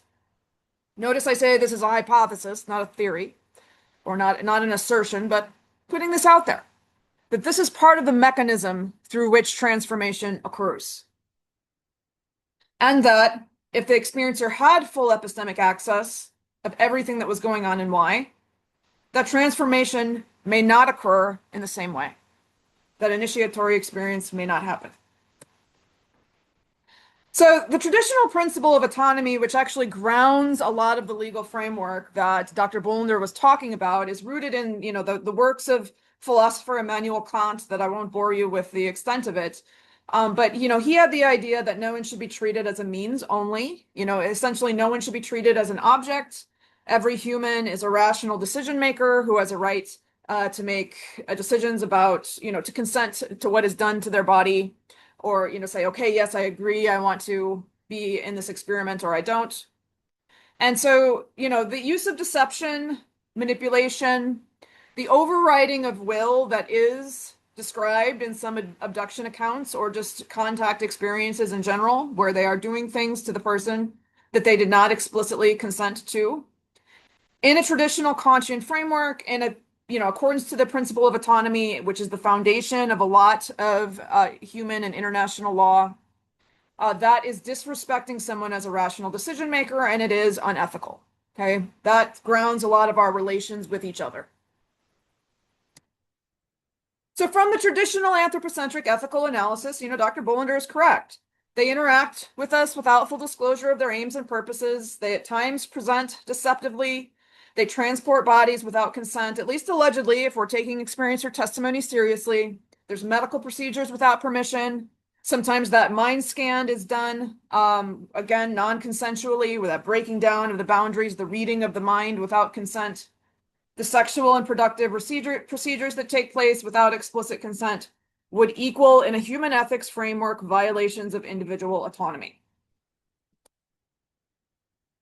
Let's pause for a moment. So even before I get to my multidimensional lens, I want us to think for a second about when deception or overriding of will, so let's look first at overriding of will, are acceptable within human ethics. Because it's not the case that we say it's never okay to override somebody's will in human ethics. We actually do override people's will all of the time, and sometimes it's understood that it's justified to do something that someone does not want. So I'm going to look first in the context of medical paternalism, right? This idea of one's will being overridden in ways that are understood to be for the individual's own good. So small children do not make medical decisions for themselves. Often if someone who may be developmentally disabled is not going to be making decisions for themselves, psychiatric patients may temporarily not be able to, not be constituted to be at capacity, and they will be given a surrogate decision maker who may decide that something is going to be done to that person that is not in accordance with their will. So when we have paternalism, that action is understood to be in the individual's best interest. The least restrictive action is being employed, and the individual is deemed incapable of determining on their own what is ultimately in their best interest.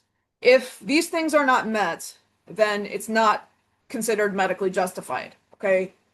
And I can't get into all of the complexities of bioethics right now. In my previous life, I was a bioethicist. I still am. But these are the general justifications. There's often in paternalistic interventions epistemic gaps, meaning that those who are ultimately deciding to override the will of this person who really doesn't want this treatment, but it's been decided that they're going to get the treatment anyway, they have access to knowledge or understanding that the person whose will is being overridden does not. So there's an epistemic gap between the caretaker and the cared for in these situations. The one who's ultimately issuing the restriction on autonomy ultimately possesses knowledge about the individual's well-being, that they either do not have access to. So in the case of like an infant or a toddler, they don't have access to the knowledge that the parent has. So they say you're going to get a vaccination even though you don't want one. Or that they are not able to fully understand. In the case of someone who has temporarily lost their capacity, in that moment, they're not able to fully understand what is best for them. And so the one who possesses more full knowledge of their well-being makes the decision. Take another example here. You take your cat to the vet, right? No cat ever wants to go to the vet. If you have a cat, trying to get them into the carrier, it's like you have to employ all kinds of things. You have to, trick them in there with treats and things like that. They find themselves sedated. They find themselves waking up in the vet's office on a strange table. They're like, why am I here? They're scratching everybody around them. They return to their home environment, kind of perplexed, like what the hell just happened to me, right? But nobody says that I'm being unethical when I take my cat to the vet, because I know what's in my cat's highest good, and my cat is not capable of understanding, no matter what, the deceptions and violations of her will are ultimately for her own good. There's no way for me to explain that to her. So there's an epistemic gap between us that justifies me doing things that in other cases may not be justifiable. Now, I understand some people are already pushing back in your minds. You're like, you're wrong, right? Because experiencers are not cats. Now, some experiencers are children, but many experiencers are adults with full capacity. And they're not people who have lost their capacity, right? In at least a lot of these cases, okay? So the objection is they can understand. So the UAP entities could just get their consent, get their permission if they want to interact with us, just ask, okay? I understand the objection. I just think there's further complexities, right? I think there's further nuances here. So I want to posit another time that it may be justifiable to interfere with somebody's autonomy. So person X is justified in interfering with the autonomy of person Y when the interference serves Y's well-being. X possesses knowledge relevant to that person's well-being that's unavailable to Y for some reason, because perhaps Y is incapable of understanding K and its relevance to their well-being. That's the examples I've given so far. Or, this is number 2 that I want to posit right now in terms of experiencers. It's in my disclosure concealment hypothesis. Perhaps disclosure of K or the obtaining of Y's explicit consent would compromise the intended benefit. This model grounds paternalistic interventions in an asymmetry of knowledge and understanding between X and Y. Essentially, if you were just explicit about the reasons that something is being done, it may compromise the benefits to Y, okay? And that same process may not take place. So let's see how this may play out. So one of the most simple examples is the use of placebos, right? If you tell somebody that you're giving them a placebo, you can't test whether the control medication that you're trying to test actually works or not. So it's important for the trial that the person does not know that they're getting a placebo, that they genuinely believe that they may be getting the experimental drug, because otherwise it's going to compromise the intended benefit of the study.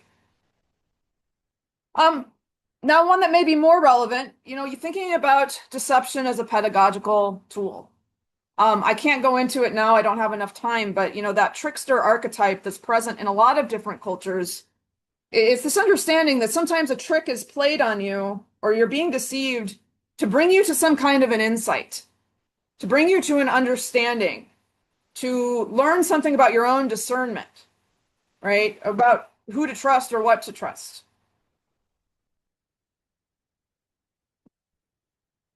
So another distinction that I want to make here is that with developmental paternalism, which is what I'm proposing is part of what's going on here, information is withheld because struggling toward the insight itself is part of the intended transformation. And I imagine I don't think Matthew's here, or he may be in the audience, I don't know. But if the NHIs had come into his room and said, Matthew, this is what's going to happen. At the end of this, you're going to be totally transformed. You're going to have a completely different understanding of who you are and what the world is, and a different understanding of how you relate to reality, and a reconfigured understanding of self. But you're going to be really, really scared for a while. Sign here if you want to do it. I do not think that that experience would have unfolded for him in the exact same way that it did. It would not have been the same experience, and I do not think that it would have had the same results. So there's two potential complexities going on here. I've kind of gone over both of them pretty quickly. The epistemic limitation thesis, the idea that humans may be unable to fully comprehend the scope, purposes, or consequences of contact because some of the relevant knowledge exceeds conceptual, perceptual, or developmental capacities that are available to us. So Dr. Bolender had a list of questions like, well, why are they doing that? Why are they doing these physical procedures on us if this is all an initiatory experience about ethics? I don't know the answer to that question. I don't have an answer to that. Some experiencers, when you ask them that question, they will immediately have something. This is why this is being done. Who knows? I am not the final arbiter of that. But I do think that some of the scope of what is going on exceeds human conceptual grasp.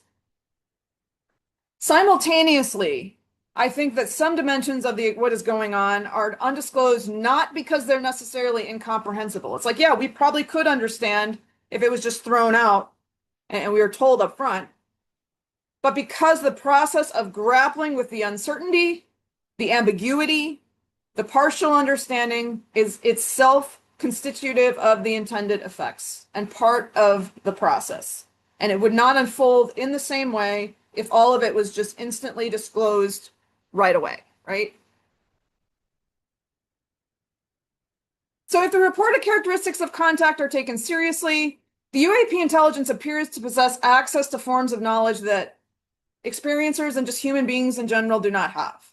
Some of them may be not fully comprehensible, and some may be withheld partially because figuring out is supposed to be part of the intended process. So I just want to talk about a few ways that they seem or appear to be epistemically privileged in relation to us. If we take experiencer testimony seriously, the UAP intelligence has several things that we don't have. They're positioned in and relate to time differently, okay?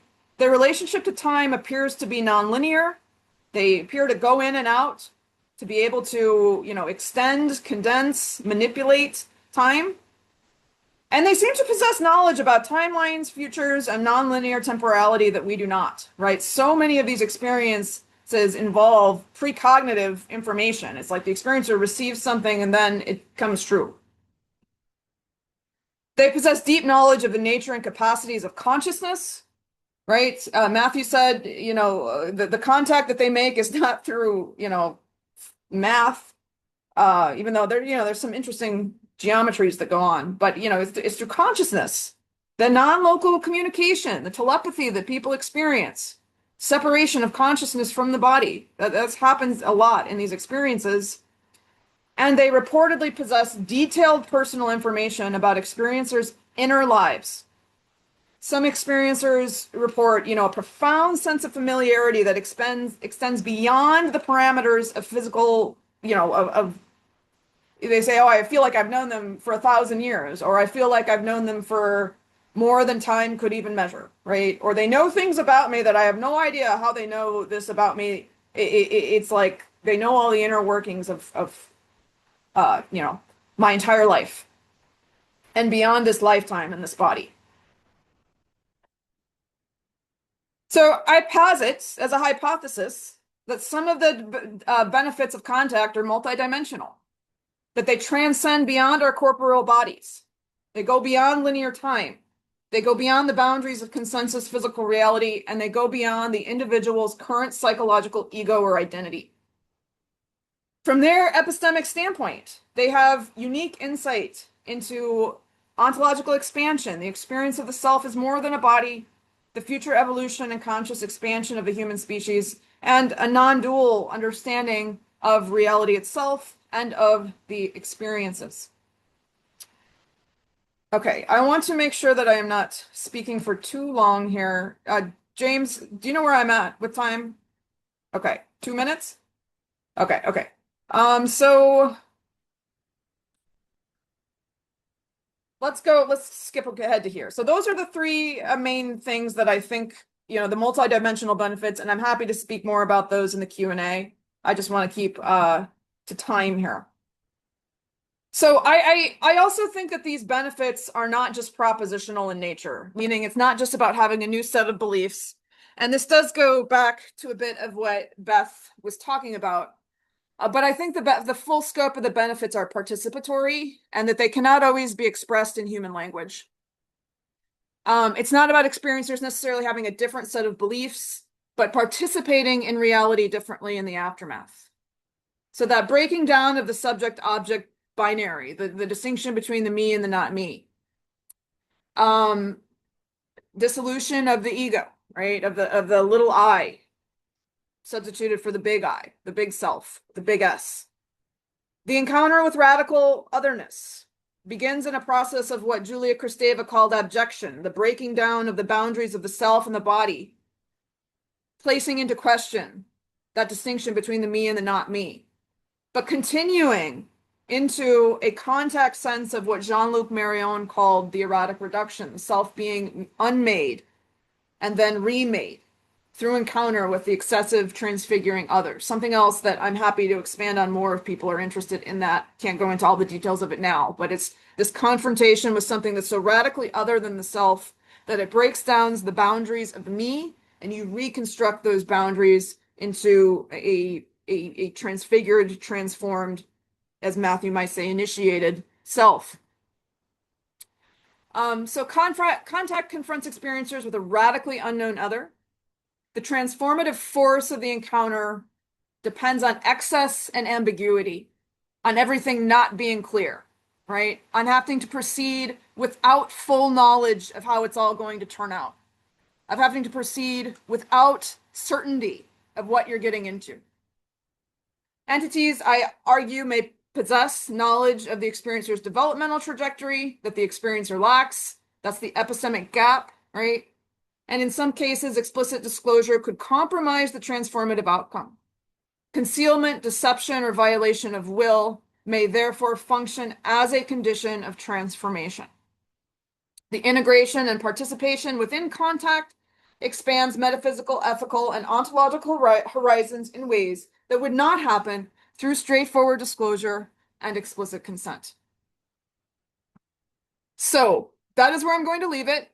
I understand I may have created more questions than answers, but I also think that these experiences in general do create more questions than answers. And I encourage all of us to be okay with sitting with a little bit of uncertainty, be open to possibility, and to have epistemic humility in our engagement.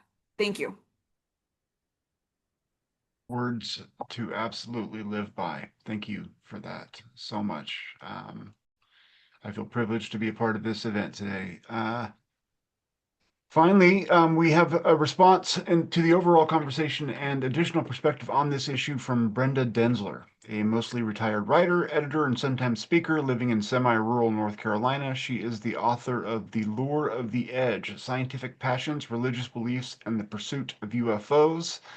She will speak for an additional 20 minutes, and then we'll have time for folks to engage with the questions and dive into this heady subject a bit more to gain additional understanding. Welcome, Brenda. Hi, thanks for having me today. This has been an absolutely amazing symposium, and I am really honored to be able to be a part of it. About my positionality as a respondent to Kim and Michael, I'm not an experiencer. I do have a history of early childhood treatment-related medical trauma, and because of that, I have a strong sympathy with people who have abduction experiences and are traumatized by it. I also have a huge amount of respect and admiration for the people who manage to process that trauma and come to some other kind of life with it. I have a PhD in religious studies, and so it may come as a surprise to nobody that I'm very interested in these non-human intelligences and the kinds of relationships that humanity has with them.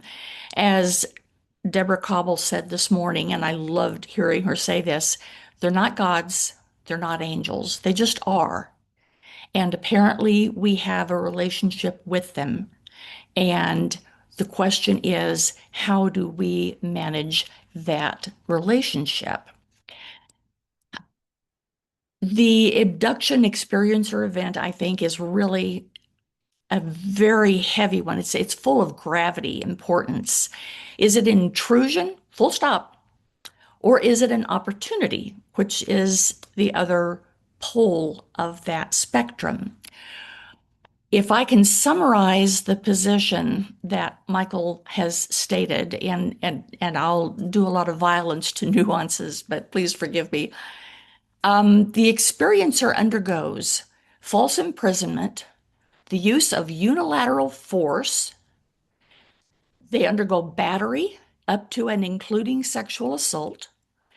They undergo torture at times, being forced to view disturbing scenarios, and the removal of a hybrid child from the parent could be considered kidnapping.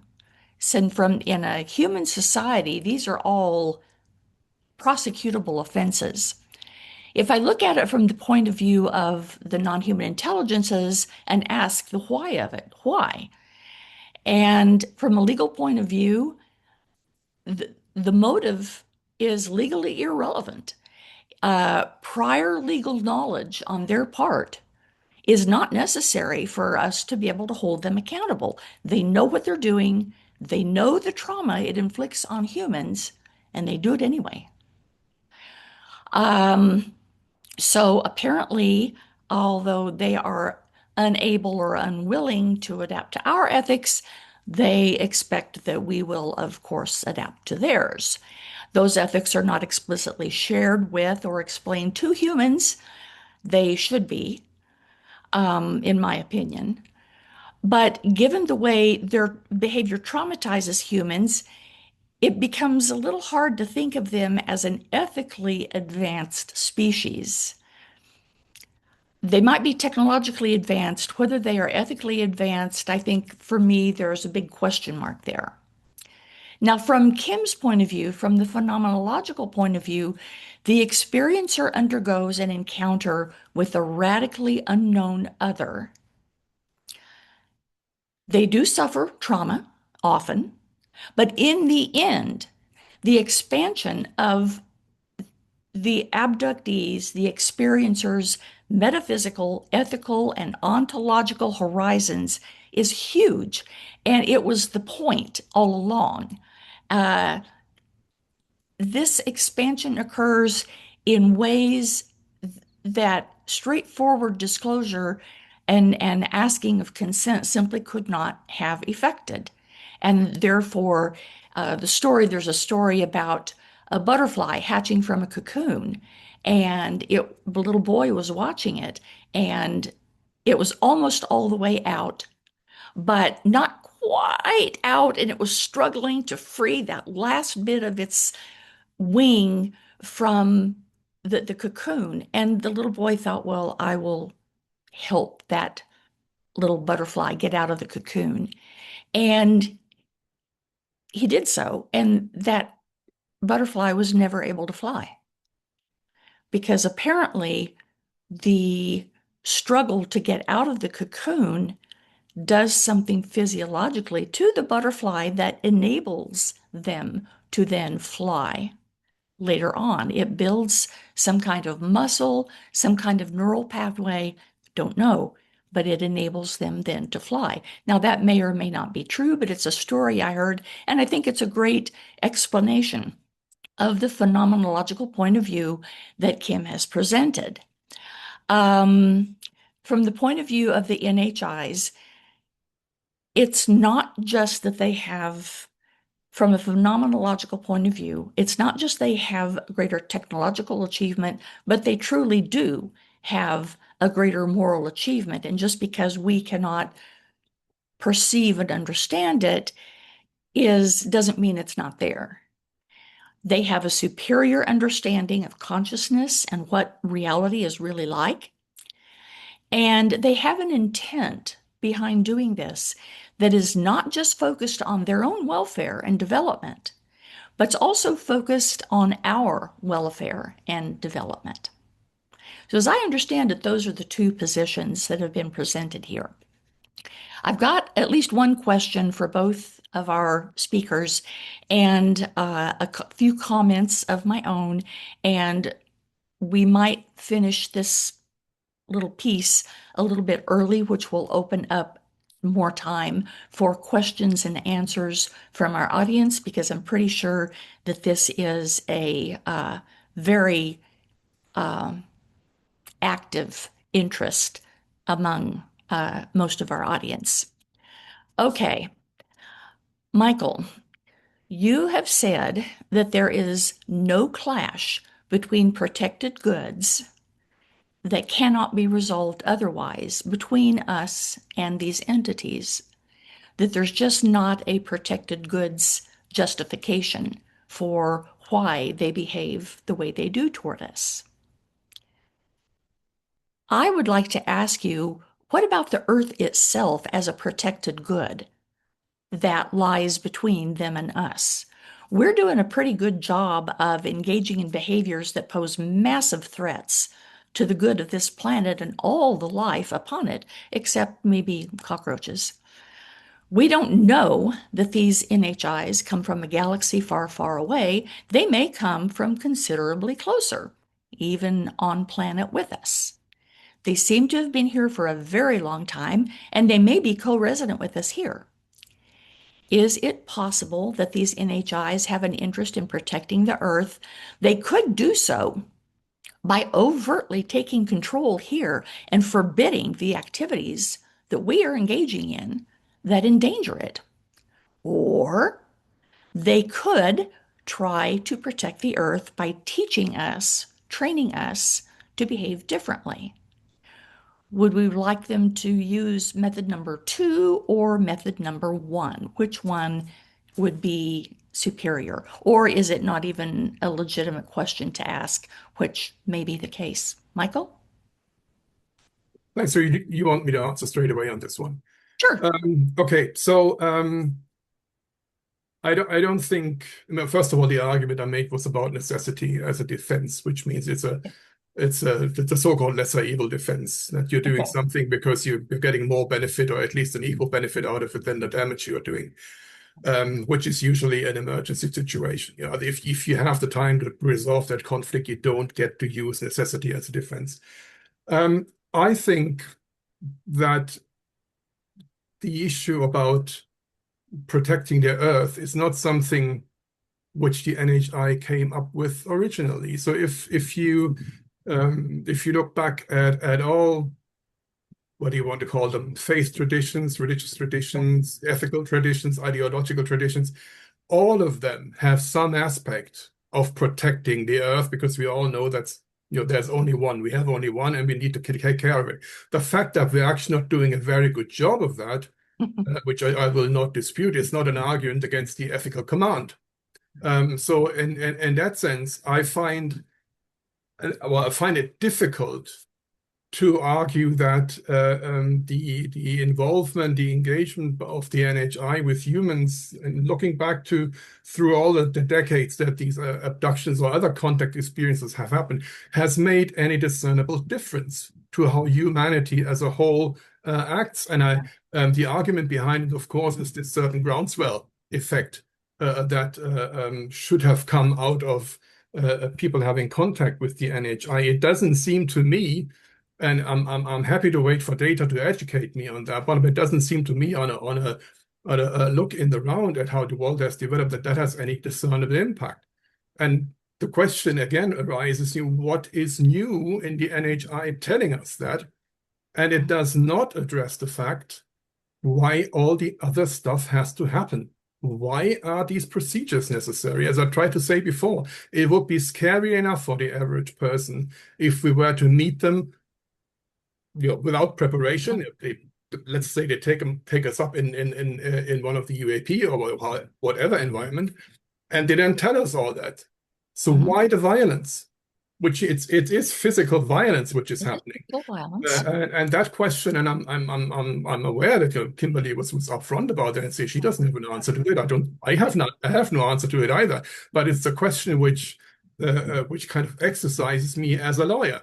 I can't just bracket that and blot it out and move on to this, whatever you want to call it, initiatory experience or whatever. Right.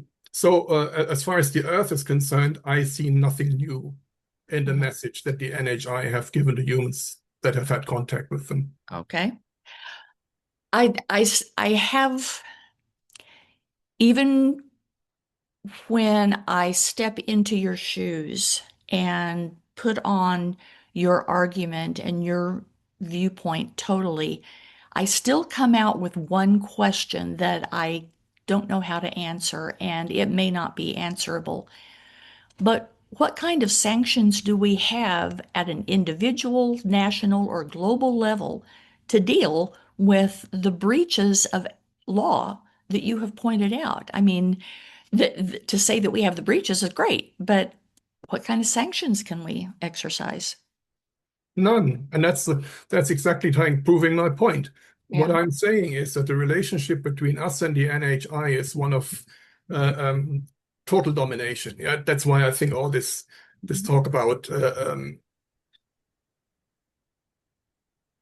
consent as such, at the end of the day, factually speaking, it is moot, because we never get to have a conversation as ethical equals on a transparent basis with the NHI. They just do what they want to do. They're not asking. And that is the question which, throughout this symposium, throughout my research, and as Kim well knows, as you know, Brenda, we've had this conversation a number of times. My questions, why they cannot ask, has not been answered. And so the fact that they are more powerful than we are in any which way just means that the ethical discussion is so far academic. And that we just don't get to have an ethical discussion with the NHI. It would be wonderful if they were to engage with us and at least explain what's behind it. I don't see, again, that the assumption that there might be a transformative experience behind it. Again, I don't see why that the leap from having an informed, deliberate consent or an informed, deliberate decision or whether you want to engage would somehow torpedo the educational effect. From my own experience of being a teacher, an academic teacher here in the UK, these days it's all about learning outcomes. Which skills do people learn? And learning skills does not just mean engaging with the teacher. It means engaging with the material, the substance of what is being learned. And I just don't see how that is being served by a non-consensual approach. Well, from a religious studies point of view, transformation has occurred through a variety of methods and situations down through history.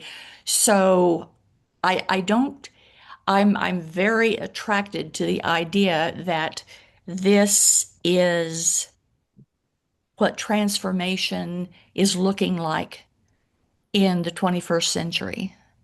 That, down through history, it's been this and this and that, and now it looks like this, and 200 years from now, it may look like something else.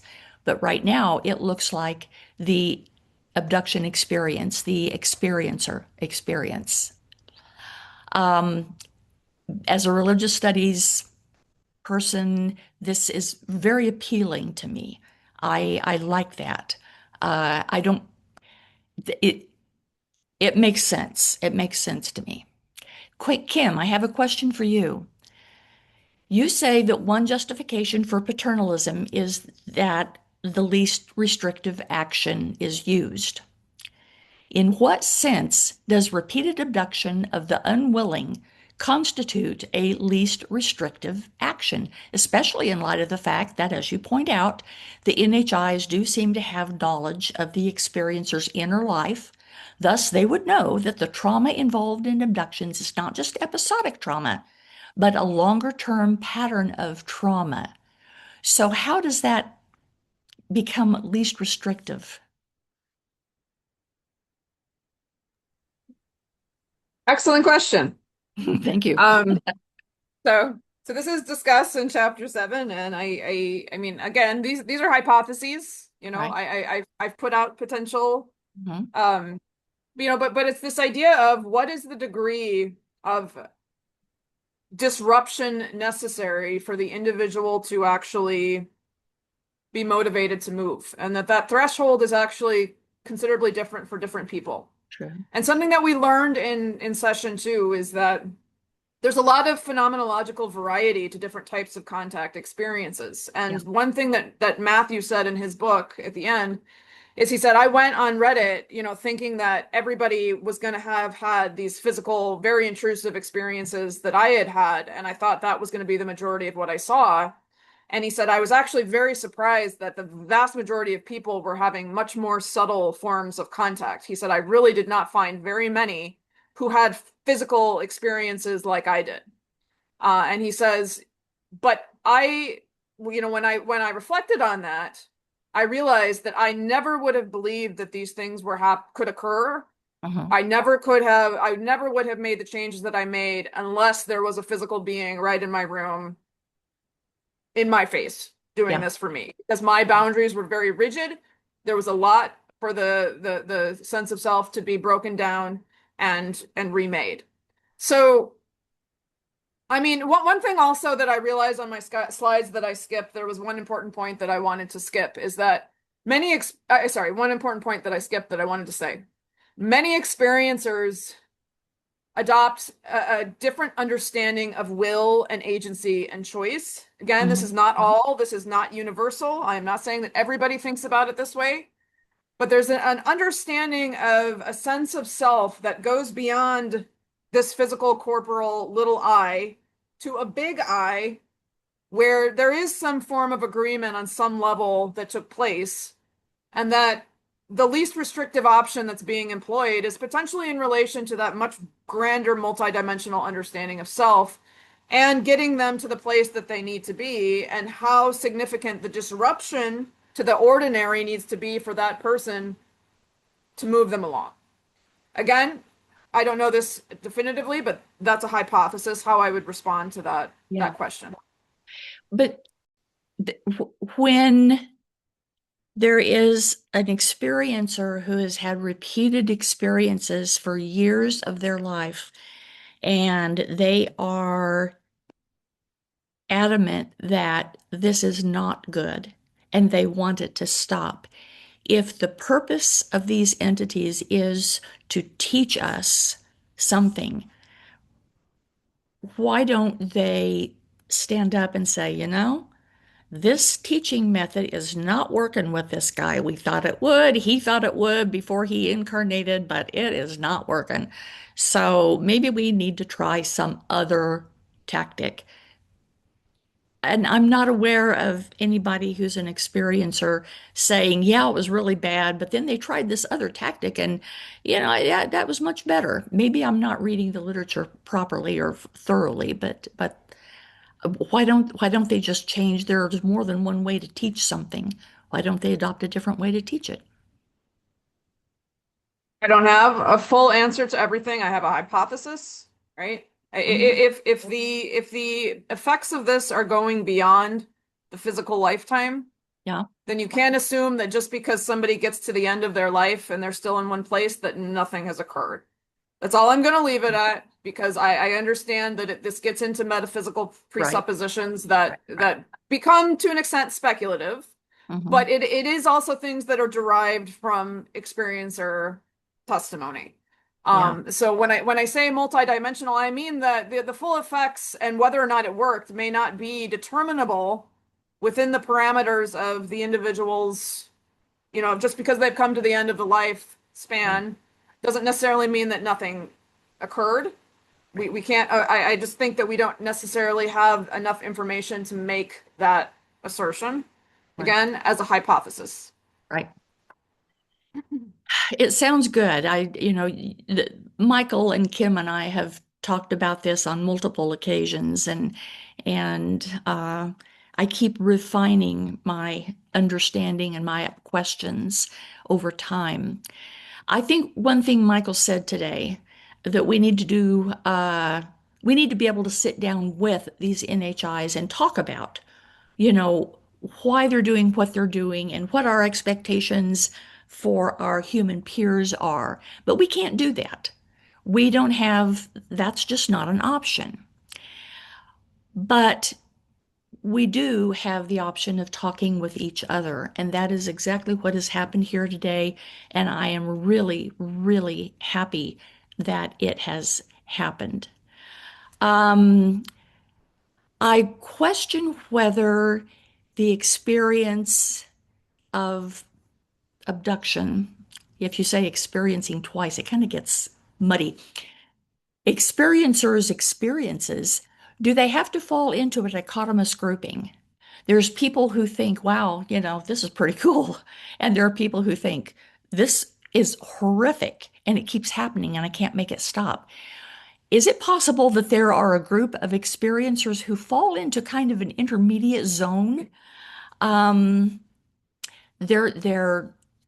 are good things about it, there are bad things about it, and they're really not sure where they fall in this. It may be that with Beth Glick's survey that she's creating, it may be that we will find that there is a denser population that occupies that middle ground than just the two ends of the spectrum.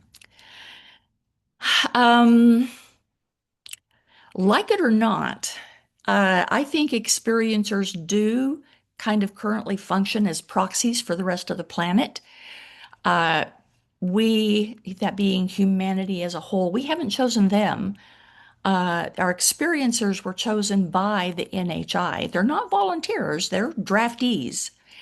This being the case, I would like to suggest, speaking of hypotheses, this is a possible way forward that would respect both of the ends of the spectrum, that experiencers of all locations in the spectrum represent humanity's firm expectation of being treated with respect as we understand respect, while at the same time trying to give the NHIs an acknowledgement of their own activities as being purposeful reflections of their needs and priorities.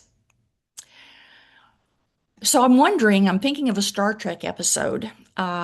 Is there a short phrase that experiencers at both ends of the encounter spectrum could use during their encounters to convey this message to the NHIs, with the goal of trying to educate the NHIs? And I know that sounds ridiculous given that they have telepathic abilities and seem to know everything about us.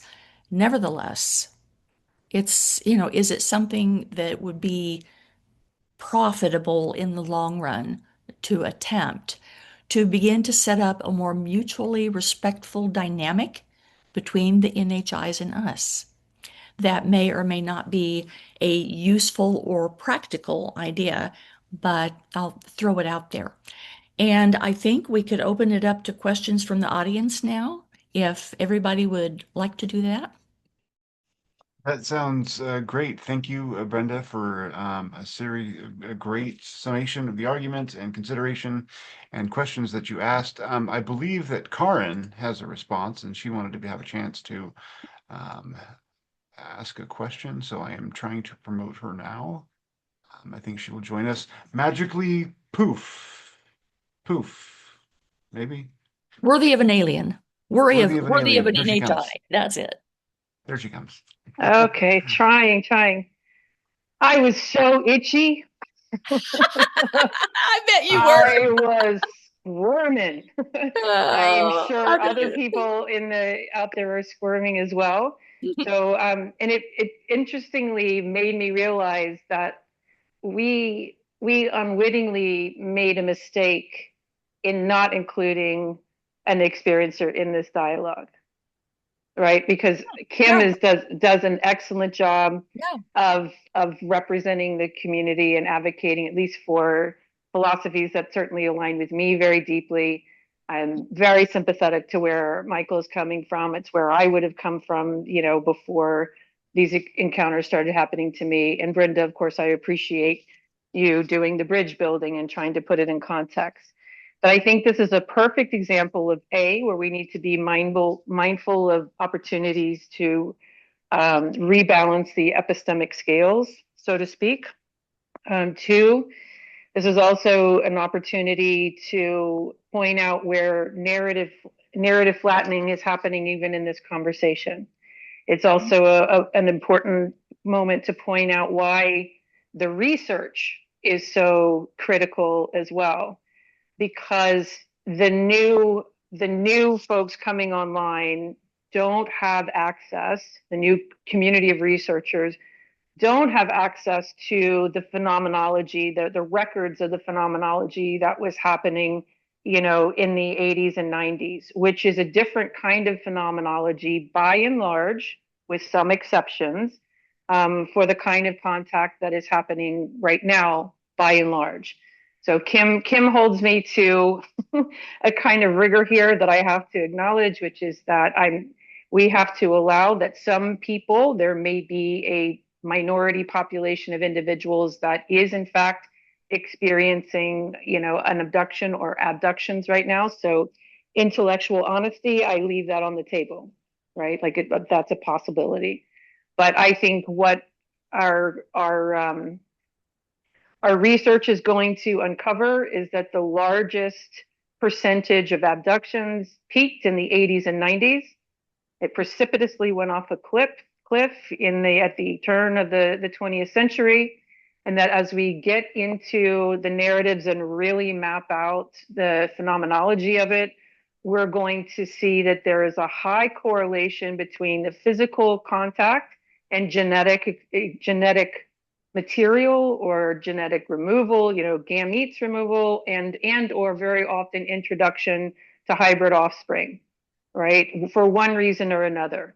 There's a high percentage of individuals who have had direct contact encounters where there's an association with genetics, right? So if we step back and we look at it, 20 years on, looking backwards, and then when we have all of the data, we will not have a 4K or 8K, picture of what's going on, but we will definitely have a better picture of what was going on that will be helpful to you, Michael, helpful to you, Brenda, and to other researchers who are coming online trying to understand the phenomenology of it. So there's still an encouragement to let's be slow to reach conclusions. Thing two, and I wrote notes here, and I'll try to get through these quickly. What good has come of it? Michael, that's to your question. I say, give us a minute. This is a big steamship that we've got to turn around. It's not a motorcycle off the line. I know that I'm certainly just getting activated in the past 5 years of my life, and I will be doing this literally until I die. I know that there are other experiencers, abductees who are coming online now and in the last 5 years in ways that we hadn't been for 20 years before that. This is very much a set, think in terms of 7 generations ahead. I think we're going to get very little satisfaction in this lifetime in terms of answers to this. We will probably know more if we're lucky than what we knew then. But I think being patient with a really challenging experience that activates the fight or flight mechanisms in us is a very hard thing to calm down and I'm talking from the abductee's point of view. It's very difficult to calm down and get centered and go, all right, head screwed on straight here. What's actually happening? And I'm referring back to Andrea's earlier comment that scary does not necessarily equal negative. So that's another point. So keep continuing down the list.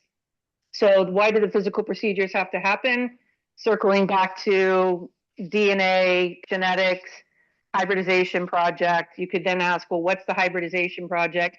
I would say, get in line. We all want to know what the fuck that's about. You know, depending on what researcher you're talking to, it's either about seeding the planet in the future or it's about seeding something else. We just don't know the answer to that. I suspect we won't know the answer in this lifetime. Straightforward disclosure has extreme liability to it, not for the people who are involved in these conversations. These are sophisticated thinkers. But if we bring on full-on disclosure with... I just lost. Can you guys hear me?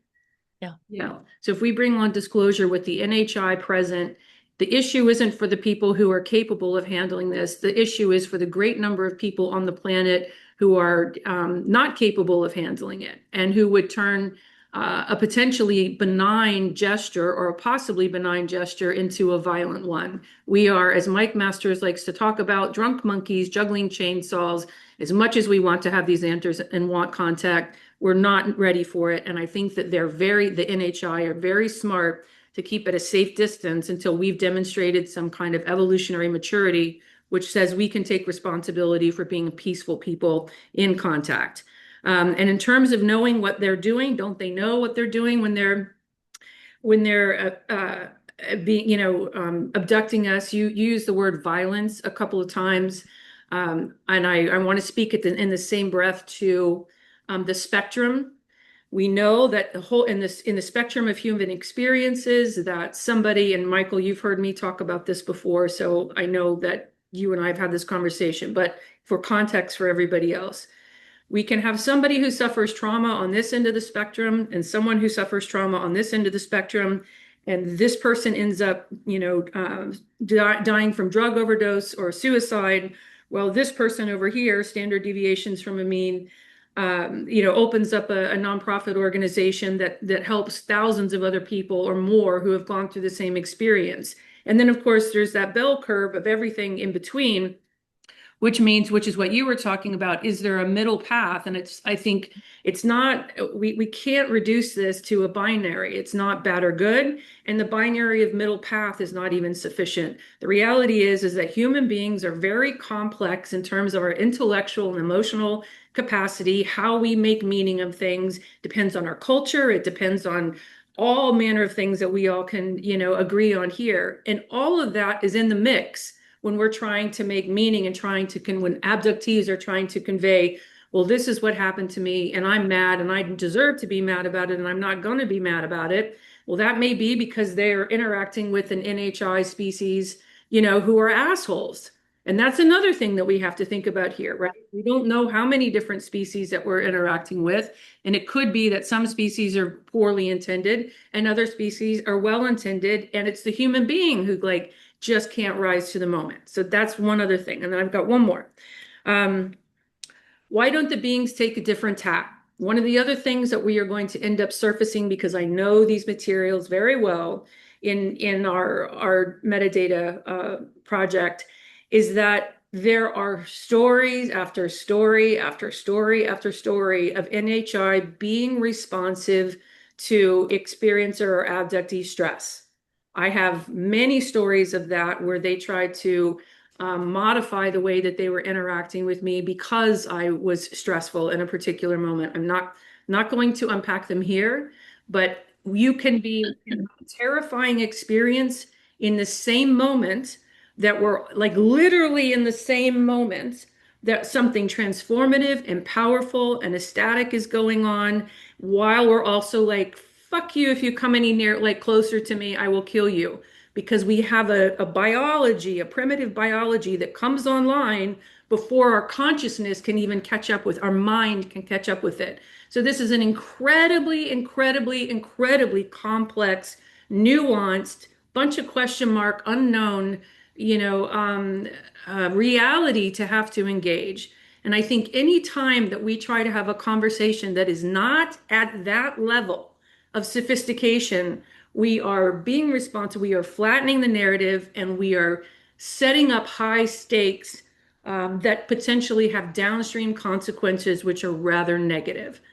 I just want to like put my pencil down there. Thank you for letting me jump in. I appreciate it. And Kim, thank you for everything that you've done. And Michael, thank you. I appreciate you guys having a conversation together. All right, I'll shut up to the questions. Thank you, Karin. I'm going to keep you around on the screen here just because you're going to be coming back at the end to say some I think I parting just remarks. said it. Oh, did you just do it? Well, we'll still Yeah. have the time. Maybe you can Okay. All right. come up with a haiku or something. Okay, I'll stick around.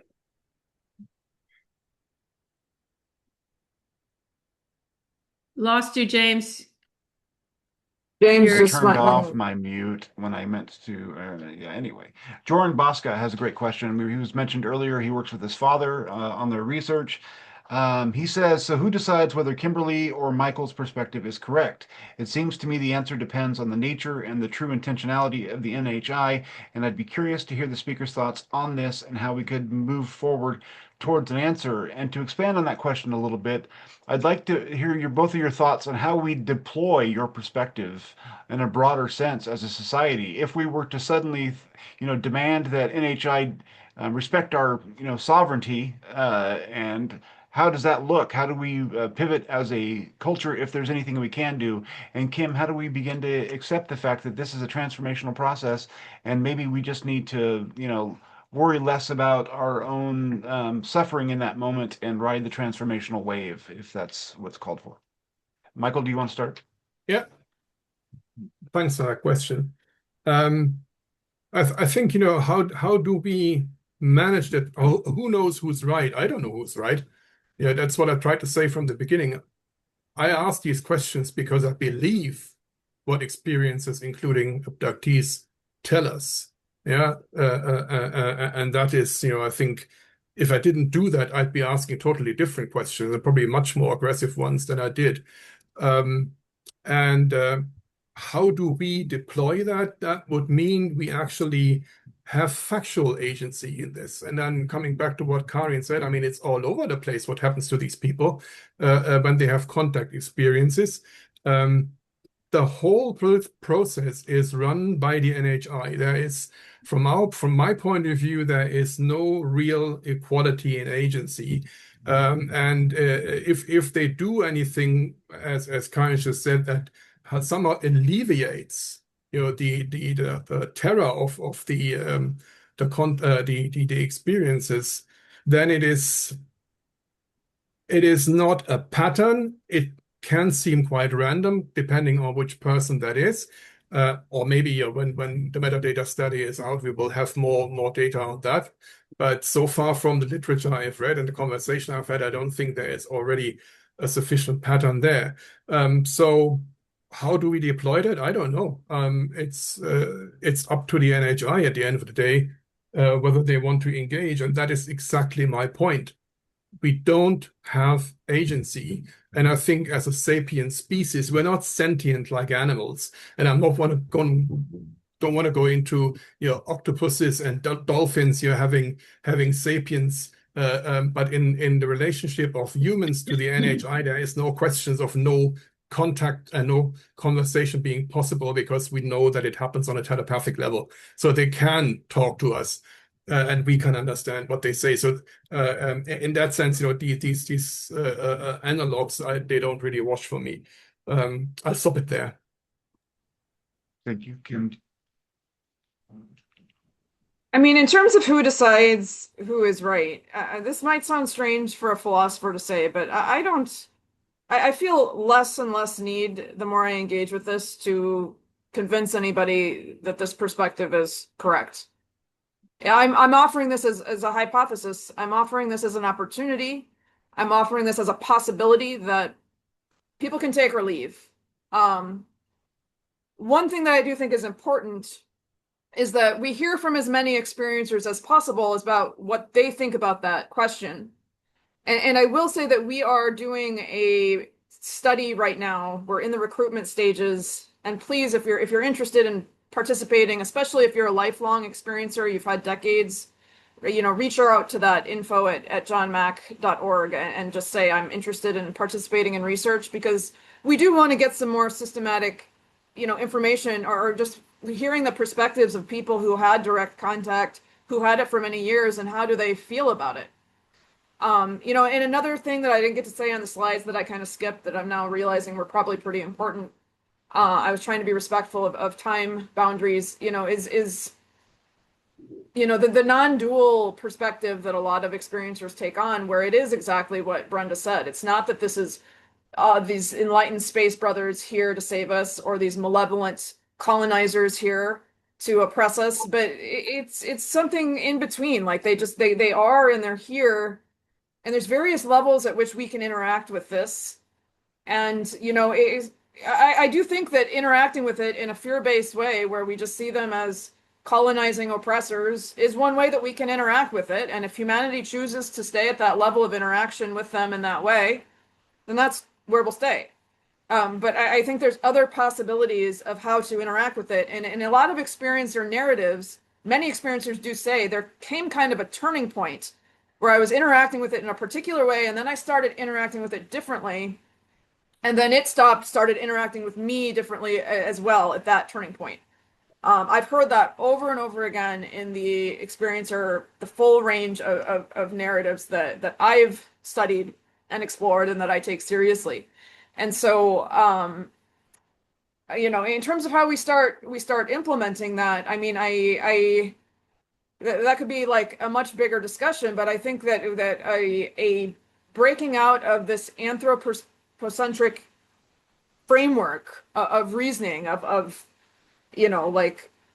and of needing certainty, of having all of this answered, and this kind of fear-based way of interacting with it as the default, and this this little s self is I would say is the starting point. And to start thinking of ourselves collectively, to start thinking of ourselves as one species among other species, and to start thinking about different possibilities for how we can engage the contact experience, and how we can collectively show up, as a species in relation to them. I think whoever they are, they're offering us an opportunity, and we have to decide how are we going to collectively relate to it and take up that opportunity. I have one note I want to add really quickly. I really appreciated your remarks, Kim. There is no equality. There's no agency. Michael, you said this, and the reality is that is right. That is right. There is no equality. This is the asymmetric, difference between us. And I think part of what comes online for people in the fear and the frustration and the anger is that we are, for the first time, in a position where we do not have agency, right? And what each experiencer or abductee does with that is, I think there's overlap, there's a Venn diagram, and then there's, it's that spectrum again, right? And I think very often Kim would have more like hard data on this, but I think we'll get this from the our metadata research as well. At that turning point that Kim just mentioned, where something starts to flip, we take that awareness of like, shit, we're really not on top of the pile here. This is what it feels like to be in an asymmetric relationship and be afraid and not know what's going on. And the flip is, then we go, the light bulb goes on and we go, shit, look at all the ways that we do this in humanity. All the ways that we do this from people to people, all the ways that we do it from people to animals. We do it in so many different ways. And then there's an awakening. Even if we're still pissed off about what happened, we still call out this new kind of sensitivity comes online, and then our ethics tends to evolve along with that. And that, again, that's Kim's research, all day long. And we'll have more about that, in the Worldviews project, and then also the metadata as well. I'll pause. We need to let people jump in. I know they've got a lot to say. Sorry. Yeah, there was one comment actually that goes right along with that. If we are to apply, this is from Samantha McBride, by the way. If we are to apply ethical standards to non-humans, then it sounds like it can only be in cases where the non-humans are as or more intelligent than humans. That too might fall apart if we look at some traditional animal intelligences as superior to humans, defined in spheres of sensing, coordination, communication, etc. I mean, outside of, sort of policy changes on an international level or anything else, how do you guys think that contact should be shaping our ethics toward the planet and toward the other? Is there a way that we can internalize these lessons and how we, interact with one another rather than facing it outward? Because we're taking on a new role here as the less dominant species. Kim, I'll let you throw that to you Yeah, first. I'm happy to weigh in. I mean, this is chapter 6, 7 of the book. 5, 5, 6, and 7. It should have been So required reading. there's a lot that could be said. There's a lot that could be said, but there is something that happens from that encounter where you realize that humans are not the center of the universe, and that breaking down of this idea of the little s self as this apex, predator species that the whole world is kind of there for me to dominate and relate to. And I mean, sorry, for me to dominate and extract from, right? So these are different attitudes towards being. These are different ethical orientations in the world. So in the language of Heidegger, it's how do you show up and anchor yourself in reality in relation to the world around you, right? And one way, and the most common way that people in modern Western democracies relate to being, relate to reality, is to see, human beings here as on top, the rest of nature, other species as just kind of there to serve the interests of human beings. And it's perfectly fine to do horrific things to animals if it benefits human beings. And it's perfectly fine to wipe out, an entire forest or an ecosystem if it supposedly benefits us. Now, some people would say we don't even realize the harm that we're doing to ourselves when we do that. But it's all in the sense of human beings being the center of the universe, the center of morality, the center of everything that's happening. And I think that contact, one of the things that it does, and this has been shown, it's very hard to speak in percentages here because systematically this has not been done, and I do phenomenological research, which works with smaller sample sizes. But in the structures of these experiences, one thing that happens is a widened circle of moral considerability where that human-centered anthropocentric ethics that's common, at least in modern Euro-American contexts, not in indigenous contexts or more earth-based cultures or cultures that live more harmoniously and interconnectedly with nature. But in modern Western contexts, for lack of a better word, that idea of the rest of nature being there for us to exploit and use for our own ends because we're the center of everything is really often dislodged and broken down. And experiencers emerge from this with a sense of very deep interconnectedness with human and non-human life, a deep concern for the earth itself, for, the more than human other, the ostensible NHI, it's like this interspecies ethics that I talk about. We realize ourselves in relation to other intelligences that are out there that, we don't fully understand. And we become more cognizant of the intelligence that's around us all of the time and the different forms that intelligence can take, not just, different animals, plants. Plant intelligence is becoming a big thing right now. If you read Light Eaters by Zoe Schlanger, and experiencers sometimes report becoming telepathically connected with plants, animals, and just understanding that, hey, I'm connected to everything. And, so how is this going to change us? How this is one thing that I think is the potential of how this can change us, right? A different way of orienting ourselves in reality, a different way of anchoring ourselves in our ethical interactions, not just with each other, but with forms of non-human intelligence, both these advanced species, but also the forms of non-human intelligence that are around us all of the time that we collectively have not been paying enough attention to. Great. Michael, did you have a response to that? I mean, in terms of, do you want to say something? Yeah, no, I mean, I can come back to what I said before. I cannot participate in the experiences of the people who have had experiences. I engage with that on an intellectual level, and I engage with it to the extent that I can on an emotional level. I repeat that I don't think the message that the NHI are giving us is anything new. It has been in human ethics, and I think we should realize that as badly as we fail throughout history, there has been a steady stream of ethics being advanced, and although it's more often honored in the breach than in compliance, but I don't think we can say that this is something which, had it not been for the NHI, we would not have come up with. I can say, if you want to have full personal disclosure, I am a Christian, a practicing Christian. I do not need these information to get to a point where I say I'm responsible for treating the earth, properly. This idea of stewardship and all that. I have no problem with NHI popping up, and I'm not JD Vance who thinks they are demons or angels or whatever. I have no problem with the idea that God created beings on another planet, and that we somehow have to come to terms with what that means for us as the apex species on Earth, if we ever were.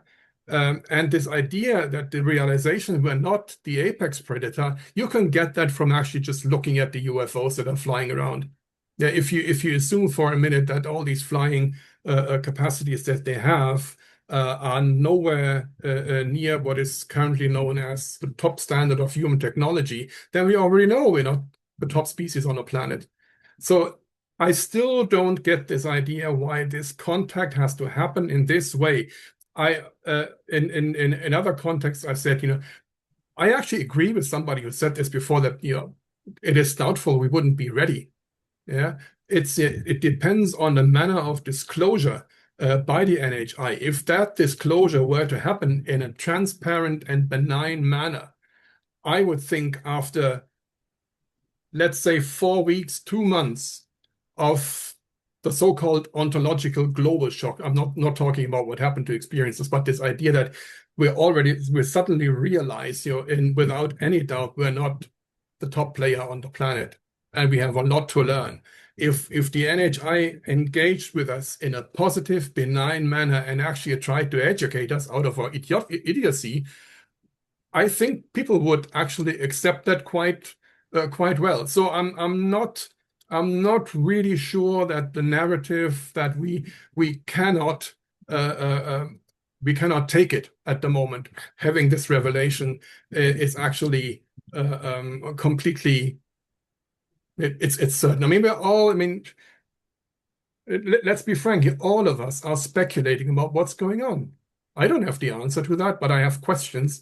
Which, and as I said before, I don't want to start from zero as far as the ethics are concerned. If I realize fully that I'm not the one who makes the calls here, but I am not willing to accept that there is something which needs to override my current ethical perspective on that. I would need much more of an education. And as I said before, this is not just about individual people, it's about us as a species. Yeah, this has been going on for some time.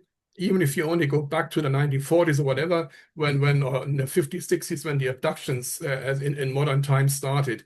This is not about individual people. That's what I meant previously when I said there is a campaign. This is an organized effort, which the aim of which we don't know. So from that point of view, I'm just not sure that the ethical assumptions we're all making, I include myself in that, are at the moment very helpful. But I just, and I'm fully, I'm cognizant of the fact that I'm influenced by my history and my education as a lawyer. I am not willing to leave it well, I'm forced to leave it in limbo because we don't have the data to do anything else. But I'm not willing to accept that we need to let our human ethics go without further information that would allow us to make a deliberate, informed decision. Can I jump in real quick? Yeah. So when you say let the human ethics go, I understand what you mean by that, but I don't feel like it's letting human ethics go. Apropos to everything Kim has said about this, it feels like upgrading human ethics. It doesn't feel like downgrading. It doesn't. I know that you could meet that in debate, understandably. Also, you made mention of UFOs, flying around, and that itself tells us that we're, not the apex predator. It doesn't have the same impact of contact. Because when you're dealing with contact and when we're immobilized and we're not in control, our central nervous system is having an experience it has never had before. It is deeply confrontational, and it activates, it brings online not only the animal self that we are, but it also forces, as Kim talked about, this confrontation with our fundamental assumptions about our worldview, our beliefs, our consciousness, etc. So that's they're, seeing the thing in the sky is not the same thing as experiencing it. And then I would also say there's a distinction between intellectualizing something, like how do I make intellectual sense of that, which of course that's all that's all anyone who is a non-experiencer or non-abductee can do. That's the best you can do, right? But there's something that is fundamentally almost indescribable about contact, because the nature of contact itself and the way that the consciousness is imbued or is alive inside of these things is not the same way it's imbued in us. It feels like our consciousness kind of lives in here, even though it's out here. For them, my experience of them is it just feels like the consciousness walks in the room 10 feet ahead of them, kind of thing. It's just a completely different kind of being. And the communication that happens is very different. It just sort of takes, for me personally and for others, and I know not for others, but it kind of just takes all of the stories we have on the table about what we think our rights should be. And it just kind of, throws it all on the floor. It swipes it off the desk and onto the floor. Like, nope, there's a whole new set of I don't know what it, like, ideology or ethos that comes online that we have to wrestle with. And then as the last thing I'll say, again, with narrative flattening, and again, this is why the research is so important. We talk often about abductions happening now, and I hearken back to Beth's. I think it was one of the last statements that she made, which was about we talked about the noise in the signal, and it's very clear that a lot of the contemporary experiencer community is not aware of the distinctions between the phenomenology of what this current community is going through and what that one is. So there's a lot of, oh, I was abducted last night. And they say that thinking that maybe that's the case. Maybe they had a missing time experience or a strange mark, but it doesn't have all this other suite of characteristics or phenomenology that comes with it, which is what Dawa was talking about, which like makes it actually like, oh, this is what an AAE encounter is about. So with that being said, I wonder how you make meaning of it, or you're trying to organize your thinking around it, changes if people understand this is not, we're not being invaded. We don't have to wake up every day wondering if our kid is next and when we're going to see the UFO in the sky. I mean, I'm happy to be wrong. If we wake up next month and they're everywhere like the movie Arrival, then okay, bitchin', let's figure that out. But in the absence of that, because it hasn't happened this far, then we looking at what has occurred and specifically the abduction phenomenon, where people have had conscious encounters during waking states, right?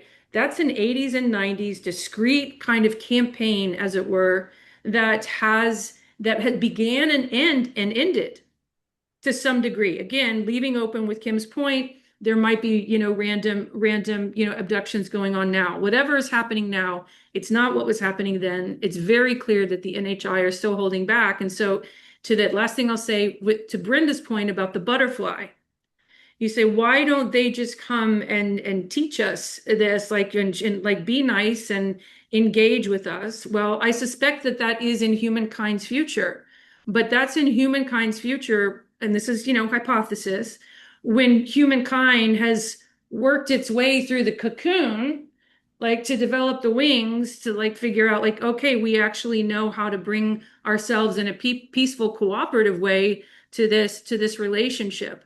We are not going to be saved. Talk about paternalism. I don't think that there's anything, or very like I would be open to somebody showing me somebody's report that says NHI are just like champing at the bit to try to like teach us how to be better. I've never heard that. Doesn't mean that somebody hasn't had that experience, but I've never heard that, and I've heard a lot of it. So the invitation is always an invitation. like a parent to a toddler. And yes, there's trauma in it. Yes, we cry. Yes, we get mad about it, but there's still an invitation. Okay, I'll shut up. Okay, we're going to move to the last segment, the sort of farewell remarks from the organizers. Brenda, I'm going to let you go back to being an attendee, and we'll have Kim and Michael and Karin on tap to sort of wrap up and summarize what has been, to me, a whirlwind tour through some vast intellectual terrain, and I loved every minute of it. It was a privilege to be involved, so thank you all for that. And why don't we start with you, Kim?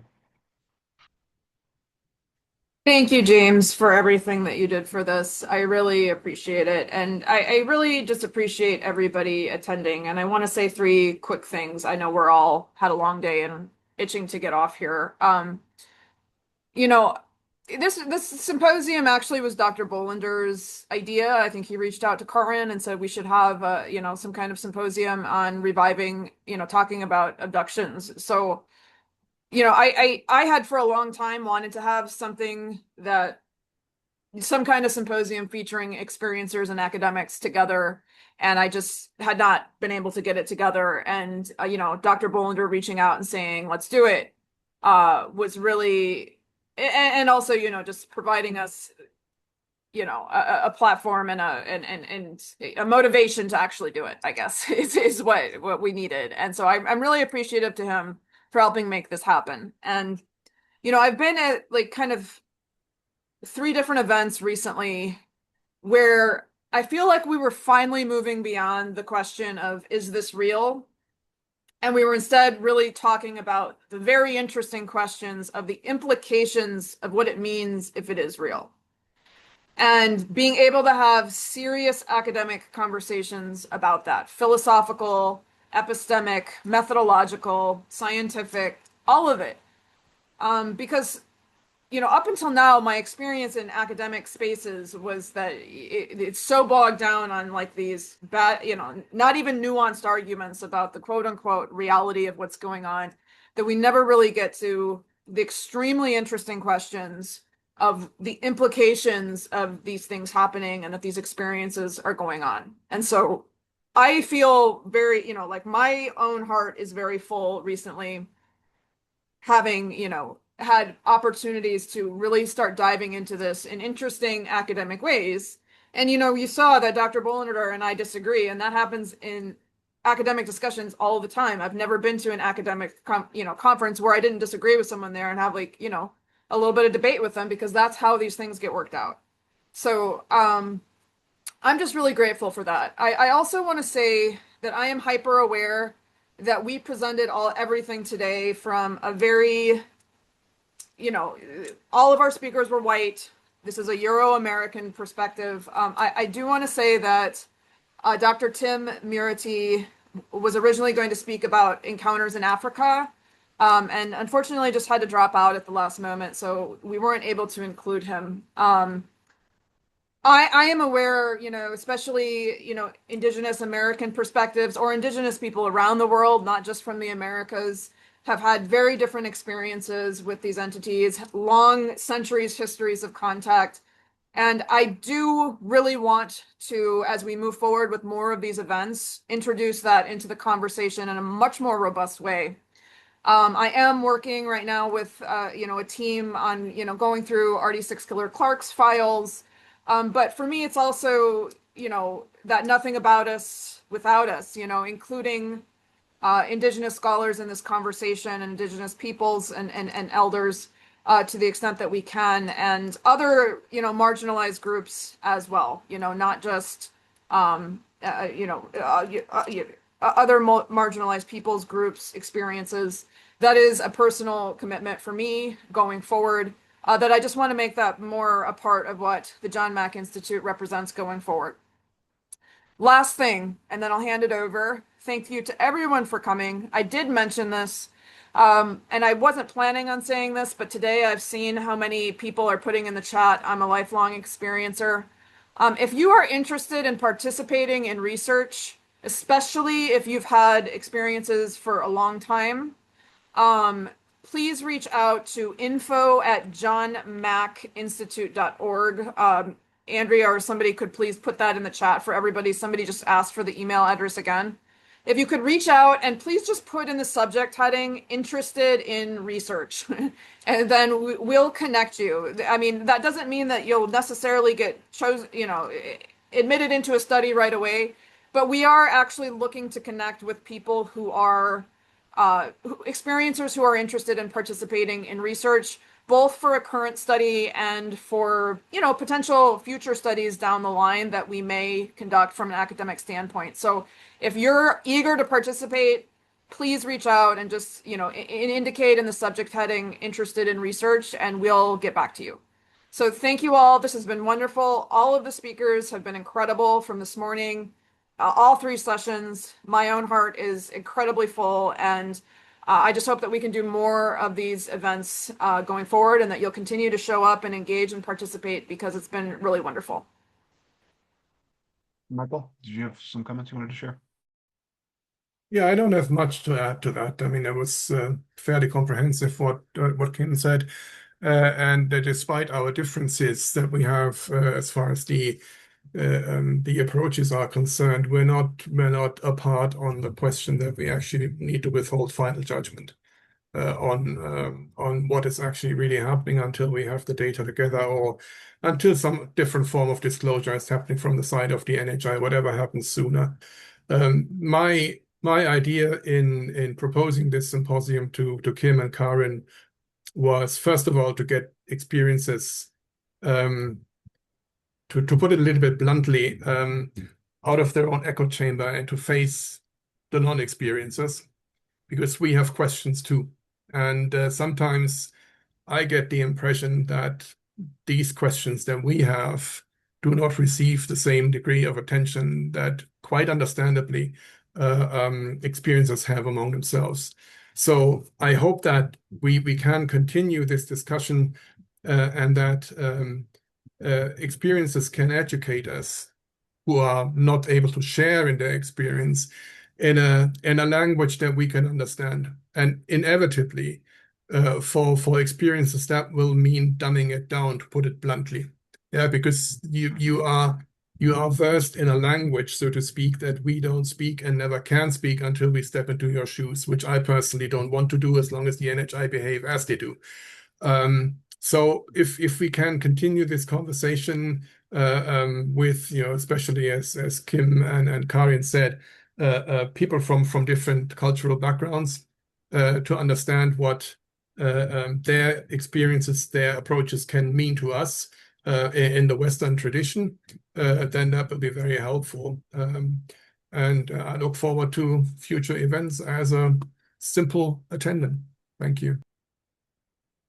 Karin, when I was in a band back in high school, we would get in lots of arguments. So we had a wiffle ball bat that was hanging on the wall, and it said "the final word." So I'll hand it to you. And Did you just call me a wiffle ball or bat? Wiffle ball. It's Wiffle true. ball. It's true. I get so fiery sometimes, especially right now. But I think that just comes from a lot of compressed energy over decades, and there's finally an opportunity to release it, and it's overdue. I don't have anything to add that improves upon what Kim and Kimberly and Michael have just said. I just rubber stamp exactly all of the things that they said, and I am deeply grateful that we have demonstrated in some small way what it looks like for each side of the bridge to come and meet itself in the middle. And this is where I would like to see these conversations happen for a long time to come. The 7-generation model, I think, is the right way to be thinking about this. This is not flipping a switch overnight. Unless something nuclear war happens and they show up and shut everything down, then we're having a different conversation. The only other thing that I want to do is to just acknowledge the unpaid labor of everybody that efforts here. There is an enormous amount of time, effort, and energy that gets directed into this. And Kim, in particular, in this event, for various different reasons, bore the lion's share of the organizing and the cat herding.